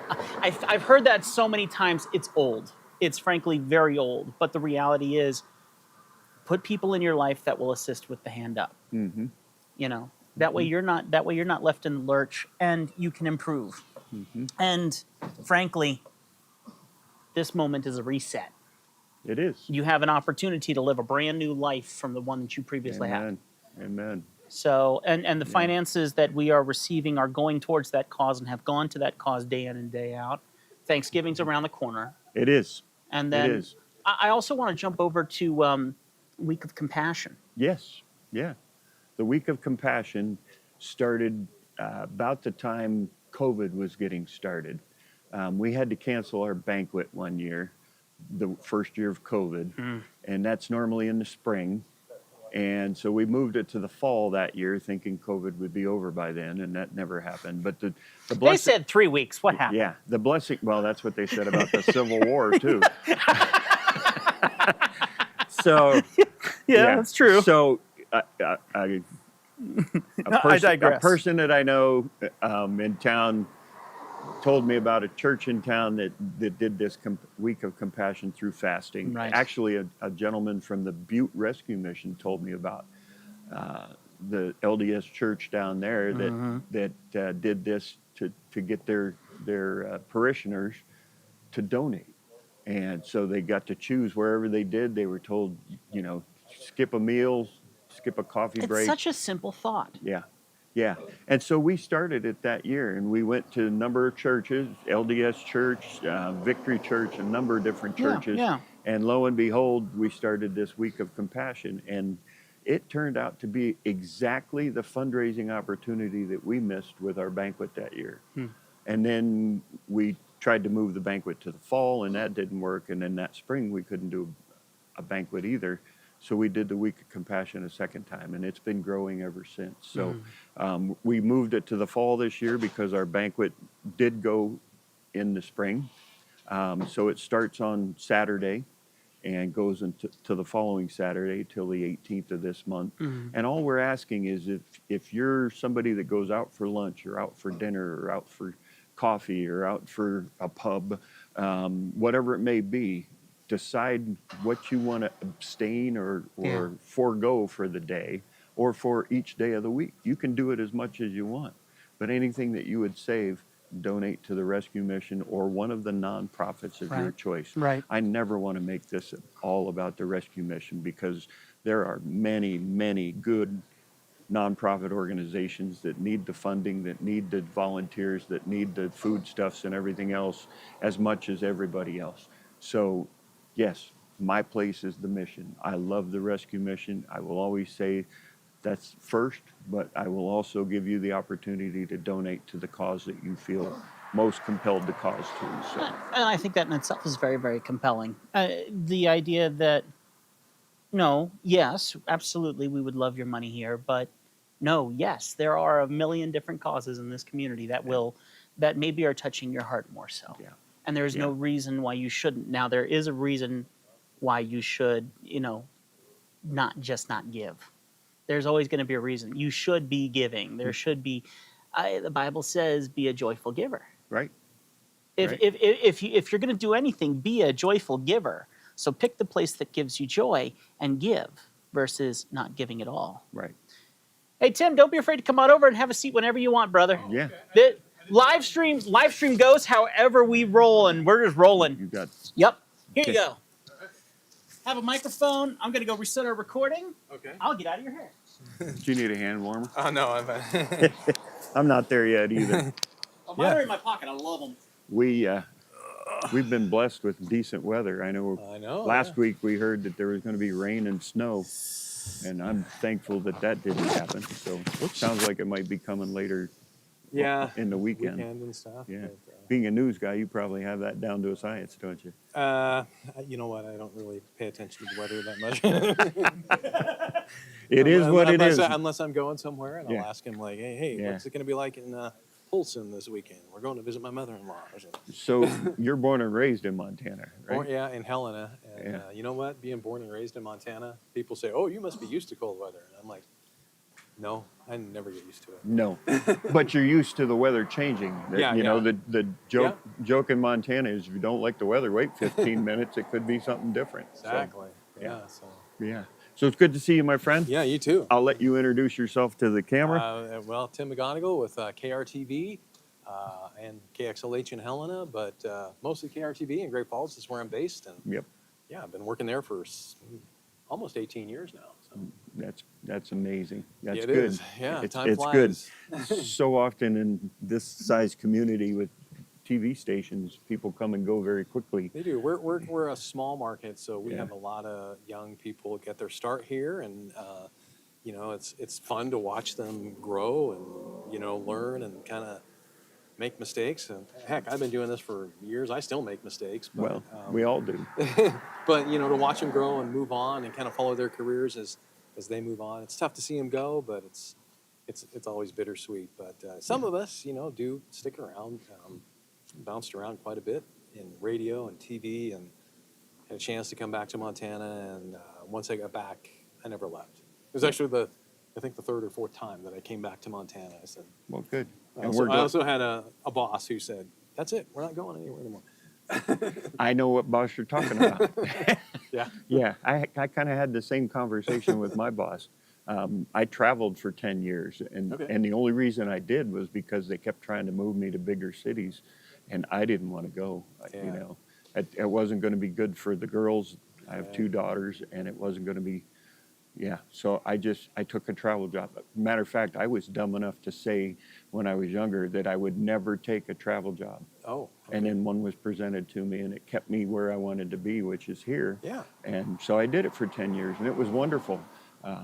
But I don't plan on moving anywhere. No. Although all my grandkids seem to want to go to Tempe, Arizona. So, well, and that's not a bad thing. It's the only bad thing about that is that I talked with my son-in-law at the time, back in 2008 when the stock market crashed and everything. Real estate was really good down in Arizona, and we were talking about buying a home down there, and I wish we would have. But yeah, well, hindsight's it's- 2020. Exactly. I feel the same way about when we lived in Bozeman for Oh, a yeah. while before it exploded, and my goodness, I don't even recognize that town anymore, which is it's kind of hard for me. Yeah, I was in Kalispell for the first time in 15 years the other day, and I was floored at how big that is now. It's just, it's amazing. And I see it happening to us, which is a good thing. I think our city planners and city leaders are doing a good job of trying to make sure that we're doing it properly and prepared properly. So it's a wonderful thing. So tell me about your career in the TV business. We had Norma Ashby Smith here earlier, and she is such a beautiful lady and a wonderful person. And how did you get into what you do, and how long totally have you been doing it? Yeah, goodness, my career certainly pales in comparisons to Norma, but I got into TV. I didn't really plan on it.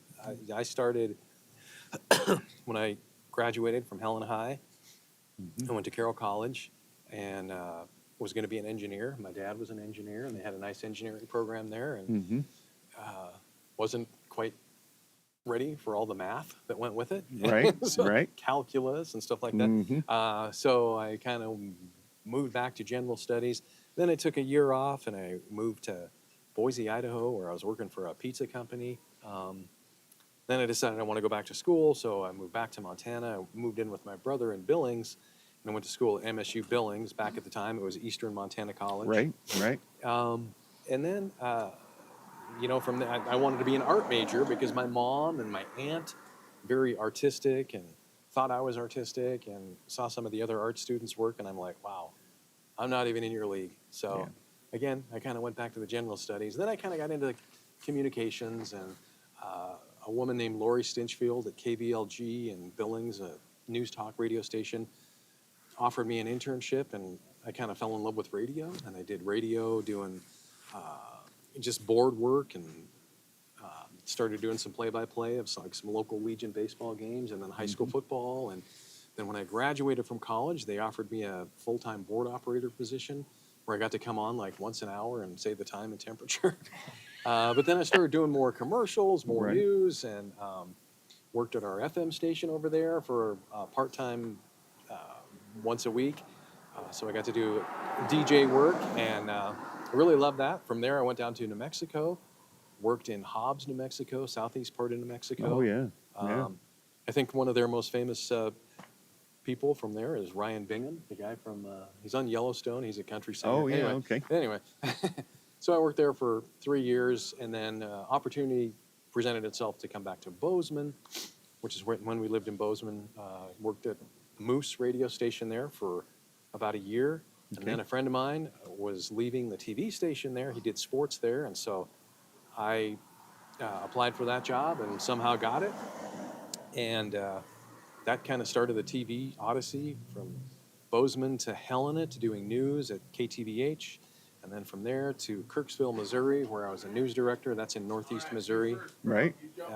Right. Birthplace of osteopathy. Okay. Their claim to fame.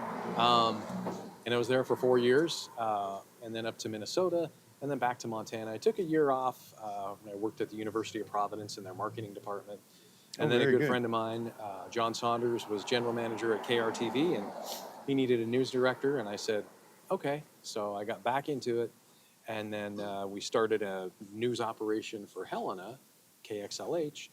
And I thought, I think I'd rather do that than do the administrative work of being news director. Right. And so that kind of got me back on air, which is where I've been ever since. All right. So we still do a KXLH newscast every day that we send back to KXLH, so the CBS viewers in Helena can see something mostly different than what they see in Great Falls. So we Okay. work with the Helena reporters down there, and so Good. So yeah, but I mean it's been a great journey, career. I got to do a lot of great things, meet a lot of neat people, sometimes famous people, but mostly just regular people. Those are the best stories that we get to tell. They They're are, just, yeah. yeah, They are. Yeah. So you said sometimes famous people. Tell me about the most fun you had meeting a famous I mean, person. I always like to talk about the time I met Dick Butkus, former linebacker for the Chicago Bears, because when I was in Bozeman, there was a Jan Stenerud, who used to be, he's a Kicker. He's a kicker, yeah. Mhm. He went to Montana State, and he's in the Hall of Fame. Mhm. He used to come back every year and put on a golf tournament. And he would invite a lot of different people, Brett Musburger, and just wow. all kinds of people. And Cool. I remember one year Dick Butkus was the big new name they had, and I wanted to interview him. And it was on a Friday night. They were having I think they're what they call a Calcutta or something like that, or some Right, dinner. And they were right. all in the country club, and they were, just having a good old time. And I had kind of a deadline to work on, so I went to the sports information director from MSU, who was kind of handling the media for it. I said, I'd love to interview Dick Butkus. And he said, well, you're going to have to go ask him yourself. Okay. So I walk over to him, and he's in there talking with George Blanda and some other former NFL players. And Right. I just kind of interrupt him. Mr. Butkus, I'd love to interview you. Tim McGonigal with KCTZ. He shakes my hand, and he has a cigar in his mouth, and he says, well, when do you want to do the interview? Right now? And I said, Sure. yeah, if I could. I thought he was going to say, get out of here. And he said, okay. So we walked outside, did the interview, and I was just looking for like 30 seconds worth of something. But he talked and talked and told me stories, and I bet we talked for 45 minutes. That's awesome. Well, I'm sorry, I got to go. Now, But, was he the football player that went into television for a while, or am I thinking of somebody else? I mean, there's been a lot. He did do some television, I know, and he Okay. did some acting and stuff like that. He Okay. was number 51 with the Monsters of the Midway, and Right. yeah, that was fun. So, I got to meet him, got to meet some, politicians and stuff Mhm. as they were coming up. So, yeah, that's So over the years, being a news person, you Yeah. probably interviewed a lot of people and done reports on the situation of homelessness. yeah. Um, are we moving forward? Are we moving backwards in trying to combat homelessness? Or tell me your take on it. Seeing you probably keep up on national news and where they're at and report on national news as Yeah. well as local. So I mean, I think people are you know, very much aware of it. I sometimes worry that, you know, as far as you know, people, it's tough. You know, a lot of people are just what they always say. You know, one paycheck away from being homeless, and I mean, I think people are just working so hard to try to get by and stay out of that situation. Yeah. And for those that do it, and for those that take on, you know, 2 jobs and things like that, good for them. And you know, the single moms and stuff like that. So, but I think people are more aware of it. I think, you know, more in Montana, I'm noticing it more and more. But I think by being aware of it and talking about it, I think people, at least from what I see, are trying to make a difference. And you know, I think what you guys do here is great. My daughter worked here for a couple of years, and you guys. if I had my way, she'd still be working there. You know, she was coming out of a tough time, and Yeah. you know, you guys helped her, and you know, we can't thank you enough for that. You know, she's 32 years old, but I still look at her as my little girl, and Yep. you know, she's never going to grow up. my baby's, well, I'm not going to say it on the air because she lives here and she'd kill me. But she's older than that. Yeah.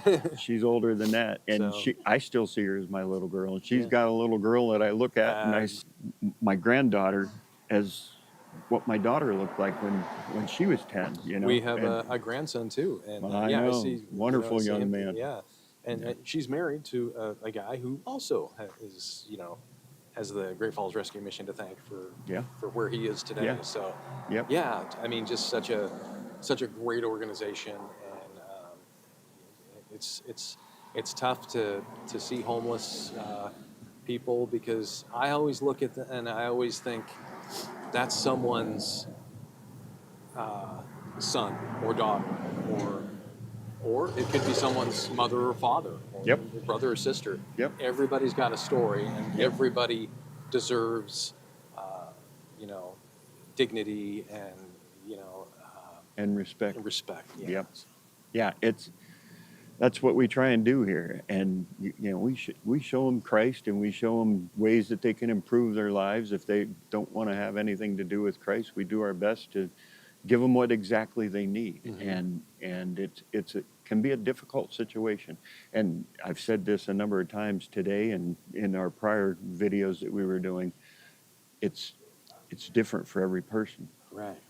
There's no one thing that can change someone's life to get them back to where they need to be. It takes building the relationship and treating them like a human being. We're all human beings. We all deserve respect and dignity, and we have to treat them as such. And you know, sometimes that doesn't happen.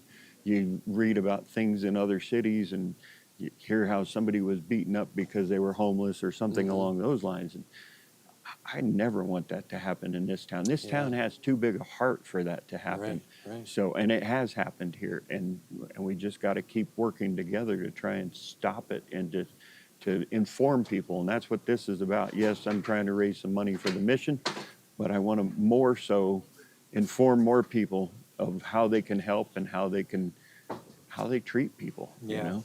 So Yeah, you know, you hear the term homeless people, and I think people need to remember the most important part of that is people. They are people. And, Yep. they're brothers and sisters. Yep. And Yeah.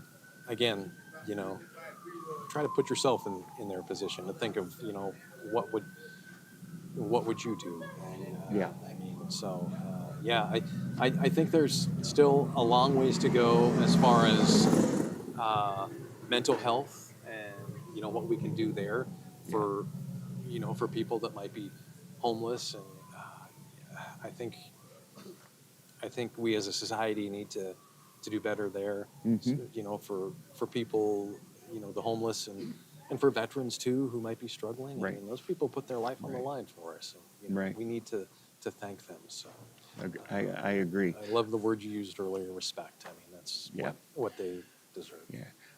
So I've been around this part of the life for 15 years now, or close to it.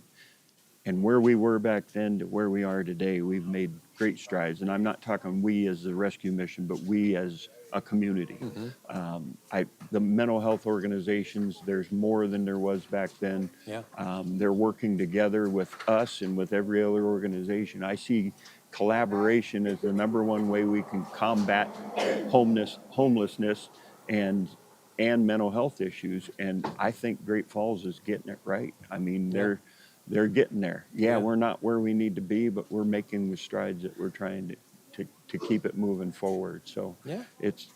this is a wonderful community. So I think you chose the right place to hang out for 18 years and many Yeah, more. You know, I mean, some people give Great Falls a bad rap, but you know, I grew up and came to Great Falls a lot when we played sports and stuff, and I'm sure we were competitive, but I always loved Great Falls. I mean, it's you know, it's got some great qualities about it too. And you know, when we get young people that move to Great Falls that from other parts of the country and they're saying, well, there's no nightlife or nothing to do here, I'm like, there's a lot of stuff to do. I Yeah, mean, there you know, is. you don't have There to is. go out and drink to have a good time, and you go out and walk down the River's Edge Trail, or Yep. you know, go Go to bicycling, whatever. yeah, go to Showdown, go Yeah. to the Little Belts or something like that. Yeah. I mean, there's Yeah. go to I mean, there's all kinds of Halfway stuff. between Glacier and That's right. Yellowstone.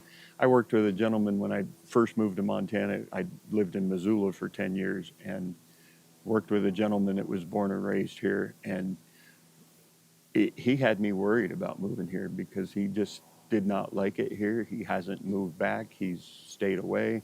And I really don't get it. I really don't get it. Yeah. This town was welcoming when I got here. It felt like home within weeks of being here. Of course, it's very similar to where I was raised. We had a great big river running through the town that I was born and raised in, and my parents had a summer home along the same river.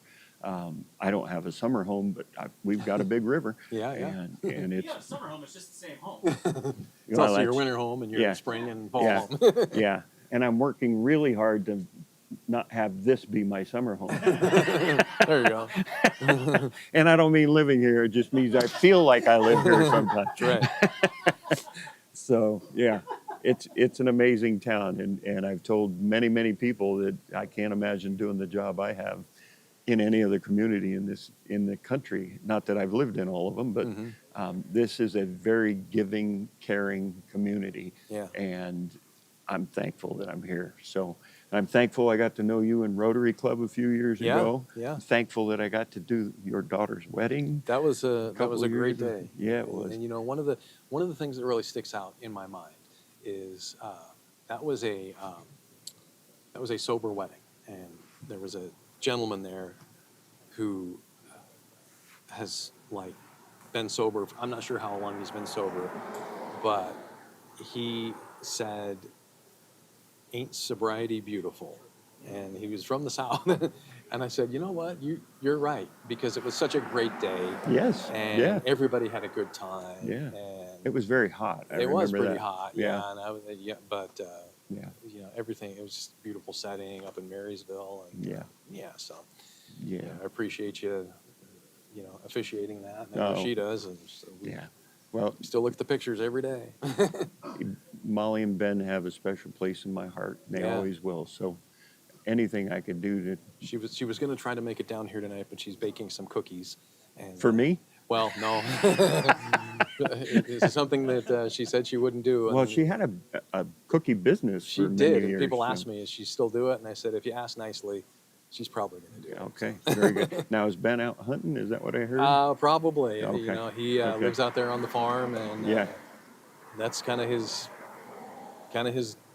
deal. He works and then he hunts. Yep. And, Yep. But he's been successful a few times, so probably more so than me in my hunting career growing up. But Yeah.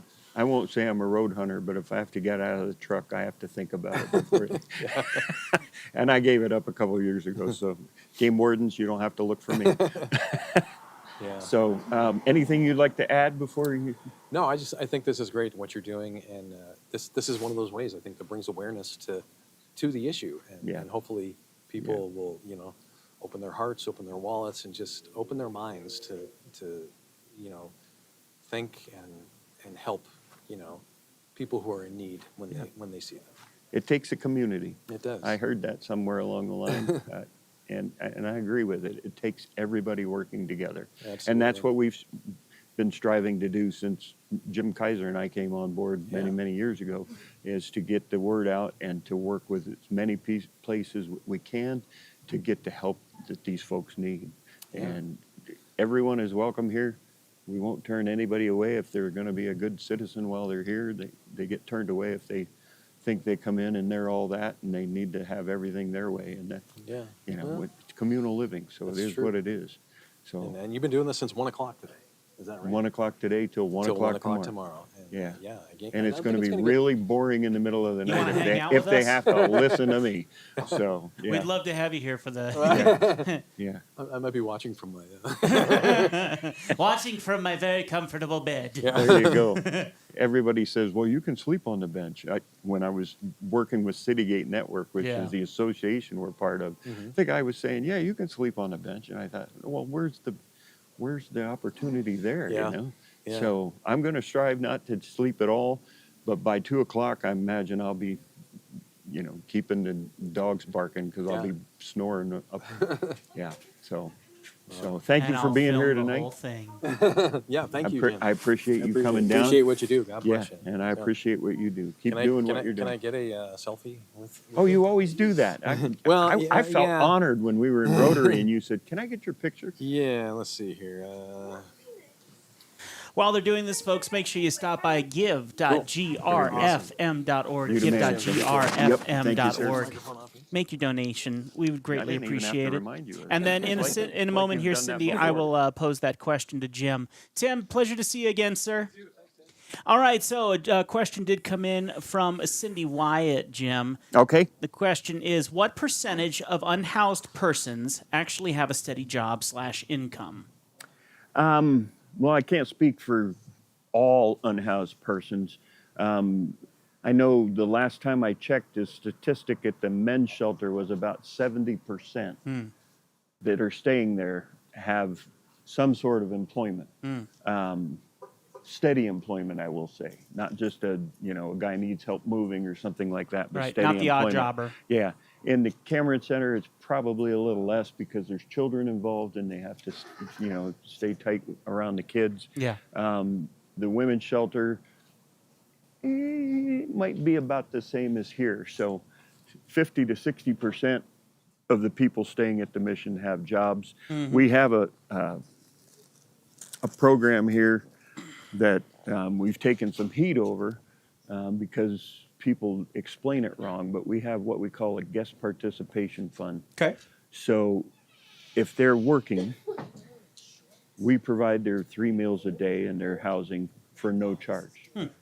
When they get their paycheck, we ask them to put at least, I think it's 20 or 30% of their paycheck into an account that we have for guest participation. We Sure. keep track of whose money it is, and then that can build up while they're going through their programs here or their time here. And when they're ready to get an apartment or ready to start paying off debt that they had that they need to take care of before they can get another apartment, when they ask for it, we'll pull all the money that they put in there to get them caught up to where they need to be. So I know at one point we had a lady with some children here that was here for couple, 3 years before we started putting time limits on things. And she had a chunk of change built up in that fund. And when she moved into her apartment, she paid her security deposit and 6 months of rent. Wow. And yeah, and so she was living large, But hopefully we taught her to save money every month so that she had what she needed when she did. And lo and behold, she hasn't been back. So that's a success story. So it's pretty amazing. And we do keep very strict control on that money. We don't let them go get a hotel if they want, Right, right. or buy a car. They can license their car if they're close to that time of leaving. But we want them to use it for moving forward in their lives, not just some whim that they decide they had. So I'm going to ask this question because I know people would wonder this, and it's a chance to disprove it. What was the heat that you were under from that? Misconceptions. Okay. So we have people that see therapists. We have people that see parole officers. You name it, and the person that's staying here gives a skewed version of what this fund is, thinking that we're charging people for staying here, and we're not. It is their savings account. It's just a restricted savings account for moving them forward in life. So, and that's the heat that we've gotten. We've had people call and say, you can't charge them for staying there. Well, we could if we wanted to, right, but right. How many people would come? Right. But it's mainly so that they learn how to save money and allocate money in the right resources and not just a whim. Right. I know I have a number of people that are still staying here that have money in that fund, and they want it for, they want to move out, but they don't want to get an apartment, so they want a hotel room. Yeah. That's not permanent housing. No. And that's what this fund is designed to do. Yep. Well, hello there. Yeah. So, So the misconceptions that people share to the folks that don't understand the program. And many times the people that are listening to that don't take the time to call over here and see what the real situation is. Right. They assume that person knows what they're talking about. And unfortunately, many times when somebody is trying to get something that they've been told no to, they tell only a portion of the story and not the entire story. Right. It's like raising a teenager. Yes. Yeah. So yeah, it's pretty crazy. So, but yeah, it's a great program. We've seen many people be successful with contributing to their fund, and then when the time comes, they have money to work with. So, Sure. And some of the folks, like I said earlier, they're not here because of drugs or alcohol or any of the vices that are out there. They're here because they made bad choices when they were in their last home or their last apartment. I bring this up all the time, and I apologize to the cable company, but they spend $100 on cable and then wonder why they can't pay the power bill. Right, right. And so before they can move back into subsidized housing or even go through a landlord's application for an apartment, they have to pay off the debt that they had when they got evicted from the last place. So, and we will allow that as part of the participation fund payout so that they can get that taken care of and move forward from there. It's a choice of priorities. It is. And some people do not handle those priorities as well as they possibly could. Well, no, I remember becoming 18 and moving out with a bunch of guys. Well, that was a bad situation, and it, made me who I am today because I realized it's a whole lot easier to not do that and not have to remember who I need to apologize to the next day. Truth. So I get it. Yeah, adulting is hard. Nobody told us it would be, but it's hard. There's a lot that goes on with it. So, yeah, it's pretty crazy. So, Jennifer says, we saved up a lot in our place. Thank you for having us save money. I'm sorry, I'm paraphrasing for you, Jennifer. Jennifer? Okay. Yeah. Okay. Let's see. She is thanking you for helping her family. And Stacy says the program is an awesome blessing. Amen. And Cindy says, I came a little late to the party.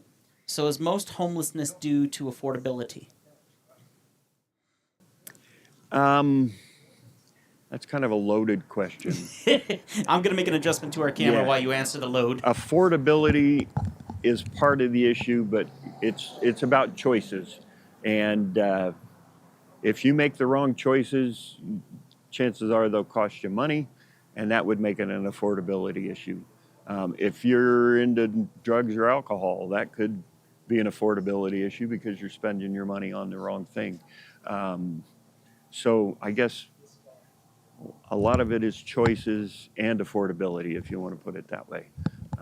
I know I sounded like I was a politician with that answer, but No, I think that's good, though. I think yeah. that's good. I think that's good.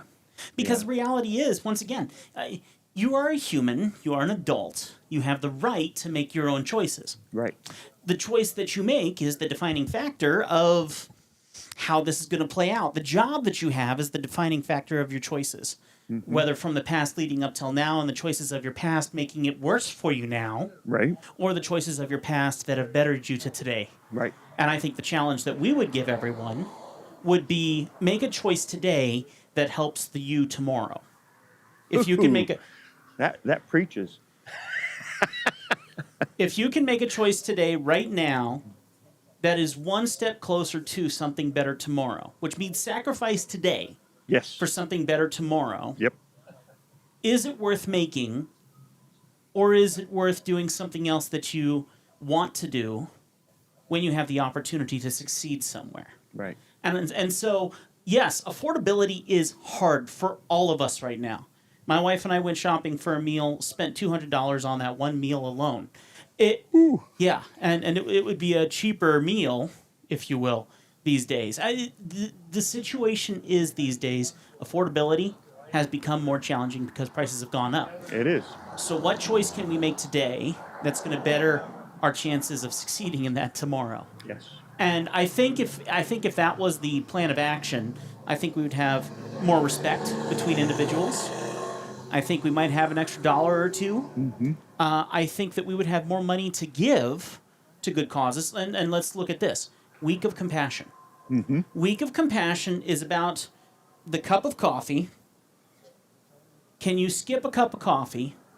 By the way, Coffee Republic, good people. But can you skip a cup of coffee and take that money in sacrifice today to give to something special tomorrow?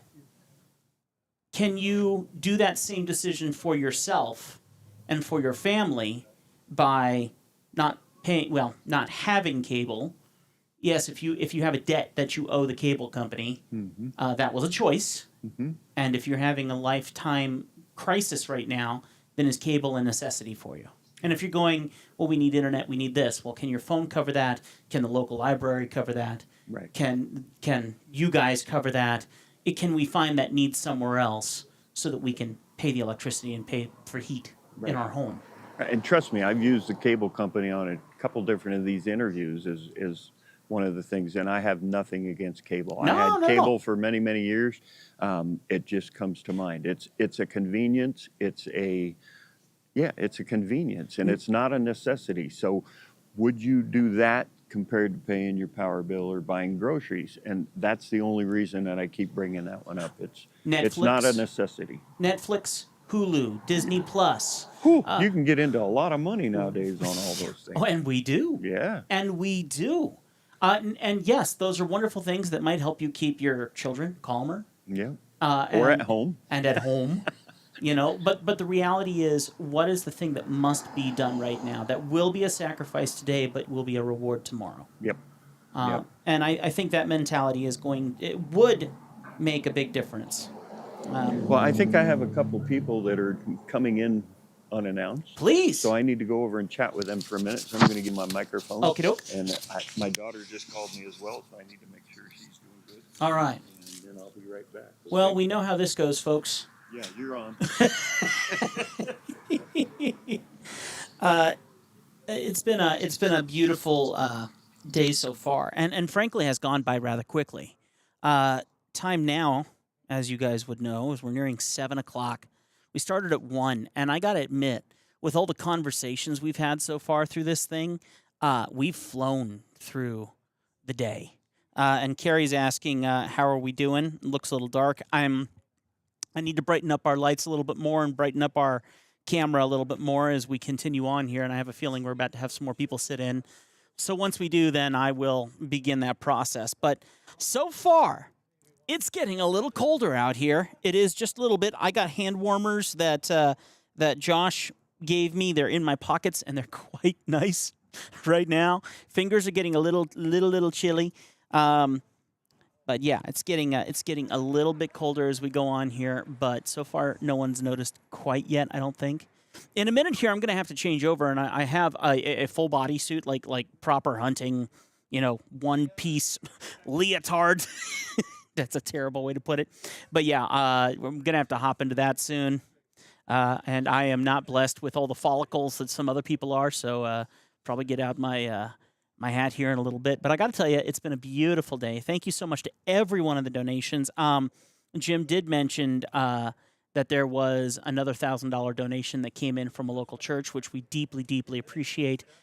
Thank you very much to everyone who's donating to that. Lots of beautiful stuff happening. Let me see. I'm just checking my messages here. Oh my gosh, there we go. My wife is being very, very kind and letting me know that my family is ready to jump to help us when tomorrow comes around. Do you guys want to come over and hang out with us here at midnight, 1 o'clock, 2 o'clock in the morning? That'd be great. Needless to say, by the way, my name is Tim. I was very blessed that they have contacted me to assist in bringing the technology for this. I love doing this stuff. But in saying that, I am an outsider of what has taken place here at the homeless shelter and the 3 buildings that they are in charge of here. And so walking in here was a very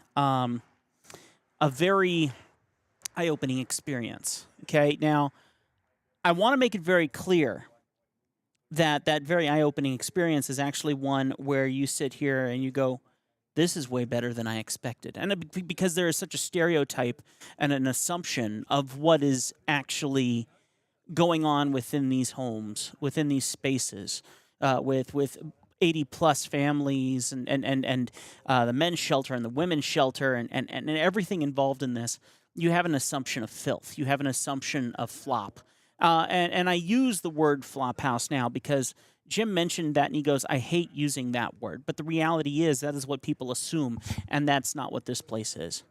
I'm highly impressed with what I have seen here so far. And I have had the honor of spending the last 2 weeks here after my first meeting with Jim, where I worked out of an office here for the past couple days as a contractor.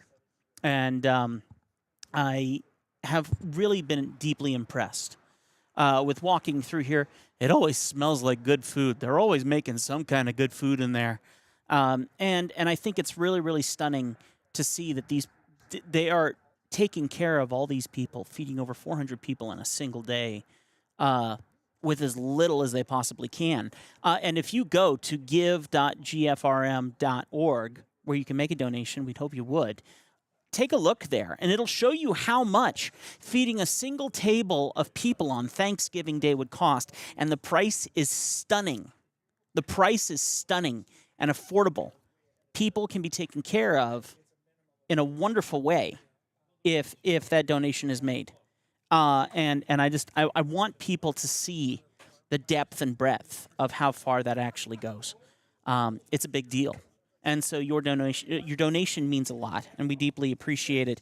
And I got to tell you, if you had the chance to come in and experience what I've been experiencing, you would also have a very eye-opening experience. Let me check some of these messages again. Is this going to be replayed later? I hope I can rewatch some of this again. They will have the original footage. I will be giving them additional footage once this is all done. How they use it's up to them. They might need some extra editing, so there might be some processing and some behind-the-doors kind of stuff that we would have to take care of to get this stuff able to be re-uploaded. You'll be able to re-watch the stream. This actual stream, you can replay it from Facebook as it is in its entirety and fast forward where you need to. But yes, everything is also being recorded, so all of those can be... I'm just getting too technical, aren't I? We can take each little interview, cut them up, and upload them individually. And that is something that will be up to them if they want to do that and if they want to call on my company for assistance with that. If not, they might have someone who can do it here locally. Candace says, Tim, I told Jim I owed him some information on Section 8 funding from our conversation earlier. What I found is that funding is there until November with HUD. But like all things government funding, things can change quickly as the shutdown continues. Others with more current information may be able to expand on this. Thank you. All right. Well, thank you, Candace, for that post. Appreciate it. And thank you for leaving your comments. Deeply appreciate you guys for being involved. Hey, I love when I see you guys hit that like button or the heart button. I love seeing the little buttons jump up there. So thank you so very much. This has been an incredibly successful live stream so far. If you consider that, I'm pretty sure if we haven't hit 1,000 views on this live stream yet, we are on the cusp of it. 960 views right now. There have been 960 people or 960 individuals who have clicked on this and watched it. We have 13 people watching live at this moment, 47 likes, 77 comments, 21 shares. You guys are incredible. You are incredible for putting out 21 shares, for helping us push the word out there, where it sounds like a telethon, where I'm going, hey, go to the donation button over here. Am I pointing the right direction? Yes, I am. Somewhere down there is the donate now, and you can take a picture with your phone, and you can make it. You've been putting up with that and sharing it out because you know the depth and the breadth of what the Great Falls Rescue Mission is doing here. And either you know that because you've experienced it or because you believe in it, or you're doing it because of the goodness of your heart. I got to tell you, I wish you had the opportunity to step in and see what I'm seeing. And for the record, I will say this on behalf of Jim. I know he loves giving tours. So if you need further proof, either before or after you would consider making a donation, if you need that proof, ask for it. They have been very, very willing to offer that information. They've been very, very willing to give people the opportunity to come in on a tour. So don't be afraid to do that. I think the reality is the door is open, but people do not make the time to do it. And if you find yourself in the scenario where I have a little bit of time, I am curious, have you not done it because you're afraid it might touch your heart a bit too much? Have you not done it because you're afraid that it might mean you suddenly feel like you should be involved? I got to tell you, if it doesn't scare you, it's not worth it if it doesn't scare you just a little bit. So just so you know. So here you go. I'm telling them that you like doing tours. Do you like doing? I love doing tours. Do you? Yeah. As a matter of fact, one of the things that got me here was doing a tour. Yeah. I got a tour of the men's shelter, and then the person giving me the tour had an ulterior motive. He wanted me to put tile down on the floor in the men's shelter, and I had never laid tile in my life, but I did it. I had a son-in-law that is no longer with us. He died in a snowmobile accident a number of years ago. And Jim Kaiser, the director of the mission at the time, was over at my house one day, and he saw all this tile work in the house. And, oh, I need you at the mission. And I said, no, you need my son-in-law at the mission. And so I talked to the son-in-law, and he said that he'd try and make some time to do it. Well, then at the last minute, they had kind of a tornado in Billings, and he's a roofer, so he was down there working. But he showed me how to do the tile work, and I did all the tile in the men's shelter from the front door to the kitchen. Oh, good heavens. And yeah, 2 weeks off working at Sears, and you got to be careful when you get a tour because it can change your life. Well, and that's what I was telling him. I ended up working here after that because I fell in love with what I saw happening in this place. And it's just an amazing place to be. This is my daughter pulling in. Oh, wonderful. And possibly some of her kids, I hope. She promised to bring me something to snack on. Oh, wonderful. She didn't know they had 500 cookies over there. But well, they're not going to taste as good as her cookies might taste. Yeah. Because you might be a little biased. I'm very biased. Yeah. She's So- a wonderful lady. Corey Reeves says he's honored to donate in honor of Larry the Cart Guy. And he's saying that he'll be on tomorrow at 7-ish. So if you want to see our chat with Mayor Corey Reeves, the reality is we'll barely be standing. Yeah. Yeah. And he better be talkative. He better be very talkative because we'll be there. We just received a $250 donation. Woohoo! Wonderful. Thank you so much, Carrie, for that update. Appreciate that. So another $250 donated. Thank you very much, guys. Yep, that's awesome. So I was telling them that you liked doing tours, and I spoke on your behalf saying all they need to do is come and ask you for a tour. And I said, what are you afraid of? Are you afraid that you might suddenly feel your heart being touched? And so you haven't done it yet because you might be a little concerned that you might get suckered in? Well, yeah, I think some people worry about that. Some think, is it a safe place to go? Yes. And right. I have never in my 15 years of being here felt like this wasn't a safe place to be. Right. So I will put a caveat to what you were saying about the tours. Please call first. Oh, yeah, no, yeah, of course. So of course, that I can free up my schedule. Yeah. Or get you here when the schedule permits and go from there. I have a very nice office now. When I took over as the executive director, I moved into the old executive director's office, and it didn't feel right at the time, so I moved back to my development or my operations office. So what office am I in right now? Is that the original That director's? was my office. That was your office?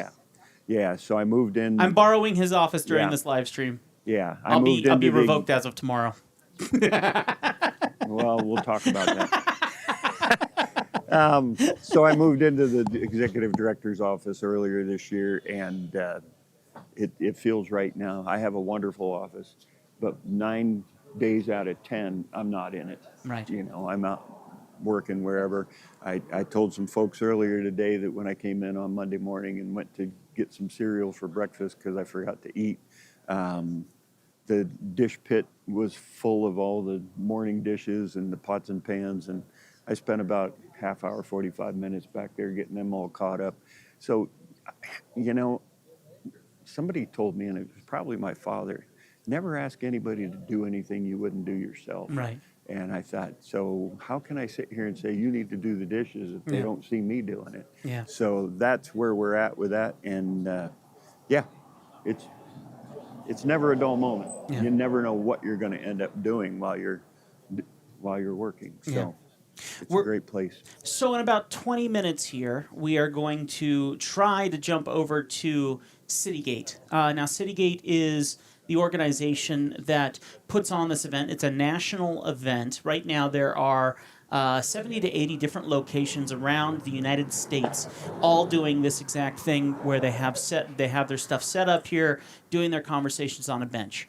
Every single place is doing this and live streaming it. We are simply one of those bunch, and we're very thankful to be involved. And they do have a feed that we will attempt, hopefully a little better than we did earlier today, attempt to pull that in here in a few minutes. I can't wait to see that too. So hopefully we can watch it while it's going on. Well, we will certainly try. You don't have to have me sitting here smiling in the sideline. You'll get a half an hour break. All right. Yeah. I need to take a quick one right now because I need to go see why she's not getting out of the car. That's fair. Go for it. She's scared she'll get on the air. Well, give me your microphone and go take care of her. I will. And once again, and then I'll talk to these folks and see if they perfect. want to join me. And once again, folks, thank you very much for that $250 donation. Please consider making a donation. You can do it give.gfrm.org, give.gfrm.org. My dyslexia kicked in for a minute there. Please excuse me while I pop behind our computer here and make sure that our stream is going smoothly. So far, everything has been going great. We have had a couple little moments when our feed has dropped connection, but we are doing pretty good right now. So thank you so much for sticking it out with us. We deeply, deeply appreciate it. And then let's take a look here and make sure that we are good to go for a few minutes here as we get set up for our next little bit. Lots to do here, so let me give you just a little bit of music to make the time go by a little faster, okay?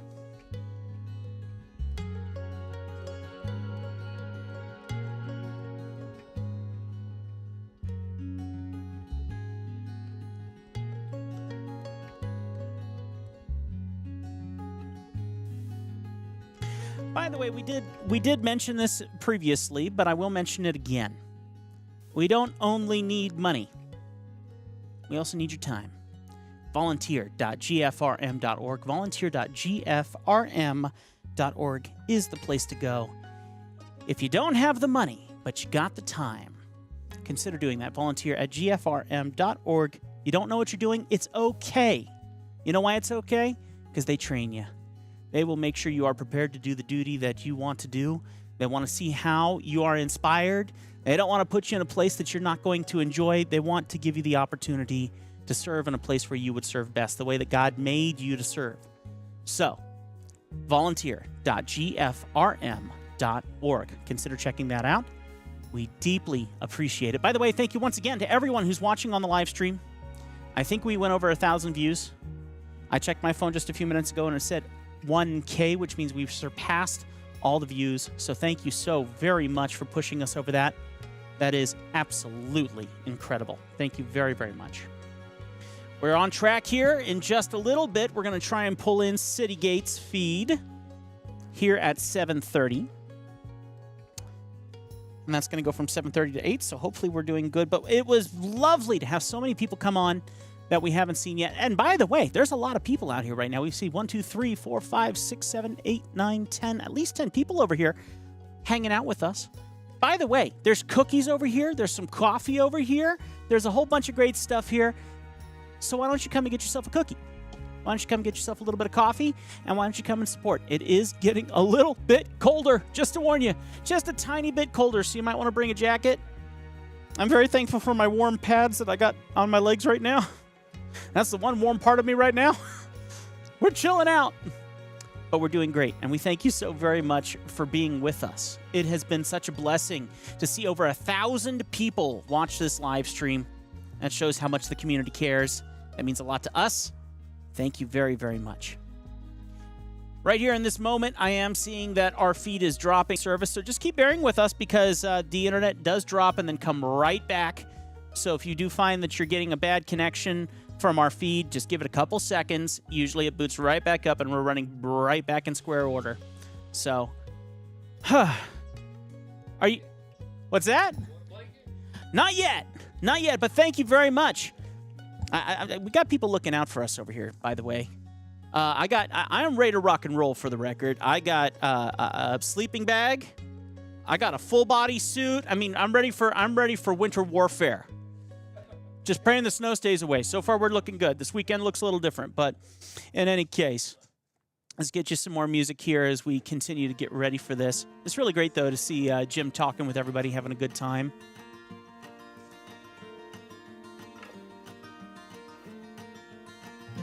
We got some nice conversations going over here. Come on, join us. So hopefully we're going to have a few more people to talk with Jim here. We got to keep that lovely little couch full. So let me help him out here and get him suited up. There you go, sir. All right. Once again, consider donating your time or your money. Give.gfrm.org. And if you want to volunteer your time, volunteer.gfrm.org. Getting these gentlemen wired up. Let them have a seat. Let's get them taken care of here. All righty. He's going to get us live here in a minute, and we'll go from there. You are good. We're good? You are good. So I have a new guest, and this one is unscheduled, which is a wonderful thing. He's been a friend for many, many years, and very instrumental in one of the retreats that goes on in Great Falls for folks that want to have an experience with our Lord and Savior. So I'll let you introduce yourself and then tell me about the retreat that you are pretty much constantly involved with. Okay. And then we'll go from there. My name is Kelly Neeland, and I'm one of the board members of Big Sky Appentow. Mm-hmm. And Appentow is just a Greek word that means encounter, and that's our only goal for our weekends is that each one would encounter the Lord Jesus right where they're at. And we've found that that's exactly what happens if you're open and willing for the Lord to touch your heart. And I just want to say, first and foremost, how much we appreciate Jim McCormick and the crew here at the Mission and the Cameron. And we have several of the clients that live here and people that work here come through the retreats. And what a blessing. What a blessing it is to have you guys have us be a little part of what you do. You're a big part of what we do, and thank you for that. We get our people there through scholarships mainly, and they come back renewed, refreshed, and reinvigorated with a love for Jesus that you can only get when you put everything else aside and go and have an encounter. Yeah. And I did it in, I think it was 1995 or 96. I think my number was number 91. What number are you on now? You number the events that you do. So, Yeah, we just finished number 187. so I was about halfway through compared to where, well, I'm getting old. Well, I went Yeah. through number 15, so I'm older than you. Ooh, So yeah. they want me to keep coming back till I get it right. So I'm at 187. Yeah. Well, it's been a joy to be a small part of it. I've served there at least once, and I come wherever I can or whenever I can to help out, and it's a blessing. Every time it's just wonderful to see people that have that renewed faith, that renewed vigor, that renewed balance in their life that you can't get when you're so crammed up with everything going on in the world. So thank you for keeping it going. Thank you for what you do over there, and God bless you in all your endeavors as you do it. Well, and thank once you. I retire, I'm hoping I can be more of a part of it when I'm around. I plan on traveling a little bit, so we'll never know where we're at. But Well, thank you. And we are quick to give the Lord all the glory because Amen. there's no one there but us chickens. But the Lord shows up, and that's what makes a difference in people's lives. Amen. So, Yeah. but speaking of making a difference in people's lives, you guys just do an amazing job here because Thank you. address the whole person, not just the physical, but the spiritual and emotional, and it's we're really blessed and lucky to have you and these facilities and whatnot in our city. So we thank you for. I'm blessed to have the staff that I have to work with and the facilities that we have to work with to get the job done. And if somebody would have asked me 35 years ago where I'd be at this stage in my life, it wouldn't have been here 35 years ago. But the Lord can change people, and He did me, and I'm thankful I'm where I'm at. Yeah. I've had a great 15-year run at doing what I'm doing, and I did announce that I'm retiring next spring. So, so we'll see where that goes. But I plan on being a part of the mission and a part of the Appentaus as long as I'm able. Well, that sounds great. Okay. There. Well, God bless. Thank you so much for stopping by. You bet. It's wonderful. And thank you for all the accolades. They're not to me, they're to the Lord above. well. So He's the one that's guiding and directing us. He gets the glory. But Amen. thank you for being Jesus with skin on for us here. So. All right. Take All right. care. Bless you, sir. Can I have the microphone back? Yes. Oh, wow. Wonderful moment, folks. Deeply appreciate everyone who's stopping in and getting that moment to chat with Jim. And thank you, sir. Yeah, that's perfectly fine. Yep. And thank you for spending your time with us, folks. We appreciate it. We know that you could be watching something on TV. You could be doing some other stuff. Why would they when they got us? When they got us, why need anything else? So how you holding up there so far, Jared, Jim? you want to come on? Yeah, get a jacket. Yeah. And we're going to be going live on the live stream in 10 minutes. Okay. If they follow through on their end, we should hopefully be able to do it. And since we missed the first one, we're really going to strive to get this one We're right. gonna try. So, yeah, we get to talking and forget all about the scheduled plan. So we're doing our best. There's another gentleman in the wings that I'd like to talk to sometime tonight too, and his name is Colby. And we'll hope to get him on here sometime soon. So Chris, if you could mention to him that he's not a guinea pig, but he'll be requested to come on. Okay. We got to go live with City Gate here in a few minutes, and then Jared and you, or you and Jared, if you want to duke it out, you can decide who gets first. So, yeah. And once again, Yeah. folks, we just want to thank everyone for their donations. I mean, we've seen a $2,000 donation today, $3,000 donation today, a $500 donation from Northwestern from Northwest. Energy. Yep. Yep. And then we also saw a $1,000 donation from Great Falls. First Baptist of Great Falls, another $1,000 donation from New City. New City. So- One from Victory Church. One from Victory, awesome. Yep. And then Antioch Church has committed to $500, possibly Wonderful. more. We don't know. Wonderful. Yeah, it's been wonderful. The gentleman that runs Rocky Mountain Treatment donated $3,000 earlier today, so thank you for that. We're just blessed that not only are we out here trying to inform our city and our county and our Yes. state of Montana to be better informed about what gets people homeless or how we can help homeless folks, but we're raising a little money to help the mission do their thing. As we've said continuously, we take no government funds. Everything that we do is by the grace of God and you, our people in Great Falls and Central Montana. And we've had donations from all over the country, matter of fact, all over North America, the north side of North America, I should say. We've had people from Canada donate, and we've had clients come in from Canada. One that comes to mind came from Ottawa, Canada, or even Toronto, one of those two, and stayed with us for a time, got himself together, and moving forward in life. I believe now he's a vice president of a bank in Minneapolis. So it does work.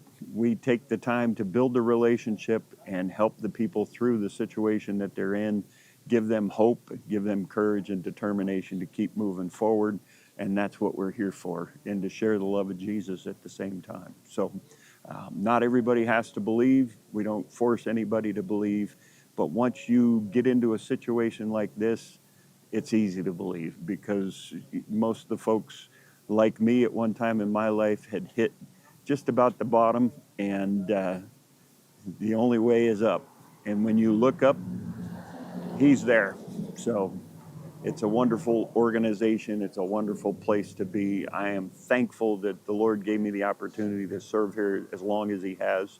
And I just pray that this place continues to grow and continues to thrive doing what we've been called to do. I have roughly 30 employees that are giving their heart and their soul to this place every day that they're here. And it's just a blessing. I can't believe that I get to work here, because it's just a wonderful place to be. So thank you for watching. Thank you for listening. I did take a quick break. My daughter and son-in-law and 2 out of her 3 kids came down to wish me well and brought me some hot food, which I'll have to reheat here in a little while. But yeah, it's just a wonderful time. This is amazing. We've done 6 hours already. I know. And It has gone by fast. I'm still going strong, and I haven't had that much caffeine. So, yeah, it's going to pretty get worse, amazing. buddy. Yeah, it's pretty amazing. And that means we only got 18 hours to go, man. Oh, praise God. I wish I would have never said that. You're going to remember it now. Now we're going to start to see 17, Yeah, then 16. Yeah. Oh Yeah. man, no! But the day has really flown by fast. I mean, 1 o'clock hit, and I was out here at 10.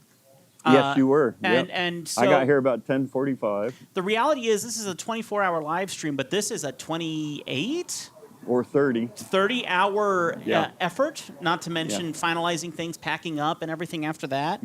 So no, this is a lovely challenge. It is. And how are you feeling so far? How are you feeling cold-wise and all that stuff? I am just bubbling over with joy that Good. We're having as much fun as we had. First off, I'm so thankful that the Lord gave us decent weather. Amen. Last week when we started doing some pre-recordings to, little teasers to get you interested in We this, were severely wondering. yeah, it was calling for snow and rain and cold weather, and yeah, I was having flashbacks of my first event like this. Thank you. My first event like this was on the roof of the women's shelter about Yeah. 14 years ago, and it was Jim Kaiser, the director then, and I was development person, and we had a DJ up there with us from your old station. That's right. And he had a very similar name, TJ Lee. Yeah. And we had a great time. We got up there on Friday morning. It was wonderful. The fire department came down and used their 100 8-foot boom truck to lift us up onto the roof. We had a porta potty lifted up on the roof by a crane. We had a tent, sleeping bags. I'm still impressed by that. I know, and we didn't damage the roof, which was really amazing. Who thought this was a good idea? Well, it was a lot of fun. We did it the last day of September and the first 2 days of October. We were trying to go for the look. We're up here. We're cold. We're tired. We want to get some help from you. And the first day I was up there, I got sunburned. It was so warm. So then it rained, and that kind of took the fun out of it for a little while. But yeah, it was quite an event. We raised $40,000 that weekend, but we were there for 3 days. I did get to sleep. I was going to college online at the time, trying to become a pastor, so I had lots of homework. So the table and chairs was mainly for me, so I could do my homework while I was up there. But there was a lot of good things that happened up there. We got kind of bored in the middle of things, so we had a golf club and some plastic balls, and we were trying to hit balls off the roof and across 2nd Avenue South into a 55-gallon drum. The only person that hit it was the DJ, but he had to do it on a bounce. One of my old employees from my prior life called in and said, "I'll give $100 if Jim hits a real golf ball off the roof." By the way, we're still willing to do things like that. Yeah, I'm not going on the roof, though. No. Well, are you sure about that? You've thought about it. You've thought about doing it again. Well, I had a really good shot. I shot it across 2nd Avenue through the where Deer Grabber's yard is right now, and into the semis that were open over in the Meadow Gold parking lot. And you could hear the ball ricocheting back and forth in a semi. It was pretty cool. I thought that was the best shot I ever made with a golf ball. So, and to this day, it's still one of the best shots I've ever made. Nice. Yeah. There's always one shot in a golf game that will suck you in and bring you back for more golf. And yeah, that was a good one that day. So I've got a couple people in the wings that I'm going to talk to, but before we do that, in a very few minutes, we're going to go live with Citygate Network on a national feed.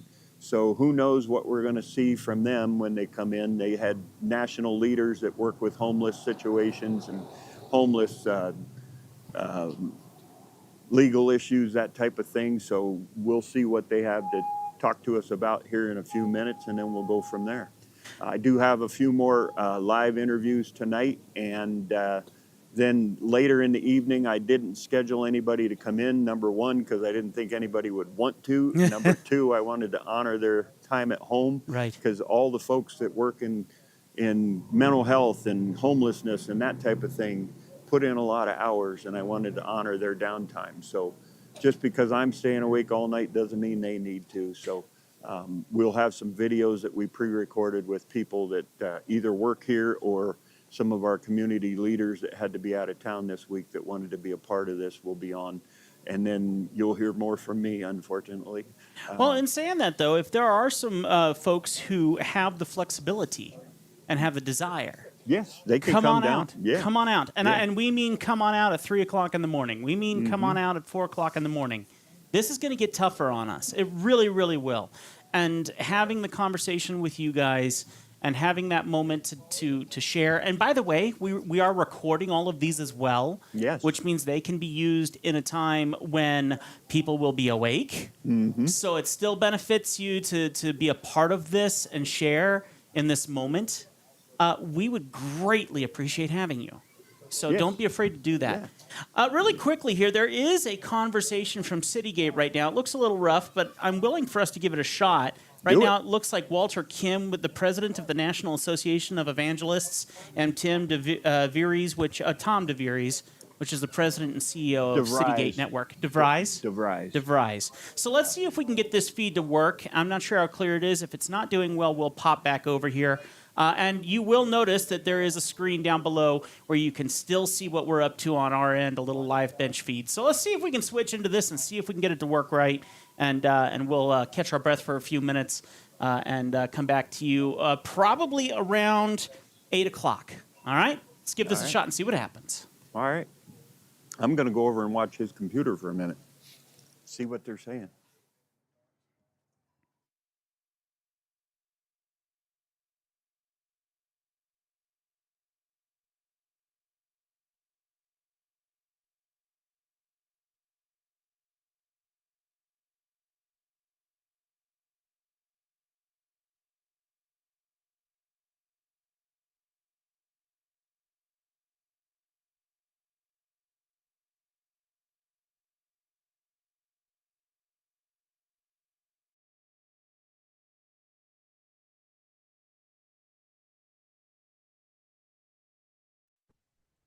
Drink the water. Adios, honey. Oh, it's just gonna start. Yep. Yeah.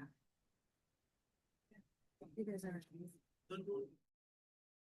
Looks like we just missed it. They're jumping back into our other feed until the other live comes on. They have been sharing feeds from other locations that we have not seen many. So it looks like they just hopped out of it, and we're hopping back in to us for just a minute. And we will come back to that here in a few minutes once they go live. So you just listened into Kristen Cooley saying that they're going to go live here in a few minutes with the other one. But they are sharing other locations right now. They are talking with other leadership and things like that. So we will hop back in there once I see the feed pop back up on our stuff. All right. So you're stuck a little bit longer with us. Sorry about that. Do you want me to get somebody in to talk with me for a few minutes, or do you want me to wait? I'd say let's stall because we're at 7:29, and hopefully here in a second we're going to be going live anyway. So how about if I do this? I'm just going to pop on a little bit of music for us here, and as soon as we get our feed up, then we'll be able to play that for you. Here we go. Did you say feed or feed up? Both. We need to get a coffee table over for you here, don't we? Yeah, or a recliner, but then that's a troublesome thing. That would for be, me. yeah, then you'd fall asleep. Yeah.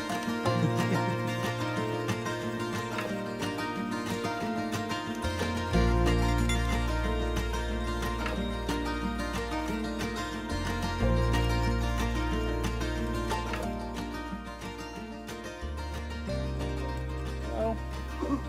Hey, good news, Jim.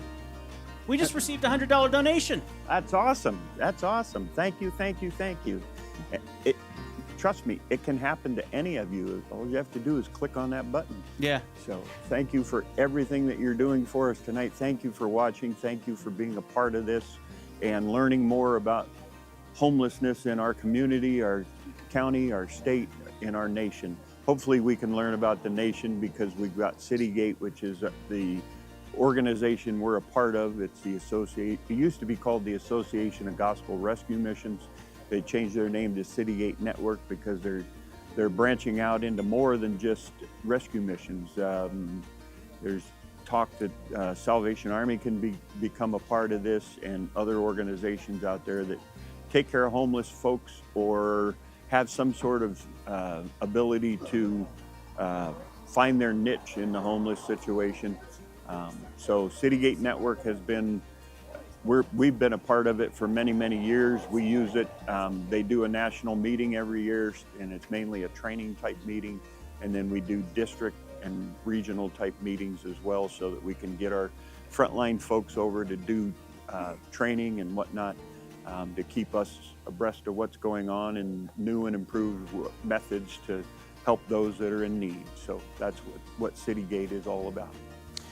So far, their feed doesn't seem to come up for us, so it looks like at the moment we're not going to be able to pull them up. I'm looking for them, so for now it's us until I find that connection.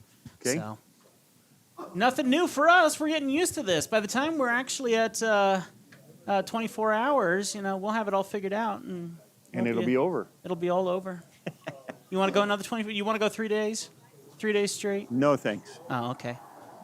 No, thanks. When I Would thought, you want me to get somebody in here to yeah, I guess let's just go ahead and move ahead. Okay.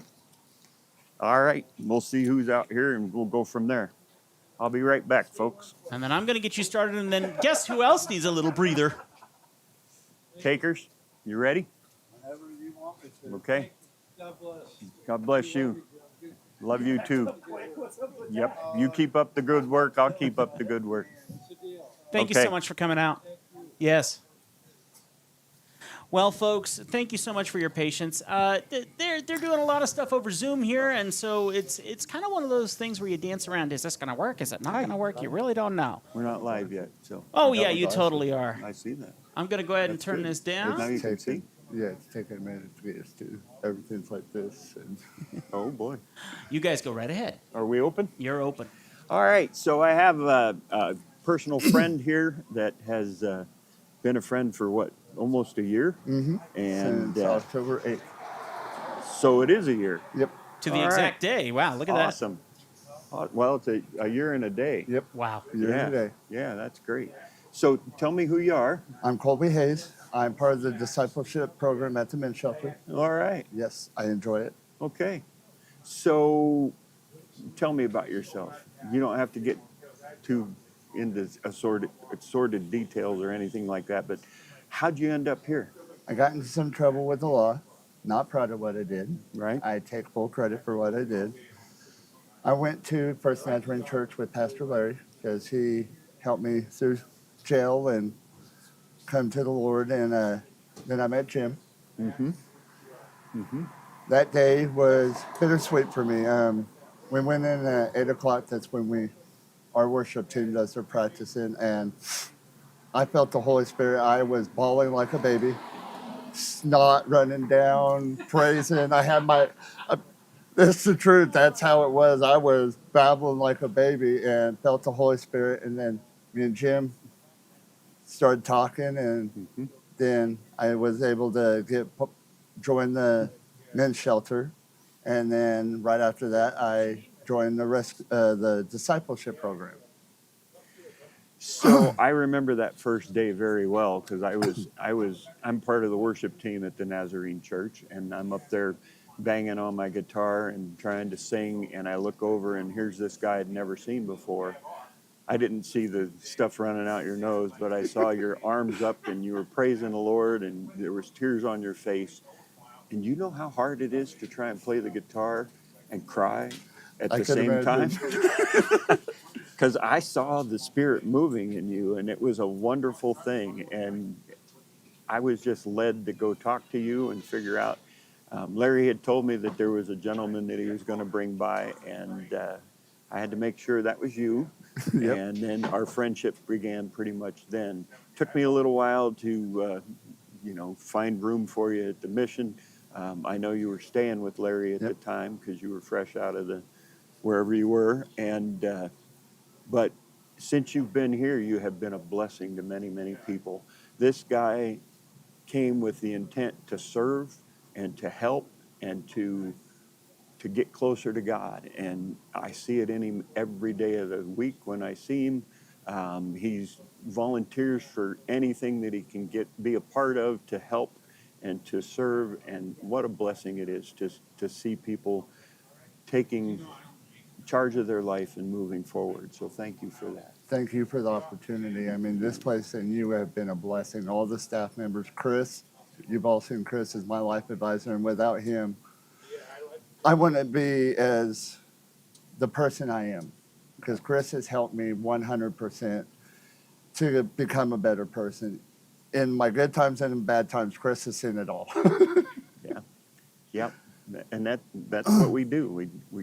We put ourselves out there and we try and build the relationship so that you can see that there's a different way to live than what you might have been doing before. And there's no judgment. There's no preconceived notion. There's nothing along those lines. We are here to try and help you find the way that you need to go and move forward from there. So thank you for your willingness and thank you for your dedication to what we do here. And I see that by the way that you help in every aspect that you can. So you've been around for a year now, and you've had some life transformation, but tell me of a time that you saw somebody in the men's shelter that was having that life transformation that really made a difference to you saying, I want that. Or it could be outside the men's shelter too, so. Well, there's so many, like Chris has been my life advisor. So I work hand to hand with Chris a lot of the times, and it's not always perfect. Nope. There was an incident a couple of days ago where we had this guy come in, and not going to get into full details, I went and told Chris about him. Well, Chris was irritated at the situation, and it went off on me. And I stood there, was like, you know what? Wasn't me he was mad at. It was the other guy. I defended Chris. And then he come back, and it's like, I'm sorry, shouldn't have done that. And we worked it out. I want to continue to have that like Chris does. Right. If I screw up, I want to be able to say, hey, I apologize. This is what I did. Yep. And work through that problem. Well, none of us are perfect. No. You know, and when you live in a communal situation like the men's shelter, you're in close proximity to many other men Yes. in the area, and tempers can flare, and situations can get out of hand, and things can be said that you really wish you would have never said. And that's part of the key of transforming your life is know when to hold them and know when to fold them. Correct. It Yes. sounds like an old song, doesn't it? Yeah. So yeah, it's pretty amazing that I've seen it so many times. I'll share this one. When I first started volunteering down here, the former director, Jim Kaiser, and I've shared this before tonight, came over to my house and saw this tile on the floor, and he said, "I need you at the mission." And I said, "No, you don't need me. You need my son-in-law. He's the one that laid all the tile." Well, I worked it out with my son-in-law at the time, but he got busy with his job and couldn't be there. So I said, "Okay, show me what I need to do." I'd hardly ever laid tile in my life, and it's ceramic tile on the floor. So he came over and showed me how to get started, and then went to Billings because that's where his job was taken. And I was there for 2 weeks on my knees, putting flooring in from the front door of the shelter to the little ramp next to the kitchen. And I will say none of those are broken yet. Means I did a good job. Yeah. But while I was there, it was transforming my life. And I never expected that. To see guys, similar situations as yours, and it just had an effect on me. It changed the way that I saw people that were living there. It changed the way that, the preconceptions that I had. And I mean, I saw Jesus at work there, and I wanted to be a part of it. So, yeah, not long after, I got a job at the rescue mission, and here I am. I see that every day. I started out in the kitchen. My first day, Aaron's like, "Here you go, you have kitchen experience." And just helping those people, just giving them food. Mm-hmm. They're happy for that. They're thankful. Yeah. And that's one of our biggest ministries is in the kitchen, I believe. Yep. Is serving the community. And I love being able to do that. Yeah, I have my hand in a little bit of everything over there. Yeah. Yeah. But I love helping people. Yeah. Yeah, I can see that. The mission has helped me so much. The Lord has helped me so much. I mean, if it wasn't for him, I wouldn't be sitting here with you today. Yeah. It's all him, not me. Yeah. By the grace of God. Yes, by the grace of God. And I want to give that to other people. Amen. Amen. That's awesome. Well, how long is your discipleship program? 16 months? Yes. That's what I've shared before. Now, we were in a pause because they Right. were redoing the program. Now we're about to start it up sometime soon this month. So what graduation date are you looking at? This time next year, or 6 months from now, or? It'd be, well, I'm going to restart in phase 1. So okay. It'll So be you're gonna starting over. Yeah. So Okay. it'll be another 16 months. Okay. All right. Well, that's awesome. That's good. We got somebody to help us out when we need it. That's Yes, a good sir. thing. Okay. Would you like to share anything more? Not that I know of. Just, I'm going to do a plug. We do need donations, whether it be monetary or food. Mm-hmm. And it's coming wintertime now, so anything you can give us, clothing-wise, jacket-wise, we'll accept it. Mm-hmm. And we appreciate it. Yes. Don't think we don't, because we do appreciate it. Because Yep. a lot of the people, this is the only place they could get clothing. Right. Or they could get food. Right. And that's what we need. Yeah. Yeah. Especially beef, Yes. Beef prices are really high right now, and many producers are reaping that benefit.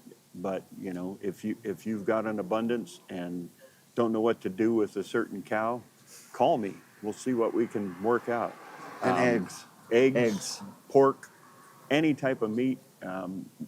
We don't take government funds. We don't have a lot of cash surplus to buy food like we do. We're blessed with supermarkets and restaurants that do banquets and that type of thing that bring us, but that can be sporadic. So we have lots of freezer space. We have Thanksgiving coming, so we need turkeys. We have Christmas coming, so we need hams and all the fixings for those meals. In years past, we used to give out over 100 food boxes at Thanksgiving that included a turkey and all the fixings for folks that were in need. Because of financial constraints, we're going to limit that this year and mainly provide that to folks that have stayed here and that are out on their own that might need the help. If we have an abundance come in, we'll open it up more, but we have to take care of those that we're serving first and those that we have served second, and then we'll go from there. So any help you can give is always a blessing and always appreciated. So thank you for that. And I hope that while I've been asking for money in this thing mainly, that we see an abundance of foodstuffs come in too. So anything you can help with, canned goods, fresh vegetables, celery.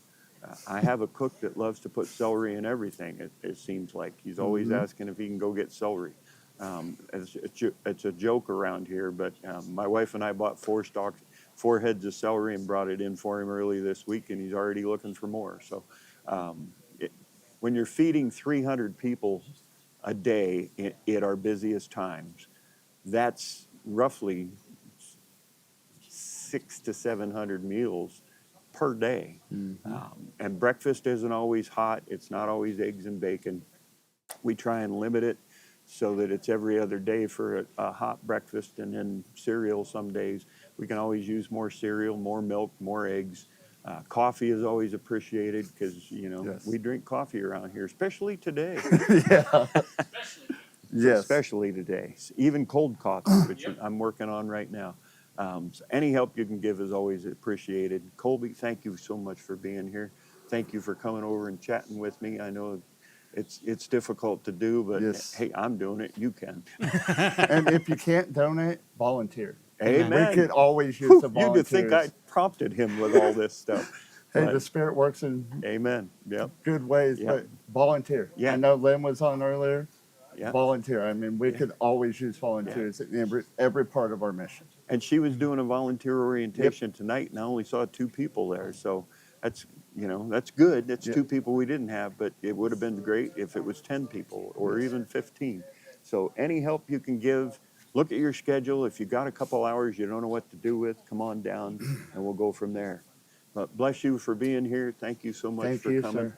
And I need the microphone back. No, that's good. And folks, we're going to go ahead and try and jump back into the live stream on the other side here and see if we can get connected with them. Good. I'm going to get out of here for just a minute. All right. Okay, so let's see if we can get connected on the other side here. They have a feed going on. Let's see if we can get in.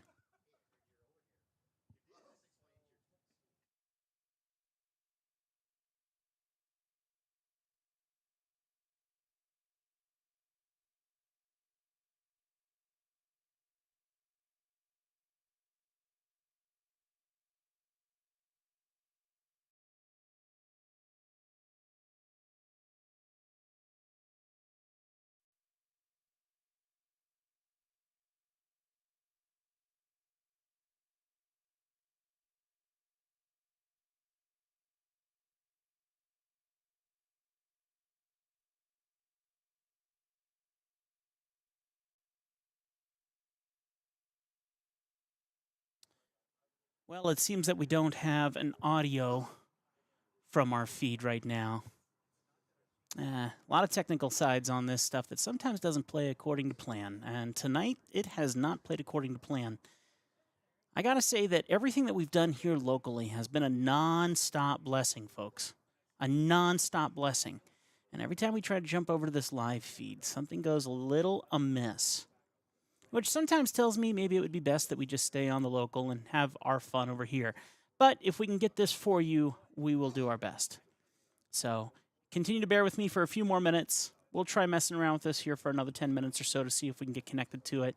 If so, I will make sure to share it with you.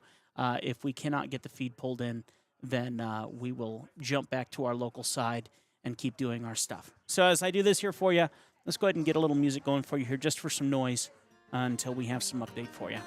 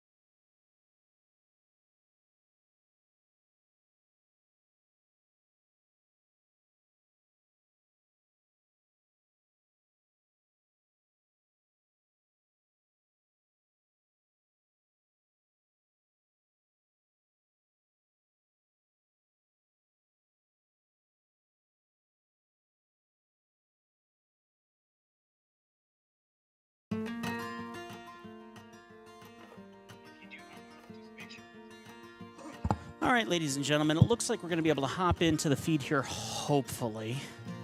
The team out of Fresno, who's in charge of this, are doing a great job getting us connected. So I'm hoping that we can bounce in here and hopefully receive audio. There's only one way to find out, though, and that's to hop in and give it a shot. So we're going to get in here and see what happens here.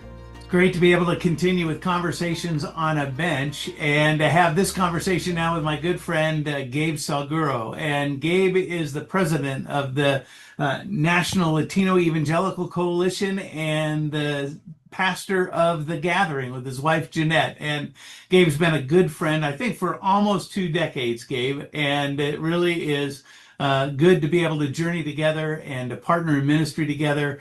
We had you at our annual conference this year as a speaker, and it was great as far as the impact that you had on our people, and they really appreciated it. So thanks for that, and thanks for taking time out to be part of this conversation as well. Well, a big warm hug from sunny Orlando, Florida. Yeah. A warm bench in Orlando, Florida, and always so honored to be a part of all the good work you all did and do. And it was great to be with all of you in Arizona to talk about the prodigal son and the forgiving father. So I'm part of the family if you'll have me. Absolutely. And love that. And one of the stories you shared when you were with us that I thought might be good to maybe share as we kind of have this conversation and to get people to know you a little bit and even your background, that you're aware of what addiction looks like and homelessness looks like and how it's actually impacted you personally through your dad's story, and being able to even share kind of the hope of transformation that came out of that. Tell us a little bit about how this has impacted you personally, Gabe. Look, like many people, I came up the rough side of the mountain. We were economically challenged. That might be a long form of saying we were very poor. And my father, as a teenager and a young adult, was struggled with substance abuse. He was addicted to heroin. And as you know, oftentimes substance abuse leads you to homelessness and a whole litany of other challenges that come from that. And so, you know, my dad lived under a bridge in Puerto Rico and then later also in New York. And that reality came from a dad who was addicted to alcohol. And my maternal grandfather suffered with alcoholism. And so those realities led them to a very challenging life. And so a lot of people don't make those ties, that living with substance abuse often leads people to homelessness, to joblessness, to a whole other group of social challenges. And so my dad has an 8th grade education. My dad has an 8th grade education. He was formerly incarcerated, and he belonged to, I like to call him, he was a nocturnal pharmacist. That means he used to deal drugs and he was part of a gang. But Christ found him. And so I don't just talk about second chances and about redemption and how people could turn their lives around. He had a radical conversion experience when Christ found him. He went to a program called Teen Challenge, graduated from there. There he went to Bible school, learned, and later he became a pastor. And so, but those challenges of my dad's early substance abuse into his young adulthood presented economic challenges for my family. We lived off the social safety net. You know, I know what WIC and SNAP mean, not just theoretically. You know, I was a beneficiary of that. And so I'm fortunate, I'm blessed that the community intervened and saw hope where people said, oh, there's no chance here. And my dad became a pastor, put me and my 2 brothers and sister through college, is now running a prison reentry program. He's running a drug rehab program. So he himself is paying back the opportunities he received. And so I've seen God's grace, and I've seen what ministry and intervention can do to change not just one man's life, but the trajectory of a whole family. That's powerful, Gabe. And to recognize that God is a God of transformation. And many of the conversations on the more than 70 benches around the country today are those stories of transformation, and they do offer hope, and they do show us the power of healing and the ability to turn our life around as we choose to follow Christ. So really appreciate that, Gabe. Thanks. Look, I'm my whole life is paying it forward because somebody took a chance, a gospel chance on my father. It changed his life, my mother's life, my two older brothers' life, my younger sister's life, and all the lives we've touched. My brothers are school teachers, my sister's a dean at a college, and so that has ripple effects. You touch one life, you don't know how many people. If you invest, if you take a risk of faith, if you say, hey, there's an opportunity to change a life, you don't know the ripple effects over decades that you can have on people. Yeah, so true. And, we kind of look at when we see the situation in the United States today, often it isn't as much about people as it is around policies, and especially with regard to how we respond to drugs and addiction or to homelessness. And how would you kind of see Christ followers really needing to lean into caring and compassion, really over rhetoric, over policies? What does that really look like as you begin to think about the Bible coming alive in the lives of Christ followers? The heart of God is people. Yeah. God cares about people. Christ died for people. Now, of course, policies impact people.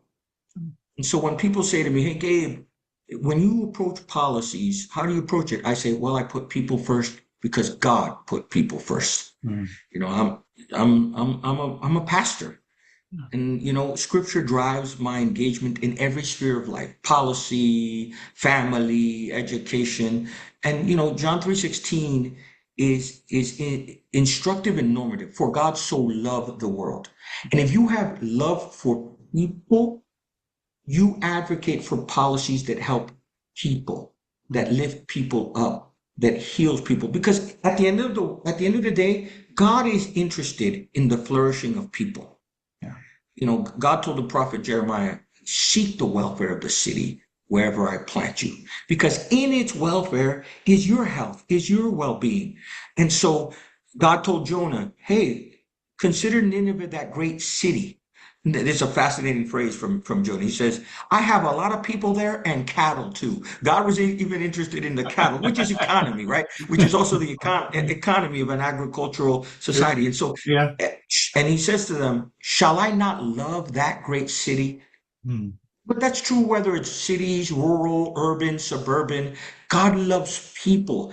And there are policies that help people flourish, and there are policies that create obstacles to flourishing. If we are Jesus people and gospel-centered people, we look for policies that help people flourish. Yes. Yeah. I love that, and so true. And that's being challenged certainly in different ways. And you see that, I think, in your role at the National Latino Evangelical Coalition, where firsthand, there are people that are being marginalized. Our rescue missions are seeing numbers of people that are being dumped on our doorstep, ultimately as they're migrating from Latin America. And how does the church respond in having open doors for all people? How does that happen, Gabe? Look, I think that we learn from Scripture and the heart of Jesus. Jesus gives us great teaching in Matthew 25. And what people may remember from Matthew 25, it's that it's not a text to an individual. It's a text to nations. It says that when the Son of Man comes and all his angels with him to judge the nations, in Greek, the ethnes, all the cultures, all the ethnicities, everybody, black, white, Asian, Latino, so forth. He says, he's going to say one thing to people: for I was hungry and you fed me, naked and you covered me, thirsty and you gave me to drink, in prison and you visited me. I was a stranger and you welcomed me. And so I'm driven, gospel-centered people And Jesus followers should be driven not by partisanship, not by polarization, but by the teachings of Jesus. The book of Hebrews reminds us in the 13th chapter, it says, remember hospitality. Because many of you have entertained angels unaware. The Greek word for hospitality, xenophilia, love of the stranger or love of the immigrant. And so good, well-meaning people can disagree on policy references.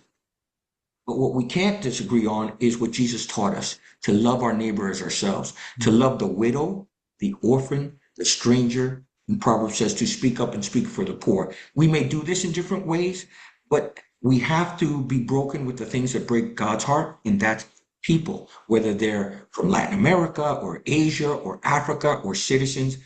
And so that Matthew 25 kind of becomes the normative text for how I deal with people on the margins.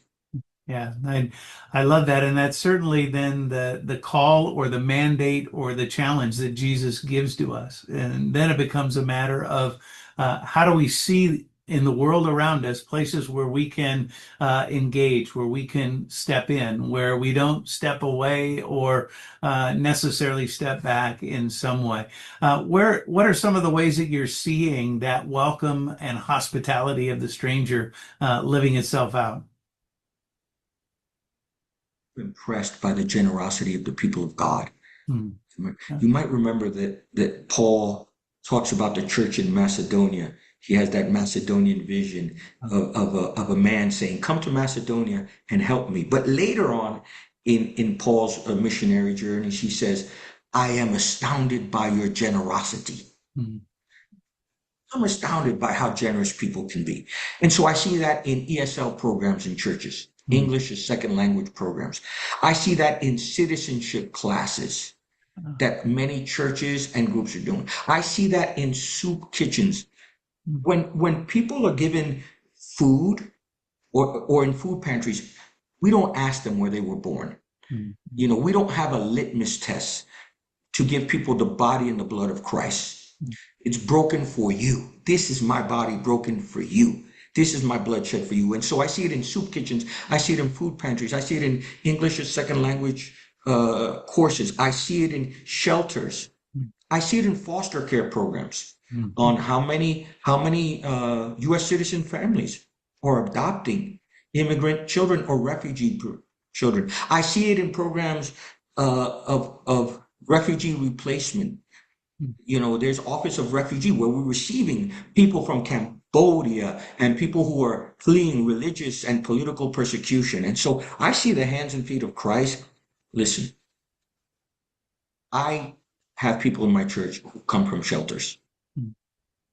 And their first step of stability was that shelter. It helped them have an address. It helped them get a job. And so I see Christ in the sheltering of people, right? Part of God is that he's a shelter. Like literally one of the metaphors for God is, I am a shelter. Yeah. And so I see it in sheltering. And so I see it in so many ways, but I also see it in advocacy. When people speak up for people who have challenges to access to power and access to goods and access to food and food deserts. And so God is moving. Aslan is on the move. Aslan will always be on the move, but the challenges persist. We just have to be resilient in doing good. Yeah, and being willing to have the courage and confidence to be able to step out and do that. And certainly a lot of that comes out of seeing all people in the image of God and bringing a sense of dignity and respect to all people, which therefore then opens all of us to embrace and open our doors to be able to welcome, as you talked about that. And how do you see or encourage people with regard to being able to see people as made in God's image, and so therefore it impacts how we interact together and even how we love one another? Imago Dei is undeniable. It's undeniable. Look, when I run into people, our church has over 15 nationalities, right? And We have Haitians, and we have Colombians, and we have Nicaraguans and Puerto Ricans, and we have people with temporary protected status and DACA, and we have people who were born and raised in the United States. But if you ask them, what do you care about? I want my kids to have a better future. I love my wife. I love my children. All these things that unite us into this common shared destiny of loving one another. And so when you look in the mirror, you say, hey, man, I love my kids. This person loves his or her kids. Hey, I want a better future for my family. So do they. But more importantly than that, Christ died for people. And cruciformity is not a suggestion. It's an invitation. And cruciformity is sacrificial. When you see the image and likeness of God in other people, you're willing to go that extra mile because you said, well, here's a person Christ died for. Here's a person God sent his son into the world for them. Look, I used to go to church when I was a little boy with holes in my shoes. I was poor. I was very poor. And my mother would always say, poverty does not mean you don't have dignity. Wow. Your economic status is not your spiritual, moral status. And so I wore hand-me-downs for my brothers. It was rough. I don't know if it's still called this, Tom, free lunch. It was called free lunch. They'd give you a card and they'd snap it. And there was a whole stigma around poverty. They've changed that somewhat so people don't notice it. But as a child, it was hard going to the supermarket. And now there's a card that looks like a debit card, an EBT card. But not then. You had to give the actual coupons. And people, there was stigma. And my mother would say, your economic status is not your status before God. So true. Man, that gave me courage.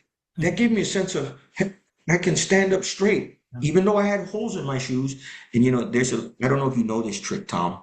Yeah. It's called the coloring. What you do is you put a cardboard in the shoe, right? And then you flip it over.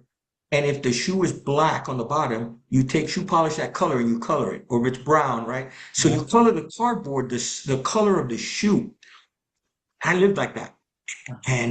But my mother and my father would say, God has a future for you. When you see the image of God in people, you see that God has a divine design, a purpose for them, whether they have a lot of money or they have no money. And so I think that that's what the image of God says. It does. Your economic status does not determine your value before God. Yeah. Amen to that, Gabe. And really, I think that out of that, because we see people that way, as you were talking, I just think of the words in 1 John 3 that says, Christ sacrificed himself for us, so we ought to sacrifice ourselves for others ultimately. And that's the call. And I think I love being part of a movement and with leaders who are committed to do that. And certainly the CEOs that are having these conversations and the teams and staffs of our rescue missions and ministries are certainly doing ministry on the front line. What word of encouragement might you give to them? And for those maybe that are watching these video feeds or live streams that might be standing on the sidelines, what encouragement might you give to them to take a step onto the field and jump into the game?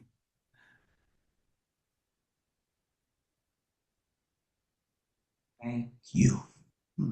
Because I'm a life that was changed. Yeah. Your work is not in vain. Yeah. Cast your bread upon the waters. After many days, it will return to you. I was in the White House and I flew on Air Force One. The president asked me, what brought you here? What gave you access to this? I said, oh, who, me? I'm the son of a homeless man. I'm the son of a homeless man whom Christ found, and through the community and the support, his life was changed. So my encouragement is, you never know whose son and daughter's future you're changing with the radical hospitality, generosity, and love. And so my encouragement is, I'm here because of you. I'm able to advocate in the halls of Congress. I'm able to speak with presidents of all parties. I'm able to speak to senators because somebody said, Hector's my father's name. There's dignity in Hector. So my encouragement is, look what God has done through your hands. And like me, thousands of other children and women and men, women who are running from abuse and have, domestic abuse shelters, and children who have a couple meals a day, and men who are learning English, returning and reintegrating into society after serving their time in the criminal justice system. My word of encouragement, gracias. Gracias. I would not be here if it weren't for rescue missions. I used to pastor New York, right down a couple blocks from the Bowery mission. Seen the work. I know what it does. And so I encourage you with a word of gratitude on behalf of the thousands of people you may never hear from. They're anonymous. They're teachers now. They're principals. They're custodians. They're bus drivers. They're lawyers. But you help their mother, their father. You help them. My word of encouragement is your work yields transformative fruit that leads people to flourishing. God bless you for it. Thank you. That's a great word to end on, Gabe, and really appreciate how sincere you are with that, and how it just comes out of your life and who God created you to be as well. And we just appreciate your support, your partnership, being able to journey and walk together. And I know this will bless many people who watch this conversation as part of the many conversations that'll be happening on benches today. Thanks so much, my brother. Grateful. All those benches across America, that is gospel work. That is gospel work. So from Orlando, gracias. Gracias. Thanks so much. Bye-bye.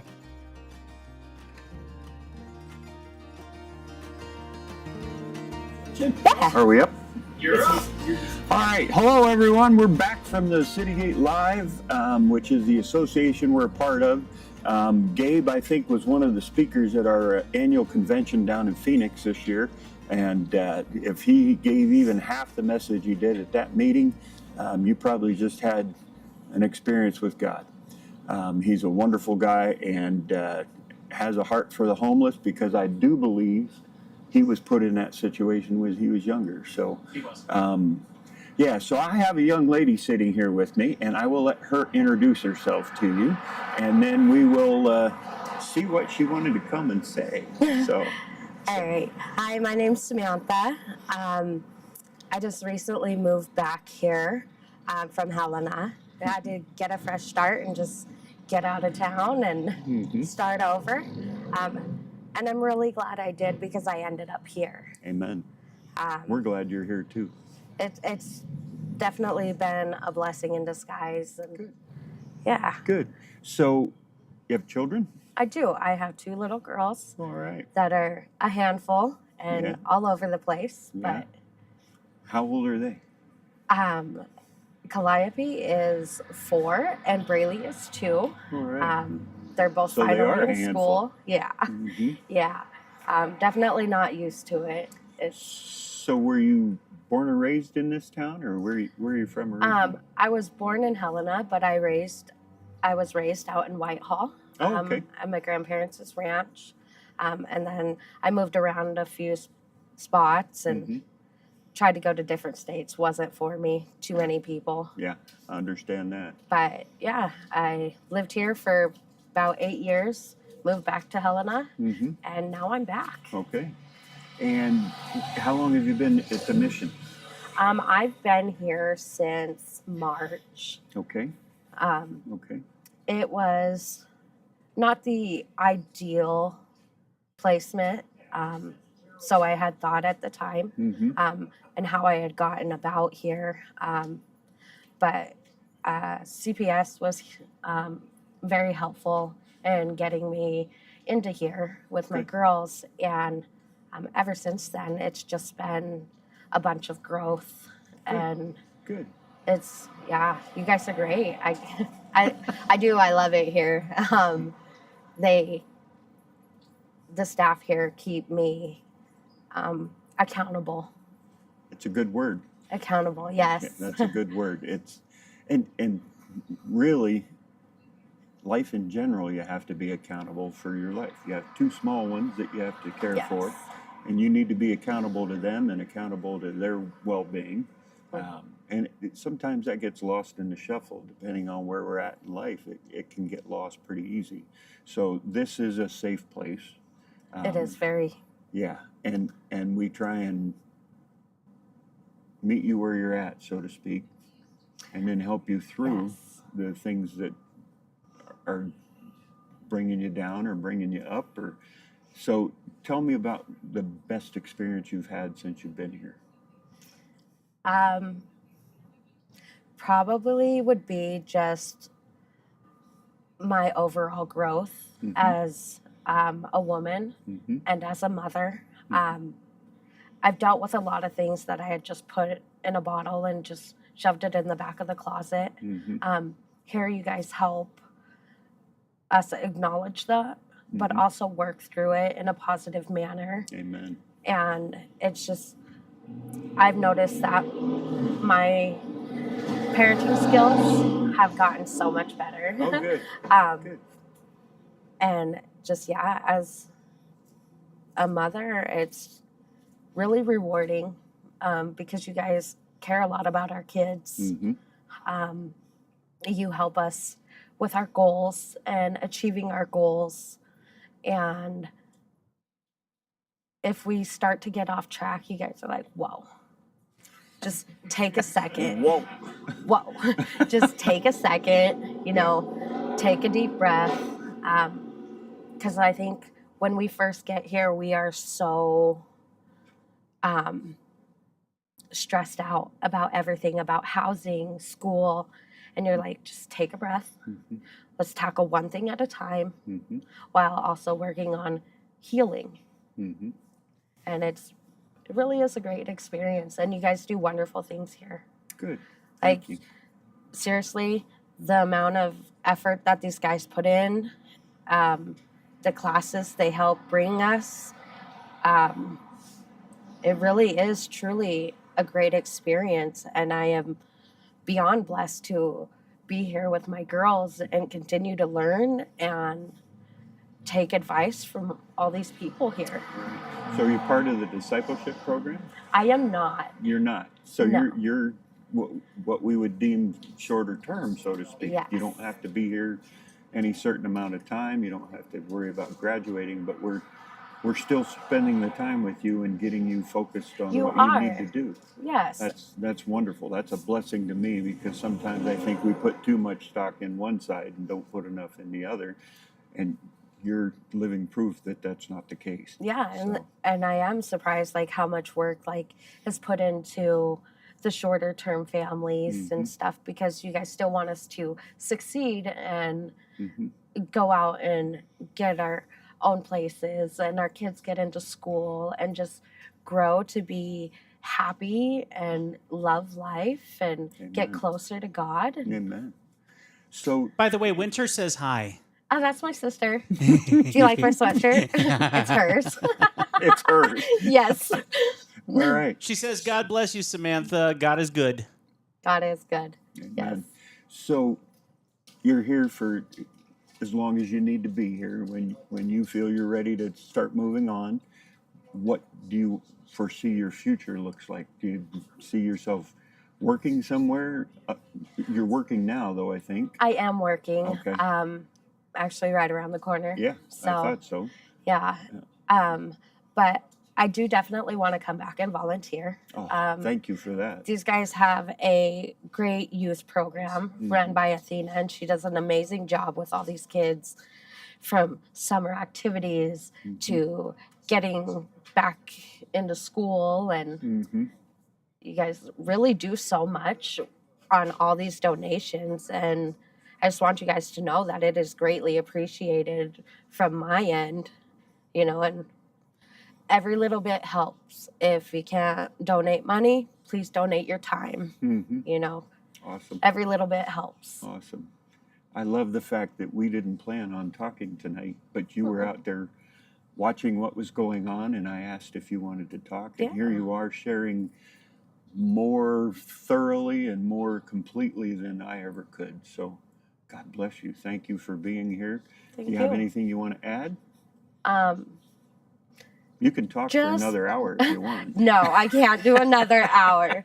But I would just like all of you to take a moment, look at your life, and just be grateful for it. Amen. We all have our hard times and our hang-ups, but with God, we can get through anything. Amen.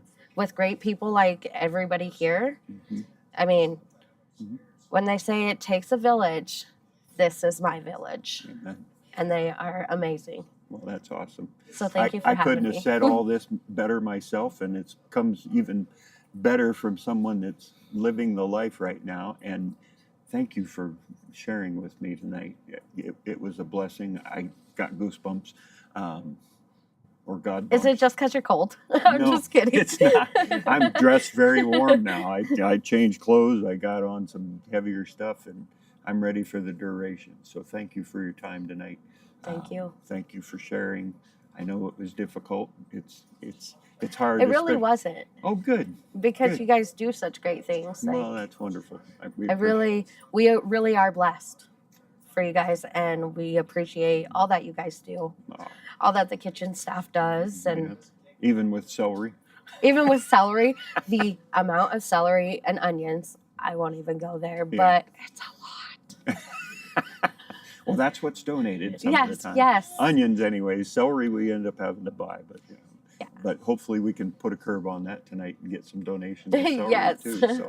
So thank you for being here. I do appreciate it. You've been a blessing to all of us around here, and we just wish nothing but the best for you in the future. So keep doing what you're doing, and great things will happen. Yeah, I will. Thank you so much for having me. All I right. appreciate it. Yep. Have Thank a good you. night, Jim. Yep. Stay warm. I need your microphone. Oh, yeah. I'll give you this. Thanks for keeping an eye on those microphones for me, Jim. Hey, folks, we're doing really great here. We deeply appreciate you being here as well. 11 people watching right now, 44 likes today, 76 comments, 19 shares, and I saw more than that. I need to re-update my feed. We have gone over 1,000 views today so far. It has been quite a day. 1,000 Amen. views on the live stream. That's awesome. That's awesome. That's a Thank you beautiful all day. very much. That makes this all worthwhile. So that and being able to share, listening to stories like Samantha's, Yeah. Colby's, you name it, and then the folks that are working in the city that are doing other parts of ministry or other parts of service for folks that are in this situation. We thank you all for being a part of this. Yeah. It's been wonderful. We're flying by the seat of our pants, so to speak, because Boy, you got the truth. we had some direction from Citygate Network, which is the association we're a part of, but I'm letting the Lord take it wherever He wants to and go from there, and we will continue to do that for the next 16 hours now? Forever now, yes. Yes, we got a long way to go. No, we're a third of it in, man. We're we doing are. good. And So- actually, since we're saying this, unfortunately, Facebook does at a certain point in time say we got to reboot our live stream. Oh. So this would be a good time to do that. Okay. Well, So- before we go there, Go for it. Let me share that the men's shelter just sent over some wonderful homemade cinnamon rolls from the new restaurant in town, Pizza Ranch. And the lady up there said that she wanted to just be a part of the men's shelter and provide them with some, we always call dessert goodness. So we got some goodness coming, and when my sugar goes a little lower, I'm not going to have to worry about it because that'll get me right up to where I need to be.